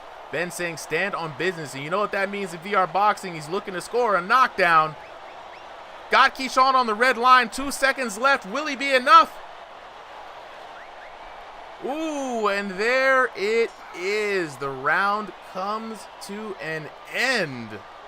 Blazing Ben has done enough to score himself a victory today. We're going to take a look at the official scorecard. For everybody asking in the chat, how do I get involved? How do I get in on the action? I got that information coming up for you right here in a bit. But first, 30-27 for your winner, Blazing Ben. 10-9, 10-9, 10-9. all the way through. Looking at the damage, I mean, 1220 to 703, 1193 to 812, and 1396 to 1063. It was 3809 to 2578. A very commanding victory for your winner out of the red corner, Blazing Ben. Let's give Blazing Ben his credit here, man. Good shot. Good match for Blazing Ben. Both these VR boxers, man, a lot of heart. The exhibition nights here for you guys who are just new.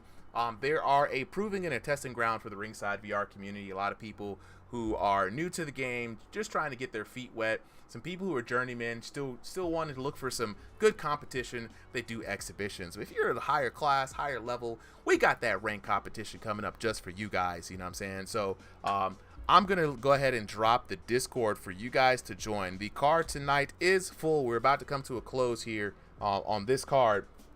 But you can sign up in the Ringside VR Discord, hit /register, register yourself as a boxer, join the community, and then you too can sign up for the next event. Speaking of the next event, Thursday, 7 p.m. Eastern Standard Time, we've got our King of the Ring Crossing the Void event, and they'll be back here on Sunday. 3 p.m. Eastern Standard Time is the sign-ups for the next Sunday exhibition card. Hope to see you guys there. But up next, we've got Tomato, I believe, taking on Tank Williams. Tank Williams versus Tomato. People wanting to know, is the slap demon still out here slapping fools?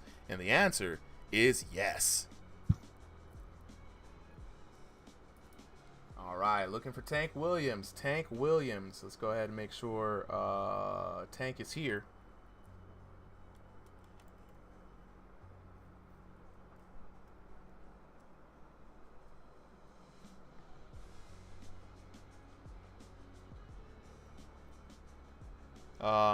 Solly, let's go ahead and issue that timeout for me, please. I don't have the option to do so. Thank you. We're gonna be quick with the timeouts on this. We got Tomato and his opponent Tank Williams are here. Do we want to work them back in, or do you want to go to Brad Chondo and let's get Tomato and Tank Williams. Okay. Boots, right, so I'm gonna take the profile pictures for you for media day, bro. I'm gonna drop a message in that announcement channel today with some hours. Anybody who bring Z4Y up as well. Anybody who doesn't have a profile picture, who's on ranked, you guys are gonna be prioritized. The champs are gonna be prioritized because and people in the S class, because they'll have special profile pictures, and everyone else will be, you know what I'm saying, will be kind of like last in line since you guys already have profile pictures, right? So we're looking for Tank Williams, and if we can't find Tank, we're looking for a sub. All right, let's look back in the chat though. How many more fights? Misael says, "That's great. That's a great question." Let me hop in and show you real quick. So, let's take a look here. We've got.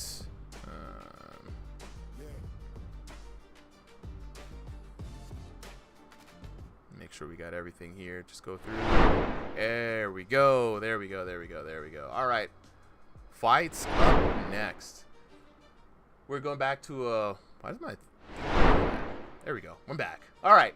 The fight that we have coming up next is going to be Tomato versus Tank Williams. We had to kind of move past that one to give Tomato time to get back from the barbershop. He just got a clean, crispy cut, so you know he's feeling himself right now. After that, we got 3 more fights after this one, so 4 fights left in total. Brad Chondo taking Dead Boy Ed, right? Dead Boy Ed, little Ed and Eddie. I can't not hear that in Rolf's voice. Nenny the Flash taking on Ty Nato, and then Kobenomics taking on the Lock Loader. That is going to be the fights that we have up next. Now, yeah, I do good deals. Exactly, bro. Exactly.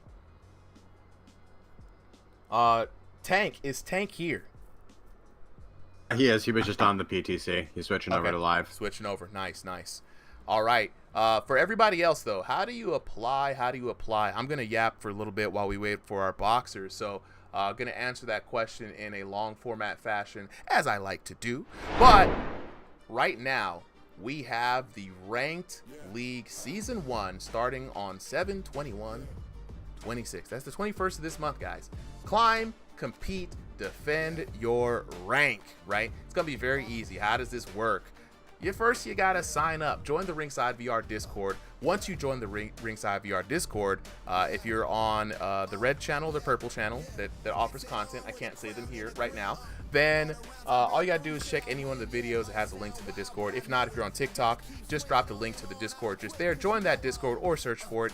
Either way, use /register. Just type it in and anywhere in the chat, hit enter, you will get a command. That is how you register. You're going to fill out that form, register yourself in our profile, join the among 300 boxes we already have registered, right? And then once you fill out that profile, you are now qualified to sign up for an event. You're going to use the same /command, /sign up. Sign up exhibition, sign up King of the Ring, whatever we got going on for the day, and that's how you're going to get in, right? Win two consecutive exhibition matches in order to be qualified for ranked, right? This is an exhibition match. If you won here, you win the next one, you're going to get an invite for ranked, right? Once you're fighting in ranked, you're going to compete in official league matches, matched up based off of your rank and your class. Win, you move up. Lose, you move down. Lose too much, you're going to have to get the heck up on out here. That's how it's going to be. You can climb your rank way all the way up from C rank to the championship rank, and as you climb, you'll be entered for a chance to win big, right? Rank badges, digital rewards, special graphics on stream, title opportunity, and seasonal bonuses. Speaking of the season, we're going to be going through the season starting this month, right? Coming up this week, we're going to be doing roster confirmations and setup with the fighters who are already registered. Offline matchmaking tests are going to happen as well. Every King of the Ring, we're going to have announcements, so stay tuned on there. Check out the announcement channels. On the 21st, we're going to have our first card for the room scale fighters. On the 28th, we're going to have the stationary card for those fighters. So we're going to run this rank league for about 3 months, guys, right? So in every month, any given month, there's going to be 2 cards on Sundays. Either going to be exhibition, which you can sign up for, or ranked, which you already have to be registered for. We're going to be doing this for 3 months and then taking some feedback after that. And with all that yapping said, right, we are going to move on to the next fight. We got Tomato taking on Tank Williams. It's going to be very interesting. This is one of those fights that was kind of like, it's going to be very interesting. All I got to see. That's all I got to say. Let's go ahead and set this one up with the tail of the tape. Up next. Oh, that one's not, let me unset that real quick. Sorry, guys. Switch back around. And bada bing, bada boom. Like it never happened. Up next, in the blue corner, we've got Tomato taking on Tank Williams in the red corner. Tomato fighting out of North America East. Tank Williams fighting out of North America Central. Both of these VR boxers, 5'11" tall.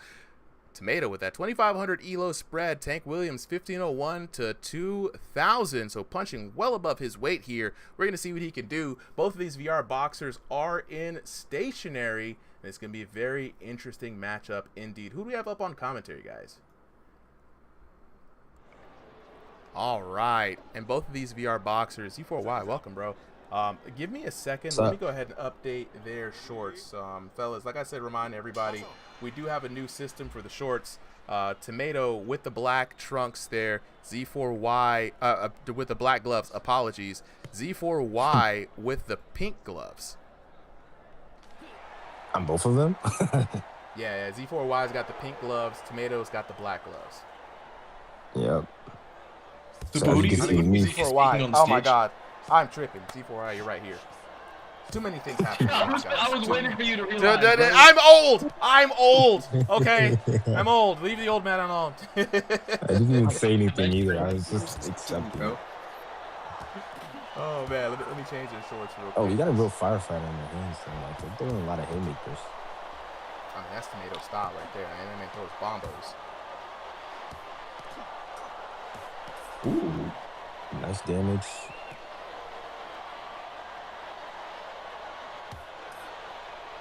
Yeah, anything you're seeing so far, Zay, from Tomato or from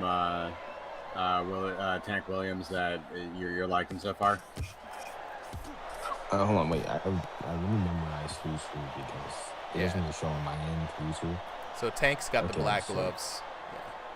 Yeah, Tank's black gloves. I'm sorry. Tank. No, I'm backwards. Tomato's Tank black has gloves. More of like a hands low style. He doesn't really put up his hands. Like he's dropping his hands a lot. So, he has that more free-flowing style, while Tomato, he tries a traditional guard, but it's not really effective when he drops it 2 seconds later to just start throwing haymakers. Hey, big shout outs to the chat right now. They're showing a lot of love, man. I appreciate all you guys.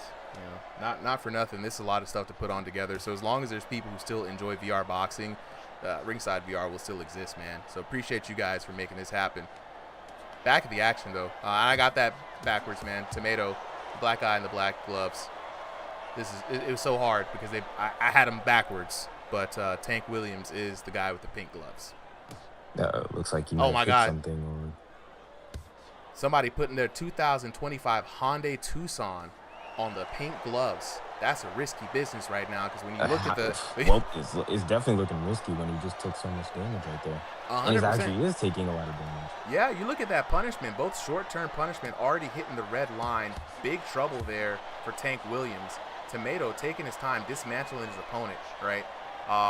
Tank Williams saying, hey, stand on business, but you got to be careful, bro. Act your bar. Right now, your bar is saying to all of us that you're hurt, you're in a rough way, and you can't afford to be brawling with Tomato. Yeah, a little different style compared to the other matches that we've seen so far. Like, a lot of them have been firefights, but you can see Tomato's taking a lot more of a technical route. He's not throwing in high volumes, but more in accurate punches.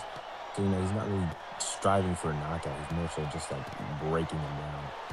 Also, and Tank Williams, well, I don't know what's going on with Tank Williams. Like, every time he throws a punch, it's like it freezes midair. So it might be some issues with his controller. Might be some lag. My controller could be lag. You know, with these online games, right? You never really know what's going on. Usually when we have these post fights, we name it what's really going on behind the headset, because you just never really know, right? But right now, Tomato, right there in the blue corner with the black gloves, looking pretty confident. Tomato has this style about himself, Z4Y, where you'll see him try really hard when he knows the other opponent can pressure him. When he feels like you can't pressure him, he's going to take more of a relaxed, kind of chill vibe about himself, right? And hey, Ben in the chat, hey, I love it. But he'll have more of a relaxed kind of vibe to himself, right? Because he has reliable power that he knows he can go back to. So we're seeing that version of Tomato right now. When you have someone who's relaxing, if you're Tank Williams right now in the red corner, it's kind of on you to really kind of push them to kind of breaking that pattern, right? And so here we are, round number 2, and already Tomato landing big shots. 82, 64, 39, 105, 2027, all of the numbers. And this is what I'm talking about. At any point in time, I'm telling you, bro, oh my God. You see that power I was talking about? He heard all of the cries, like, oh, this guy's not knocking him out. And he was like, yeah, let me just apply that real quick. Just show you guys why I'm not taking it serious. I like that. What I'm saying? You know what? Hold up. Hold up. Here we go. Back on the red line. Big shots, and dang, a nice shot to the liver and out of the ring. Is crazy. You were not lying when you said he had power. He has power. I've been seeing this man fight for so long, man, and I've seen this about him, right? I've seen the different modes. You see him in other events. You see him in other competitions. You know what I'm saying? When he's up against somebody who he knows he's got to try hard against, it's a whole different Tomato. But right now, looking at him just freely throwing shots wherever he wants. Big 54 being landed there, and again, another shot landing him on the red line. Oh, he's looking for it. He's definitely looking for it. Oh, yeah. Come on, Tomato. Trying to line up the camera here, get a good shot. Ooh. And nice down he goes. TKO for the night. That's a good finish right there. Yeah, yeah. Tomato definitely proving the doubters wrong right there. You know, I was kind of ragging on him a little bit. I was like, okay, he's taking this a little too slow. Starting to fall asleep. And then, boom, he just woke me up right there. Hey, Tomato, all props to you, man. You definitely did good. Definitely did good, man. And I think it's a little bit of a meme to doubt Tomato. I'm not going to hold you. I think it's a little bit of a meme to doubt Tomato. It's something the community will do, all right? But I was very confident in him, right? Absolutely. Nice job in this round. Let's take a look at the official scorecard, though. 10-9, 10-6 for Tomato. Of course, the TKO in the second round really took him out there. But take a look at the damage. 1572 to 768 1328 to 383. I mean, wow, wasn't even able 383. to touch him, bro. Untouchable. He just right? at one point he just started giving up. It's a little Like, term we like to can't call. even- The man was unfuckwittable. You know what I'm saying? That's basically what the term for that, the technical term is, if you guys are unfamiliar, right? 2,900 even to 1151. That boy Tomato, man, just making light work. He just showed. I told you his lineup was extra crispy, so you knew he wasn't gonna go down on stream. This is what happens. You get a fresh lineup. That's you get a TKO. The haircut power is real, man. It's real, man. It's real. He tipped his barber and everything, man. Chat, I hope y'all are feeling that. Let's go ahead and give. I would tip my barber too if I was able to do something like that. You know what I'm saying? You gotta get a fresh fade before you deliver the fade. It's just really, you know what I mean? You can't be coming out here looking bummy. All right, but we got the next fight coming up here. Brad Chondo taking on Dead Boy Ed, which I cannot unhear. I wish I had a Rolf impersonation, because that's how I would announce it. I could do you one. Yeah, go ahead. Go ahead. Close enough to vaguely Eastern European. Right. We need it. I gotta get back to the United States. Brad Chondo, I feel like I heard him on the Thursday card, if I'm correct. Brad Chondo. Boy Ed. There it is. Way better than I could do. I promise you. I have no European VO for you at all. Right? It's terrible. I've none. Even when I tried to do Harry Potter imitations, it was just terrible. They told me to go sit down, and you know what? I sat down, and I never got back up. You see what I'm saying? Notorious just dropped the Discord link for you there. We're popping into the end of the night here. Brad Chondo already in the blue corner. We're looking for that boy, Dead Boy Ed. North America East, 1501 to 2000, stationary fighter. And if we can't find him, we'll find a sub. Yeah, Kurt in the Discord, he's just like going crazy. He's like, hey, if nobody else wants to go, let me go. Hey, Kurt's like, look, I'm here, bro. And that was a light snack early on. I'm waiting for the full course meal. Hey, Kurt, dang, honestly, bro, I need to get an EU squad over here. Listen, if Kurt wasn't EU, I'd say go put him up against Sweet Pea or even what's it called, Boots, man. Like that knockout win was crazy. Notorious says, bro, my English is very bad. I write through a translator. All good. If you can hear me, Notorious, man, just copy that link. Yeah. I won't be able to send a link in private messages because I'm on the stream right now. But definitely just copy and paste that link. Noah said, did y'all change the damage? Did y'all change the damage system? Because my punches do way less power now than they did like 4 days ago. New damage system did update recently. Noah, Brody, you too? Yeah, guys. Because we're all right. Dead Boy Ed just dropped in. I'm gonna drop some knowledge on you guys real quick. There's been a patch that just dropped on Thrill of the Fight 2 recently. It fundamentally changes how you need to approach damage. Right? If you haven't been on the PTC, this is gonna come as a big surprise for you. Right? This Thursday, I'll go over the patch notes, but just as a real cliff notes, the jab is all new and purposeful now, right? Every jab that you land on your opponent builds up power into your other hand. So if you just want to throw a straight, cool, but if you do jab, and then that straight will accumulate extra damage up to 20% until you land it, spends the damage, boom, you're there. If you're looking for trying to do big damage, always focus on the body effort and the weak points. It's always the best way to go. Punch through your opponent and not on their virtual skin, but also set things up off of your jab. I cannot stress enough how much more it is going to be impactful. Now, you will be able to see those punishment bars above their head. If you manage to land a counter shot, you'll see that stuff start redlining. If you see somebody in the red, try to take your time, set up, work body shots, work jabs, try to keep that damage on them without them firing back. That is going to push them all the way over to the red line and lead you to getting a better knockdown. As always, work the technique, fight like how you would fight in real life. That's my best advice to you, but also check the patch notes, man. Coach David has a pretty good video out. Thrill the Fight 2 team, always keeping people up to date. With that being said, though, enough bump of the gums for me. We're going to go on to the next fight.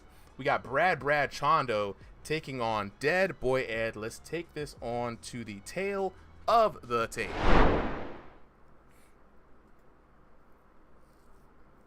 Ooh. Let's go. Okay, in the blue corner, we got Brad Chondo taking on Dead Boy Ed in the red corner. Both of these VR boxers fighting in that North American East region. Brad Chondo coming in at 5 foot 6 inches tall. Dead Boy Ed, 5'11". Both of these VR boxers in that 1501 to 2000 elo range, so pretty even aside from that height mismatch. Stationary for both of these fighters, so you know they're going to be making full use of the entire ring. Let's go ahead and get set up for the first of this 3-minute, 3-round action. Why does this already feel like a David versus Goliath fight? Like, I don't know why. Sometimes, man, even the slightest height difference can feel that way. And I mean, honestly, like we can see the big height difference between both of them. But I tell you what, Z4Y, you know, the height, the advantages that each of these boxers have, like if in stationary, if you have the taller reach, you got the bigger reach, you're going to be very good on the outside, right? But if you can get in, if you are Brad Chondo, can mix it up on the inside and make it really uncomfortable for your opponent, the shorter fighters, man, they be getting to them guts, man, eating baby back ribs all day, Chili's, $3.99. So we're going to see what these two boxers going to be all about here in round number 1. Hey, I mean, like, it's already a firefight. I mean, look at these two. They're just trading on the inside, giving each other the same amount of damage back and forth. I like what I'm seeing.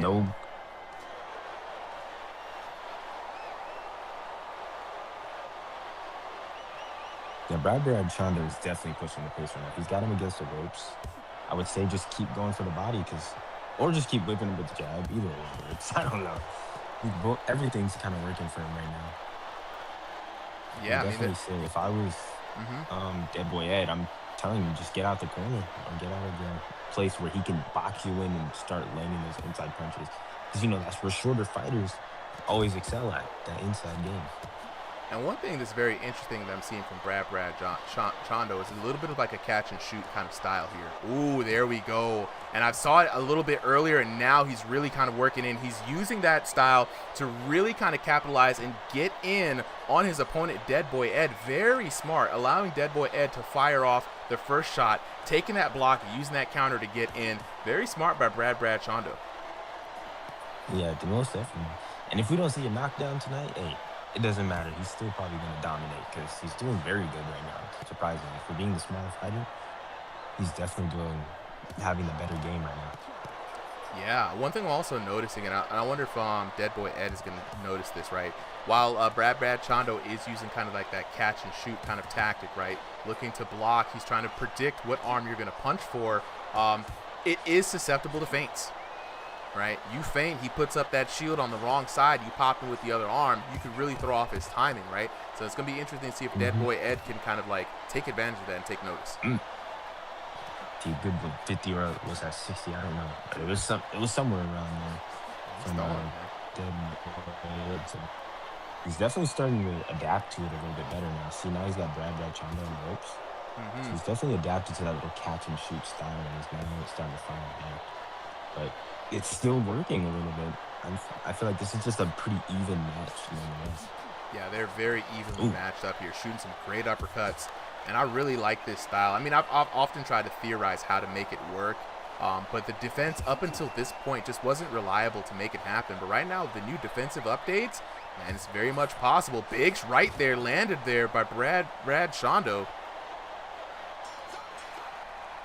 And a very electrifying first round. Absolutely, man. I'm a fan of that first round. Hard to call. Z4Y, I mean, which way do you think it's going to go? Where do you see this? I think it's still going Brad Chondo, even though we see Dead Boy Ed taking a little bit of that latter half, or at least returning a little bit of the latter half. I said Brad Chondo because his catch and shoot style is really just working on a number of levels. Yeah, I would say 10-9 Brad Chondo.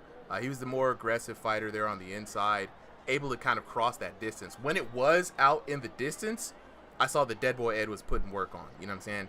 He's very dangerous. He's got the longer arms, but the catch and shoot has been the kind of deciding factor here. Now, it is only the first round, right? So I think it's still pretty close. Anyone's match, really. If you can make the proper adjustments here, if you're Dead Boy Ed, man, what would it be from your perspective? Definitely just kind of like a lot of people have been emphasizing like feints. So I would definitely say, like, you know, start using feints, but most importantly, impose your range.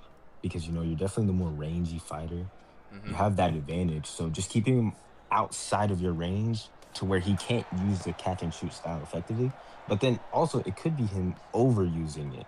Make him overextend on those punches, so then boom, you open up and you get those good looks, those good damage counters. Yeah. I would definitely agree on that, man. Right now he's walking into and chasing Bank has been robbed, and this is where Bank has been robbed wants to be, man. He's a defensive-minded fighter. Bank has first been and robbed? foremost. Bank has been robbed. My bad. Brad Chondo. Oh Brad no, Chondo this is a the old defense. age, man. It's really It's killing me, it's man. the late night, bro. It's been a long weekend. But Brad Chondo, defensively minded first. He's got some hands, but he's not going to sit here and waste his time, right? Waste his energy. So right now he's defending first, looking for you to overextend it. Wow, a beautiful situation right there from your wow. boy Brad Chondo. I And can't honestly, really call it right now, if I'm being honest. They're both I swinging. still well, now he's hurt. I still have Brad Oh. up. I still have Brad I think up. Brad might be up right now. He got him hurt. He's got him on the red I would- line too. I would say now is the time to start kicking him into overdrive. But he kind of let him recover a little bit, so we'll see how he gets and handles him being stunned next time. But honestly, I don't have any notes for Brad Chondo. I mean, his style's Doing working great. effectively, and it's doing everything that it's intended to do. Yeah, I mean, I'm taking notes personally for me because I'm going to be trying a few of these things out in my next little sparring match. Big 40 jab there landed for Brad Chondo. Your boy Dead Boy Ed, man, in the corner, and it's a tough place to be. He's not really circling out, and he's on stationary, so he can just use the joystick to circle out and get himself out of that dangerous position. Big 60 right there, down the middle. Now that is electrifying. That was That crazy. is good. Right I uppercut. kind of expected that from Brad. I didn't at all. The uppercut followed by the cross, both right down the middle, finding the money right on the mark. That was great. Hey, I mean, like that's his catch and shoot style. He was just getting those good looks. And see, look, he's about to get. Could we see a TKO or even just like a two double knockdown? I mean, that would both work in this situation if I'm being honest. Yeah, I mean, it's dangerous, right? I mean, if I was Brad, I'd just take the match right now. Take the round right now. He's got the knock. He's won this round, right? He's got 16 seconds left. He's not really too aggressive. He might just be wasting his time here, man. He could save conserve the energy for the next round because he's got this one in the bag. Yep, I would probably make that choice too if I'm being honest. If I just get a knockdown, I'm like, okay, I could take it a little bit easier. Just be more defensive. But I don't even really think he has to. He has an amazing gas tank. He's kept it from the first round going into the second round. Can we see him carry that into the third round too? It's an extremely energy efficient way to fight, right? Especially if your opponent is not going to hit you with combinations or feints, right? If they're very honest, right, throwing the jabs, throwing a single hook here, throwing a cross, then, you know, it's easy for you to be like, oh, right hand, boom, let me answer the phone, boom, fire back with my right or my left, depending on which one you're going for, right? And that is going to open up most VR boxers because most people don't get their hands back to a guarding position fast enough. The hand goes out, the hand hits the ground because they're not really hitting anything, right? And that's the thing about VR boxing is there's nothing to physically stop your hand for you to push off of to get back. You got to snap that hand back into a defensive position very quickly, or a counter fighter or somebody who's relying on that kind of catch and shoot style will get you exposed. Round number 3, third and final round here underway. This is going to be very interesting, right? Not a lot of adjustments here made by Dead Boy Ed, right? Still trying to stick that arm out, but now Brad Chondo looking as confident as ever in his game plan. This is a dangerous position to be in. He's got him backed up yet again. It's really just kind of looking bad for him. Oh, my goodness. I didn't even get the full sentence out. He already put him on the canvas again. Man. Just a beautiful display from Brad Chondo. And it's the game plan working out all the way through, right? I mean, the punishment system, sometimes you'll see that bottom bar and it'll reset, right? Like right now, Dead Boy Ed's bar is smaller, visually looking, than Brad Chondo. But that just means you've crossed the threshold over and they've just prestiged your punishment to the next level. And right now, big 50s landing. Brad Chondo on the offensive like a pit bull, like a honey badger who doesn't care. He sees red like a bull, and he's chasing that behind. Big shots landed. Oh, dang, come on, man. I was on a roll. Wait. Is he stunned? Nah, bro, he's not stunned. He might have had the ugly face for a little bit. No, he's putting in work right now. He's putting in work right now. Let him cook. Yeah, we're going to let him cook. Bam! Big right hand. And down goes Dead Boy Ed. Man. Do you think he has the energy and speed to get a TKO? Do you think he'll be able to do it with the time he has left?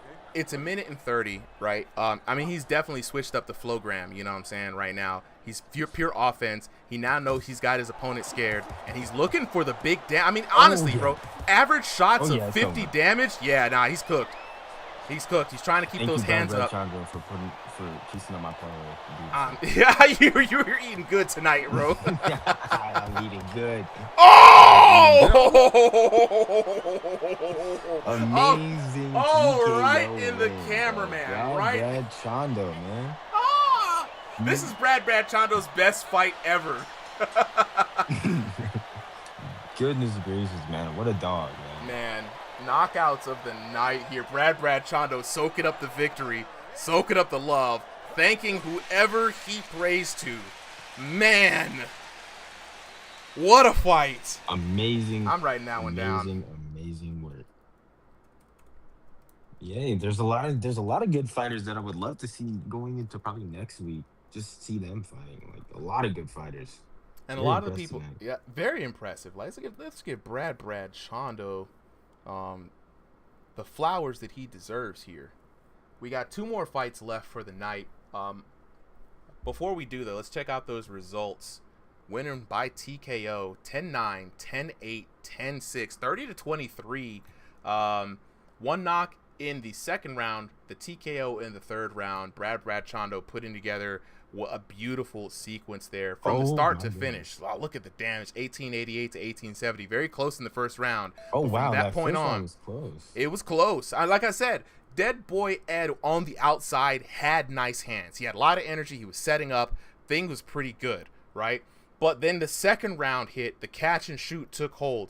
He was, every time he just turned his offense against him. 2059 to 1781, 1558 to 981 in that third round, right? 5505 to 4632. Your boy Brad Chondo did his thing. Big shout outs to Brad Chondo. Big shout outs to Dead Boy Ed though. They put on a good fight. Very hard fight. Yeah, definitely. I'm very appreciative of Dead Boy Ed. I think what he could learn from is fighters like Ball and I think it was, who was the last guy? The one in the orange trunks. I forgot his name. Blazing Ben. Yeah, Blazing Ben. He can learn from those tall fighters and how they work. He could definitely improve his style because he was actually really close in that first round, and I almost thought he had an adjustment to Brad Chondo's style. But then Brad, you just can't not bet on Brad, man. Just a great fighter all around. Yeah, no, 100%. Jonas, what's good with the follow? Appreciate it, man. Look, we're waiting on the next fighters here. I just sent the codes again. Tynado is already ready. Nenny the Flash, we're waiting on you. And while we wait, I'm going to yap for a little bit. Yeah, you guys are probably tired of hearing me talk about it. But I got to let the people know what we got coming up this month. On the 21st, the Ranked League Season 1 starts. Compete, climb, defend your rank. If you're new to Ringside VR, every Sunday we put on these exhibition matches to showcase the talent in the community. Give us a little something to hang around, watch some fights, the commentators commentate, you guys listen, we all make fake bets. It's great. But we're going to be stepping things up. The top 32 in each division, room scale and stationary, have been selected, have been elected, and we're going to be starting these fights all the way on the 21st. If you want to get in on the action, it's a simple process. First, you just got to sign up. Join Ringside VR, right? Link is in the chat for all of those you guys want to know. Sign up for the Discord, type in /register rather. Sign up yourself as a boxer. Join the over 300 boxers we already have registered, right? Once you fill out your profile, you're now poised and ready to sign up. Use /sign up for any event like today, Sundays, 3 p.m. Eastern Standard Time, right? That's where we're going to be for exhibitions. Thursdays, 7 p.m. Eastern Standard Time. That's where we're going to be for King of the Ring. You fight, you win 2 consecutive exhibition matches. You will be asked to challenge the rank if you want to, of course. And if you do, you can fight your way all the way up from C rank all the way up to the championship rank. There will be ranked badges, fighter profile graphics. You've seen a few of them here tonight. Rewards, digital rewards, title opportunities, and season bonuses, man. It's going to be really cool. But up next, we've got the next fighters. Nenny the Flash taking on Ty Nato. Let's take it to the tail of the tape. Up next, we've got Nenny the Flash taking on Ty Nato. Both of these boxers fighting here for VR glory and fame. Nenny the Flash fighting by way of North America East. Ty Nato, North America Central. Nenny the Flash coming in at 5'11" tall. Ty Nato 5'8". Nenny the Flash 2001 to 2,500 elo, punching a little bit above his weight here. Ty Nato, a big online monster with that 2,500 elo, but both of these boxers are in room scale, and Ty Nato never disappoints with a show. Z4Y, this is gonna be great, bro. Hey, I can't wait. I've been hearing some things about Ty Nato. He's been talking a lot, so hey, let's see what he's got. All right. Round number 1 underway. 3 3-minute rounds, and already both of these boxers looking nice and spry. Ty Nato working the outside. What's very interesting to seeing Ty Nato fight is that, you know, Ty Nato has like a well-rounded approach to not only this game, right? I believe he has a bit of an MMA background here. So he's got a nice definite pep in his step, keeps it varied, right? And is always looking to kind of feel out his opponent, especially in the first rounds, right? And then he kind of likes to explode later on. But this time he's fighting against Nenny the Flash, and Nenny the Flash ain't having none of that, man. Gonna try to use a little bit of that hand speed here to get an advantage over Ty Nato. But Ty Nato's pretty quick on his feet too, so let's see how this match ends up.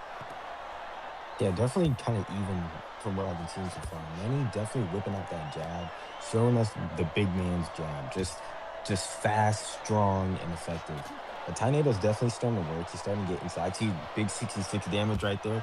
They're definitely going back and forth, but you can see, just like you were saying, like, you know, he's just kind of analyzing him, seeing what he's reacting to, and he's slowly but surely making his adjustments. He's just kind of looking at him, seeing what he's doing, seeing how he'll react, and then he's just going to make his move next round.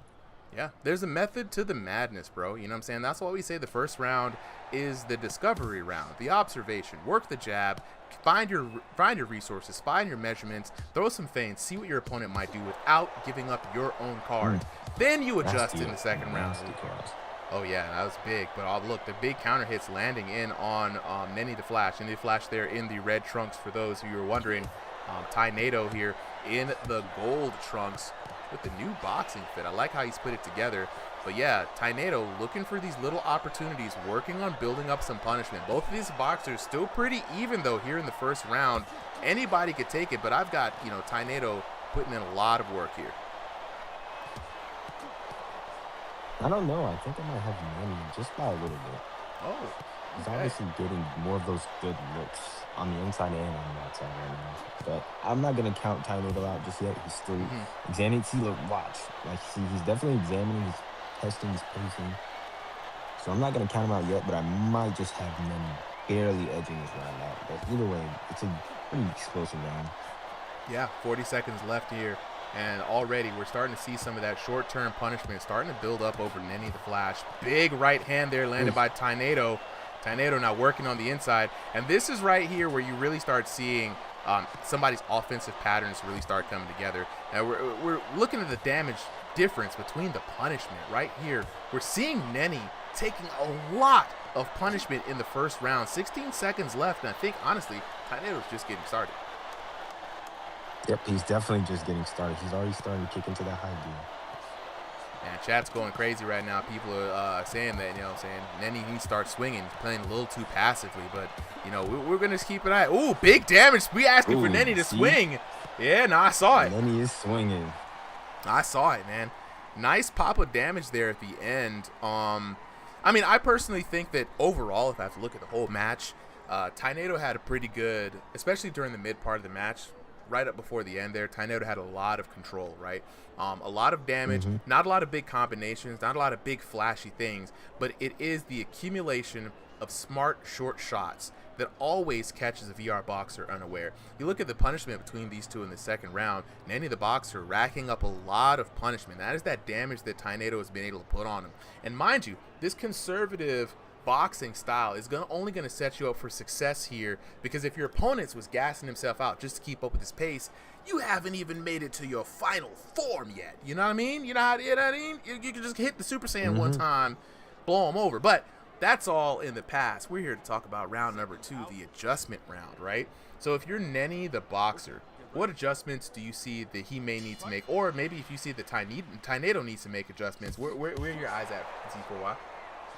I'd definitely say just kind of keep whipping that jab out. You can see in like the start of round, he definitely whipped that jab and got 2 good hits in. So I'd say just keep using that jab, because he's obviously got the reach advantage, the height advantage. So just keep using those advantages to leverage. Try not to exchange too much on the inside, because you see how Tainado's functioning on the inside.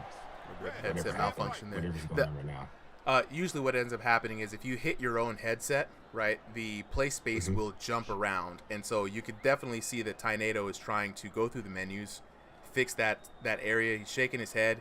He might not be able to fix it. Depending on how far that play space has jumped around, we might have to restart this round. We'll see. Tainado, let us know. David in the chat saying the damage modifier, he's not a big fan of the damage modifier. All right, there we go. Looks like he's back in the game. We're back in it. And you were talking earlier about the dangerousness of the inside game from Tainado. Another thing I want to throw out there, you've got to be careful of. Is he? He's stunned. He's stunned for a good little minute there. A little second. And but Nenny the Flash has to start doing some work, man. He's got to start showing more aggression. Oh no, Tainado then getting stuck again. It is definitely a bug the developers are aware of. So Tainado said, hey, we're just going to run it. And it looks like that because of the play space dodging around, the height might have gotten messed up. So if it looks like Tainado is scrunching down, he's not doing that on purpose. He just had a bit of a reset. But despite that, though, I mean, look, he's fighting as a shorter fighter now. He's just switched height classes going to work. I don't know. I had Nene up a little bit, and now it looks like Tainado is starting to claw his way back into this fight. The second round might be cooked as far as legitimacy, though, goes. But, I mean, looking at what they've got left, we got a minute left on the counter, and we're still seeing both these VR boxers working in. First clinch of the night. Toxic says, I think it's fixed. Yeah, you know what? Toxic, I think you're right. He's back up on the uprights, laying back in on that damage. And this is where Tainado likes to work, man, on the inside. Big shots being landed. Yep, he is definitely. Last night, the clinch just saved my life, says Nenny the Flash. Oh, no. I think Nenny just definitely has to stop clinching, because you're just letting him on the inside, and he's going to let that damage. Did he get a warning? Might be. We saw quite a few clinches there on the inside for this match. It's very rare we see the ref, but automatically Nenny the Flash on the red line. He's got 10 seconds left. These clinches are a bit of fresh air for him. So if he takes too much more damage, he's going to go down. Oh, like I said, down he goes. Gosh. What a shot. We knew he was going to go down, but we didn't know when he was going to go down. I had a feeling it was soon. Came up with that last-minute clutch up. Amazing work from Tainado to claw his way back from glitching out. That's crazy.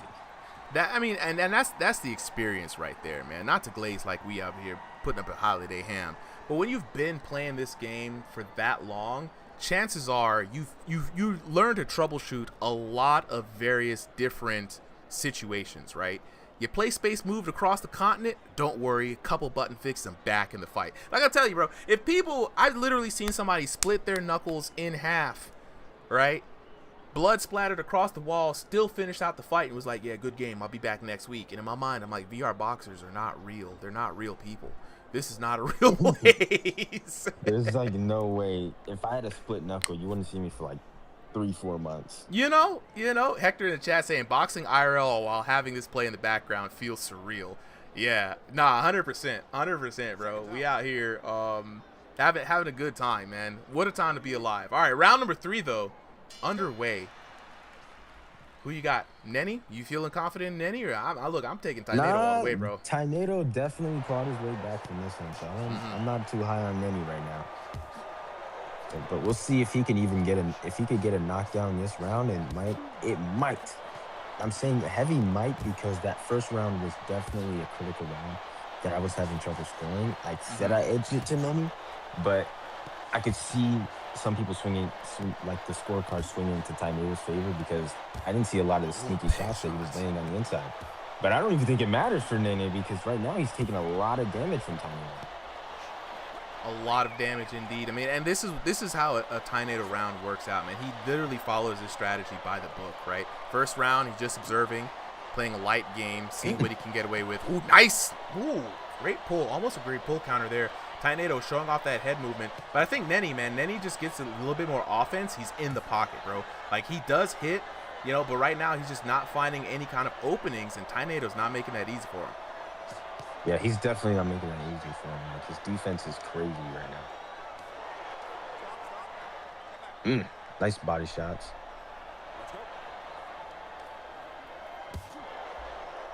A minute and 42 left here, Z4Y.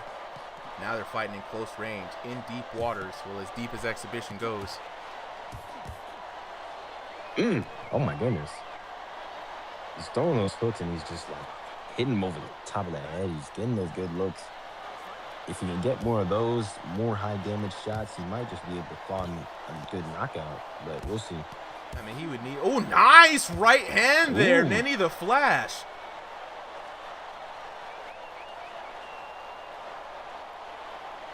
All right, looks like Nenny's kind of adjusted now. Tainado, I really haven't seen him land much in these exchanges. Nenny's definitely getting the upper hand right now. Tainado's getting pumped. You see it in the movement, bro. But I mean, when you're up, I would say if I'm in the mind of Tainado, I'm thinking that I'm up 2 rounds, right? So as long as I don't get clean knocked out in this round, I have enough, you know, credit to just kind of spare, right? Nenny really has to be the one to bring the fight to Tainado, and that's going to put him in a dangerous position to overextend. Banana is definitely getting the better of the exchanges. I could definitely see him winning on like damage for this round, but it all depends on, like, you know, what the scorecards had it. Bruh, you don't trust the VR judges, man. They're paid in Bitcoin. I keep telling y'all this, man. You gotta make it a decisive fight, bro. Don't leave it up to the bots. They're not gonna do you. You know what I'm saying? But right now, I mean, like you said, no, Nenny's been having a great round, landing some, on average, 50 damages per punch, having Tainado on the red line. If he can keep this up, he might be able... Oh, no, his time's ran out. That's it. Yeah, it might be over, man.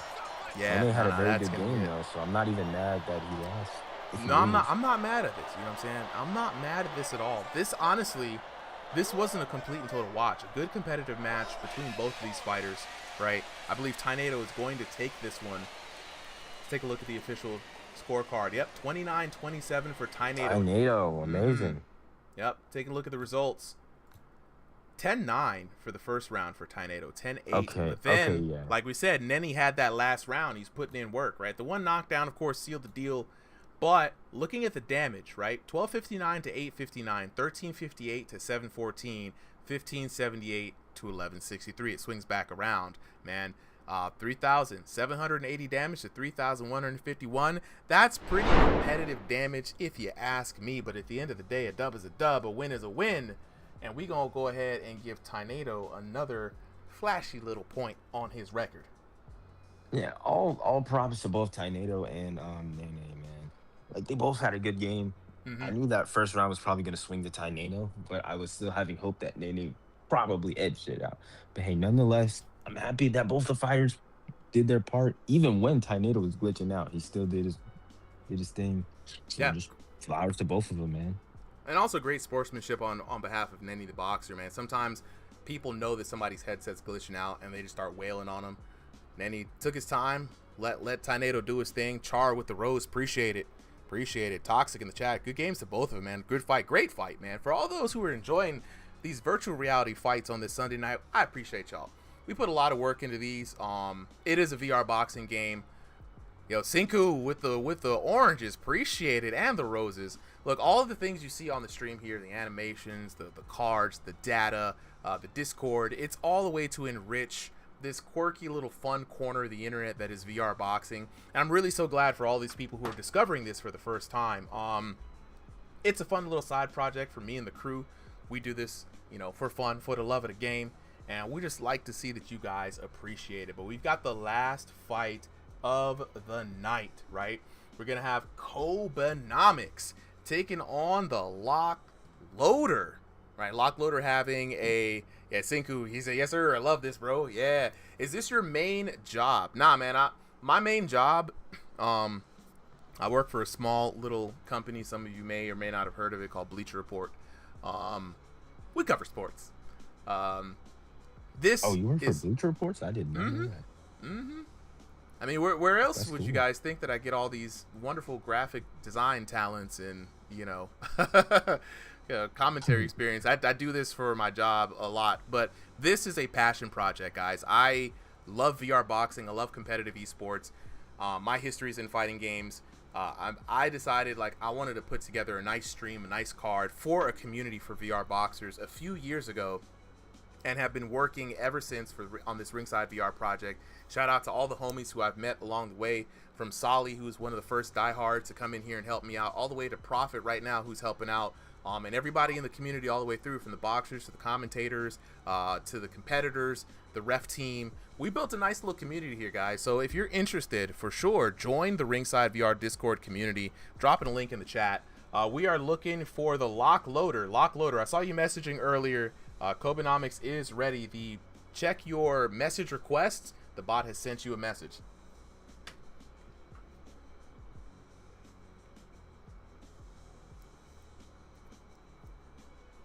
Tynedo says, honestly, he says he thought it was a draw. If it wasn't for that knockdown, I probably would have lost. Nah, Tynedo, you were already up on damage, bro.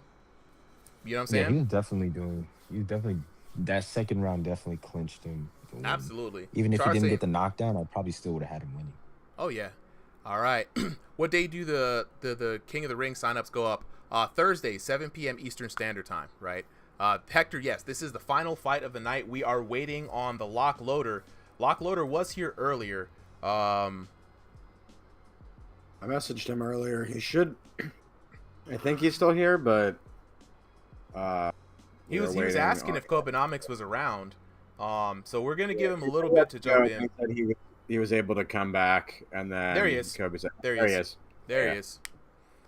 What about EU time and BST? So yeah, EU is I think about 5 hours behind us.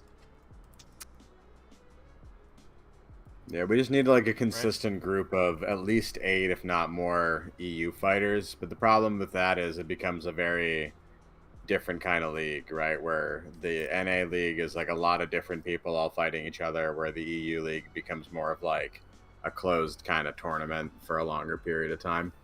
I think I'll sit down with the EU competitors and come up with a format that works well. It might not be enough people for a full card, right? We may do a round robin kind of thing where everyone will have to fight everyone.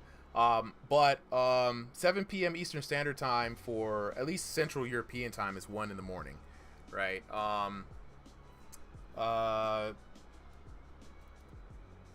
Let's see.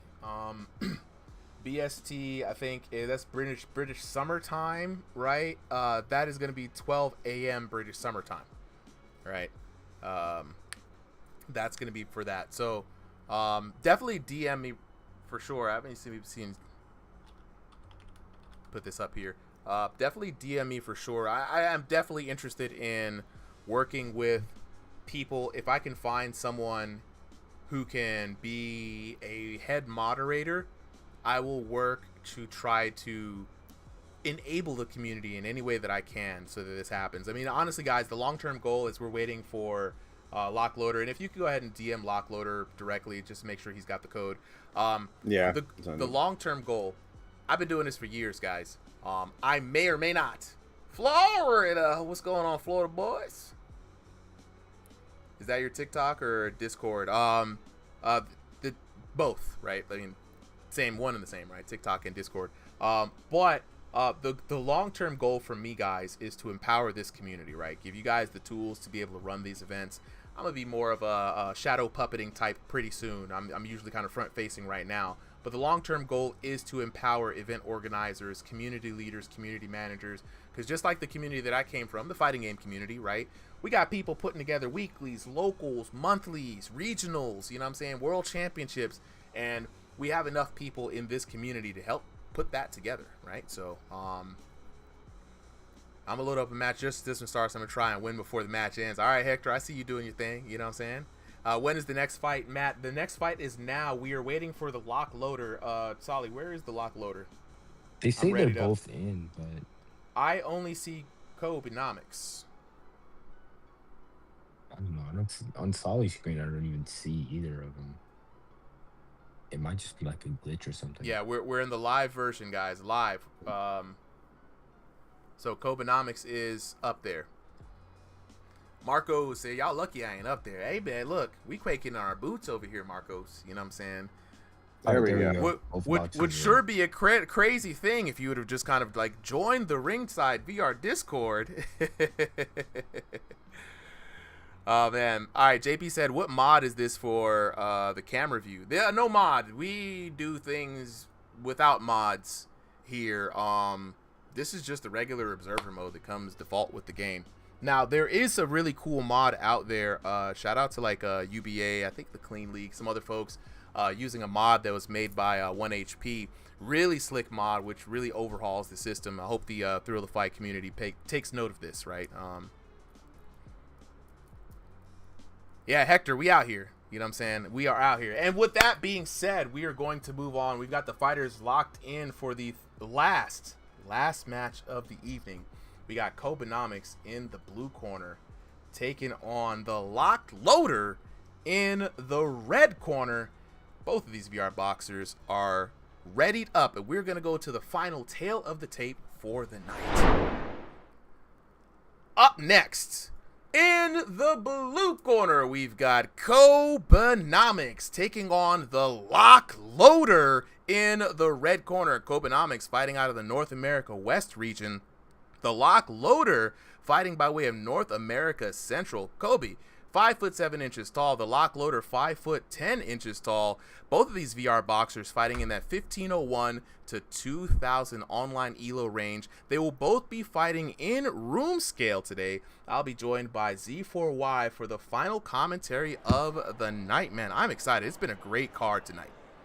Yeah, amazing card. I've definitely been blown away by a lot of the TKOs and KOs we've seen so far. 100%, man. And so what's going to be interesting about this final fight is Kobenomics much recently has been going under some hyperbolic time training. You know what I'm saying? Last time he came in with a weighted vest on. He came in with weighted gloves one time. He had the mouth guard in. The man is sitting here just putting himself onto these debuffs all in an effort to train his body and his mind. For his IRL fights, he does fight IRL. But also, man, he's doing it for physical health. So I don't know what kind of debuffs he's got going on, but Kobe, normally known for using his footwork in large room scale play space, this time you're going to see him fight a more grounded fight against the lock loader. Yeah, definitely. The last time I saw Kobe fight, I was a little bit surprised in how quick he got knocked out. I think it was Thursday. I was like, what happened, Kobe? And then you guys told me about his Super Saiyan training hyperbolic arts. So I was like, okay, that makes sense. So now I'm not really expecting him to go crazy, but hey, Kobe, come on. Let's see what you got, man. You never know. I mean, both on paper, they're both even right now. And Kobe settling in, making use of the new guard system, snapping out with a good jab. Oh, man, already landing some great counter hits. And you can see how easily Kobe is able to raise the red line. Big 59, that right coming across the face of the lock loader. Lock loader still giving him a good fight. Man, that big man gap. A lot of big men need to start adapting to like Sinku with the roses. Like we see the jab of ball, and I was like, well, that's a killer jab. Yeah. So he could definitely dominate if he just masters a lot more of his game. Like his jab's already solid. I think that's what I was telling about Nene. He just needs to adopt a very good, strong, fast, snapping jab, and he'll be fine. That's just kind of like the method. Now, what I'm seeing early on here is very dangerous for the lock loader, man. You see how he's dropping those hands, right? Even when he's trying to move his head. the hands go down, and Kobe's going to pick that up, especially in the later rounds, right, and really try to capitalize on that. Kobe, you know, known for fighting out there in the mid-range. If you're the lock loader, and just got to keep those hands up, be very careful because you're exposing yourself to big damage. But, I mean, honestly, don't listen to me, though. If you got the hands, you got the reach, just like this man has right now, hey, keep it locked and loaded, bro. Keep throwing away because you might be able to catch Kobenomics you know, off guard. But right now, Kobe, the more defensively responsible boxer, just taking his time, trying to find his range, going in there with small combos, and that's what you love to see. Yeah, to be honest, if I'm Kobe, I wouldn't even, like, he steps out very far. I wouldn't even step out that far because what a pattern I'm seeing with lock loader, he'll throw a good combination, and then when Kobe steps out, he, like, drops his hands instantly. Like, see right there. I don't think it caught it on my screen, but like I kind of see it. He, like, immediately drops his hands after a good combo. So I would be like Kobe. If I was Kobe, I'd take like a half step back, not to where, you know, I'm out of range, but to where I can capitalize off of him dropping his hands after a good combo. But honestly, solid round for both guys. I don't really know where I'm supposed to swing this one. Honestly, tough to judge, right? Because while Kobenomics was the more active fighter, right?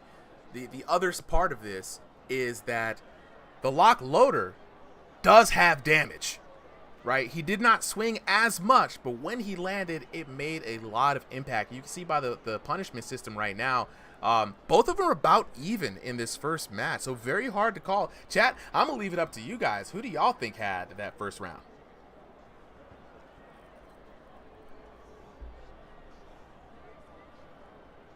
I'm going to lock in here, man. I'm tough. I'm leaning towards Kobe, right? But it's split, right? Damon says Kobenomics, right? Sinku says Kobe. Miggy says lock loader. Rob saying the lock loader, right? Splat. Chat is split. Round number 2 underway. Exactly. The adjustment round, right? The adjustment round. Will the lock loader keep the hands up? Already landing some dangerous counter shots from both sides. Lock loader coming in just a little bit worse for wear on that exchange. Sharp jab from Kobenomics on the inside, real stiff.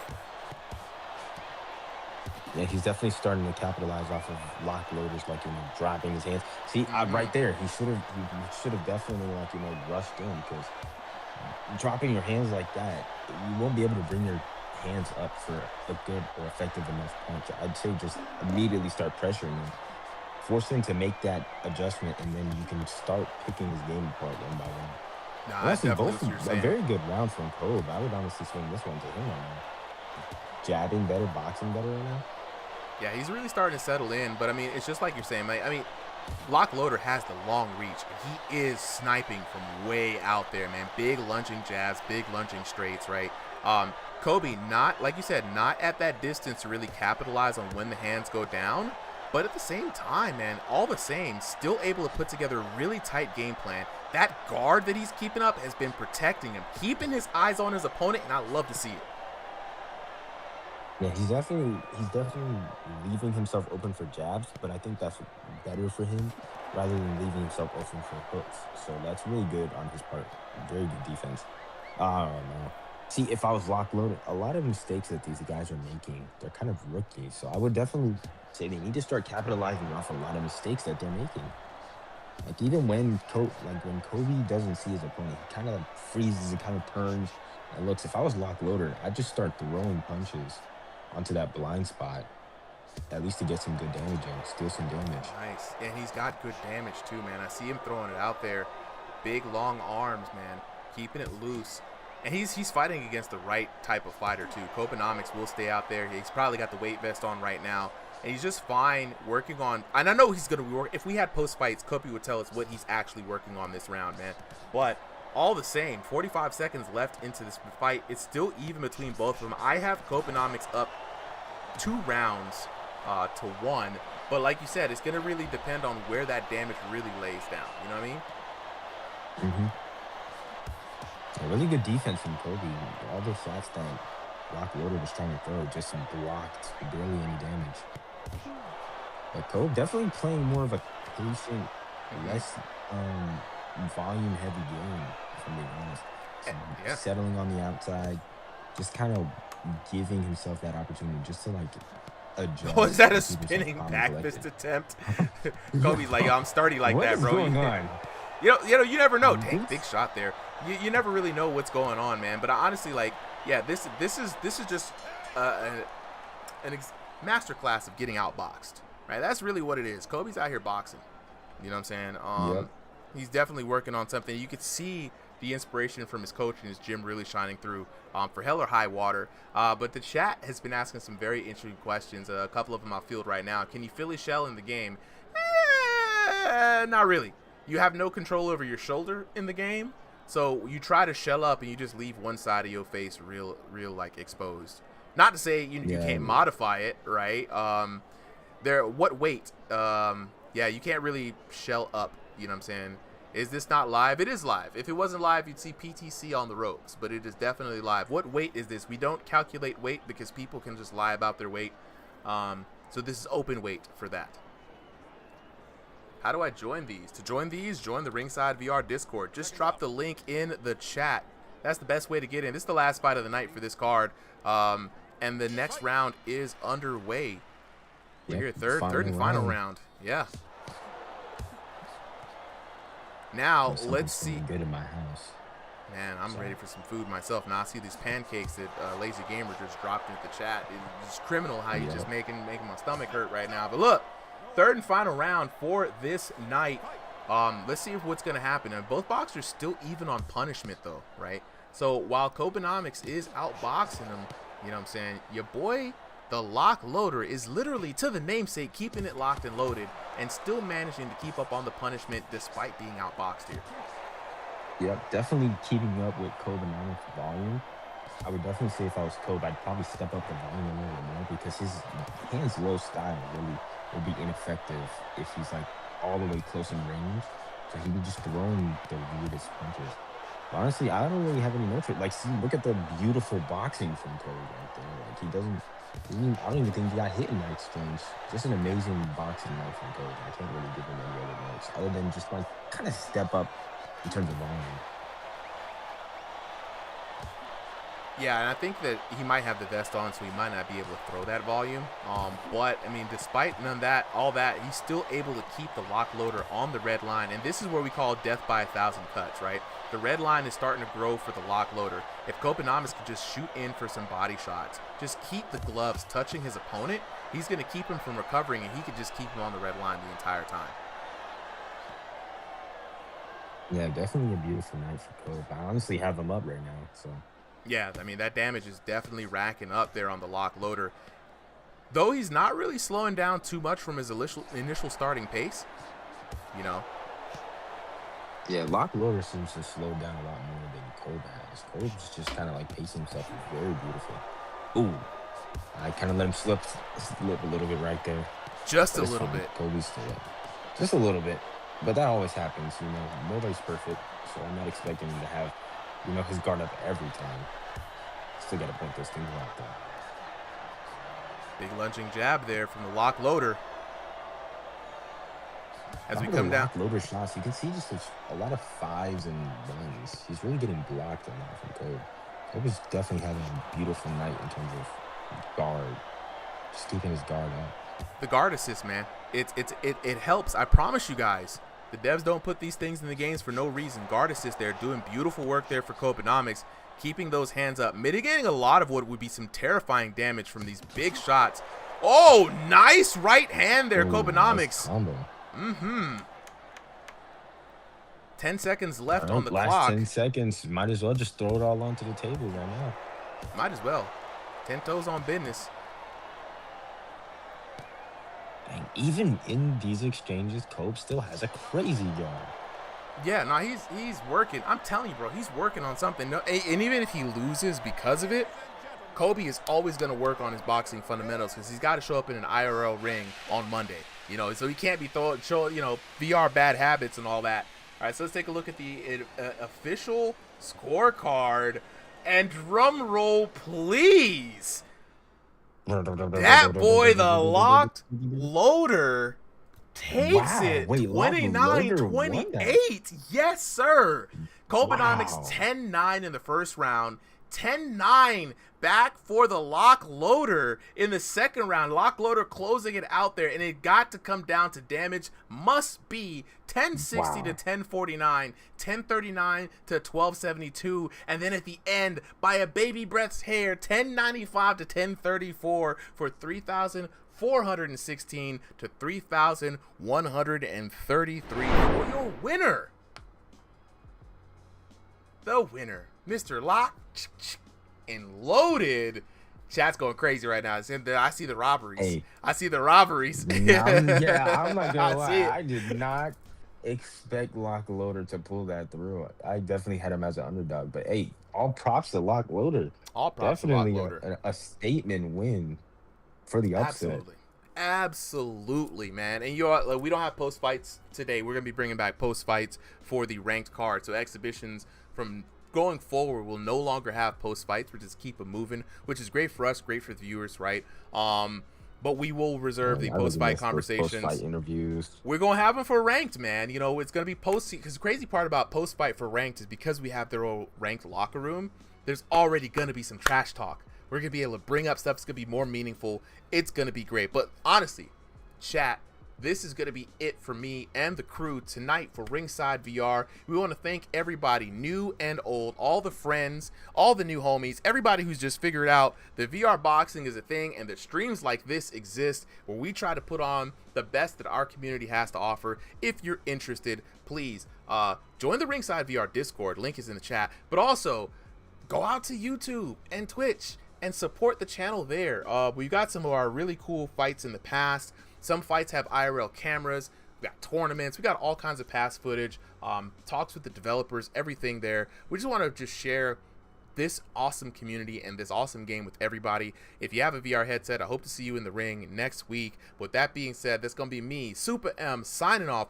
Big shout out to all the new commentary voices, old and new as well. The squad is strong as ever. I'm going to see y'all on Thursday night, 7 p.m. Eastern Standard Time. Be there. With that being said, your boy Super M signing off, y'all. Peace.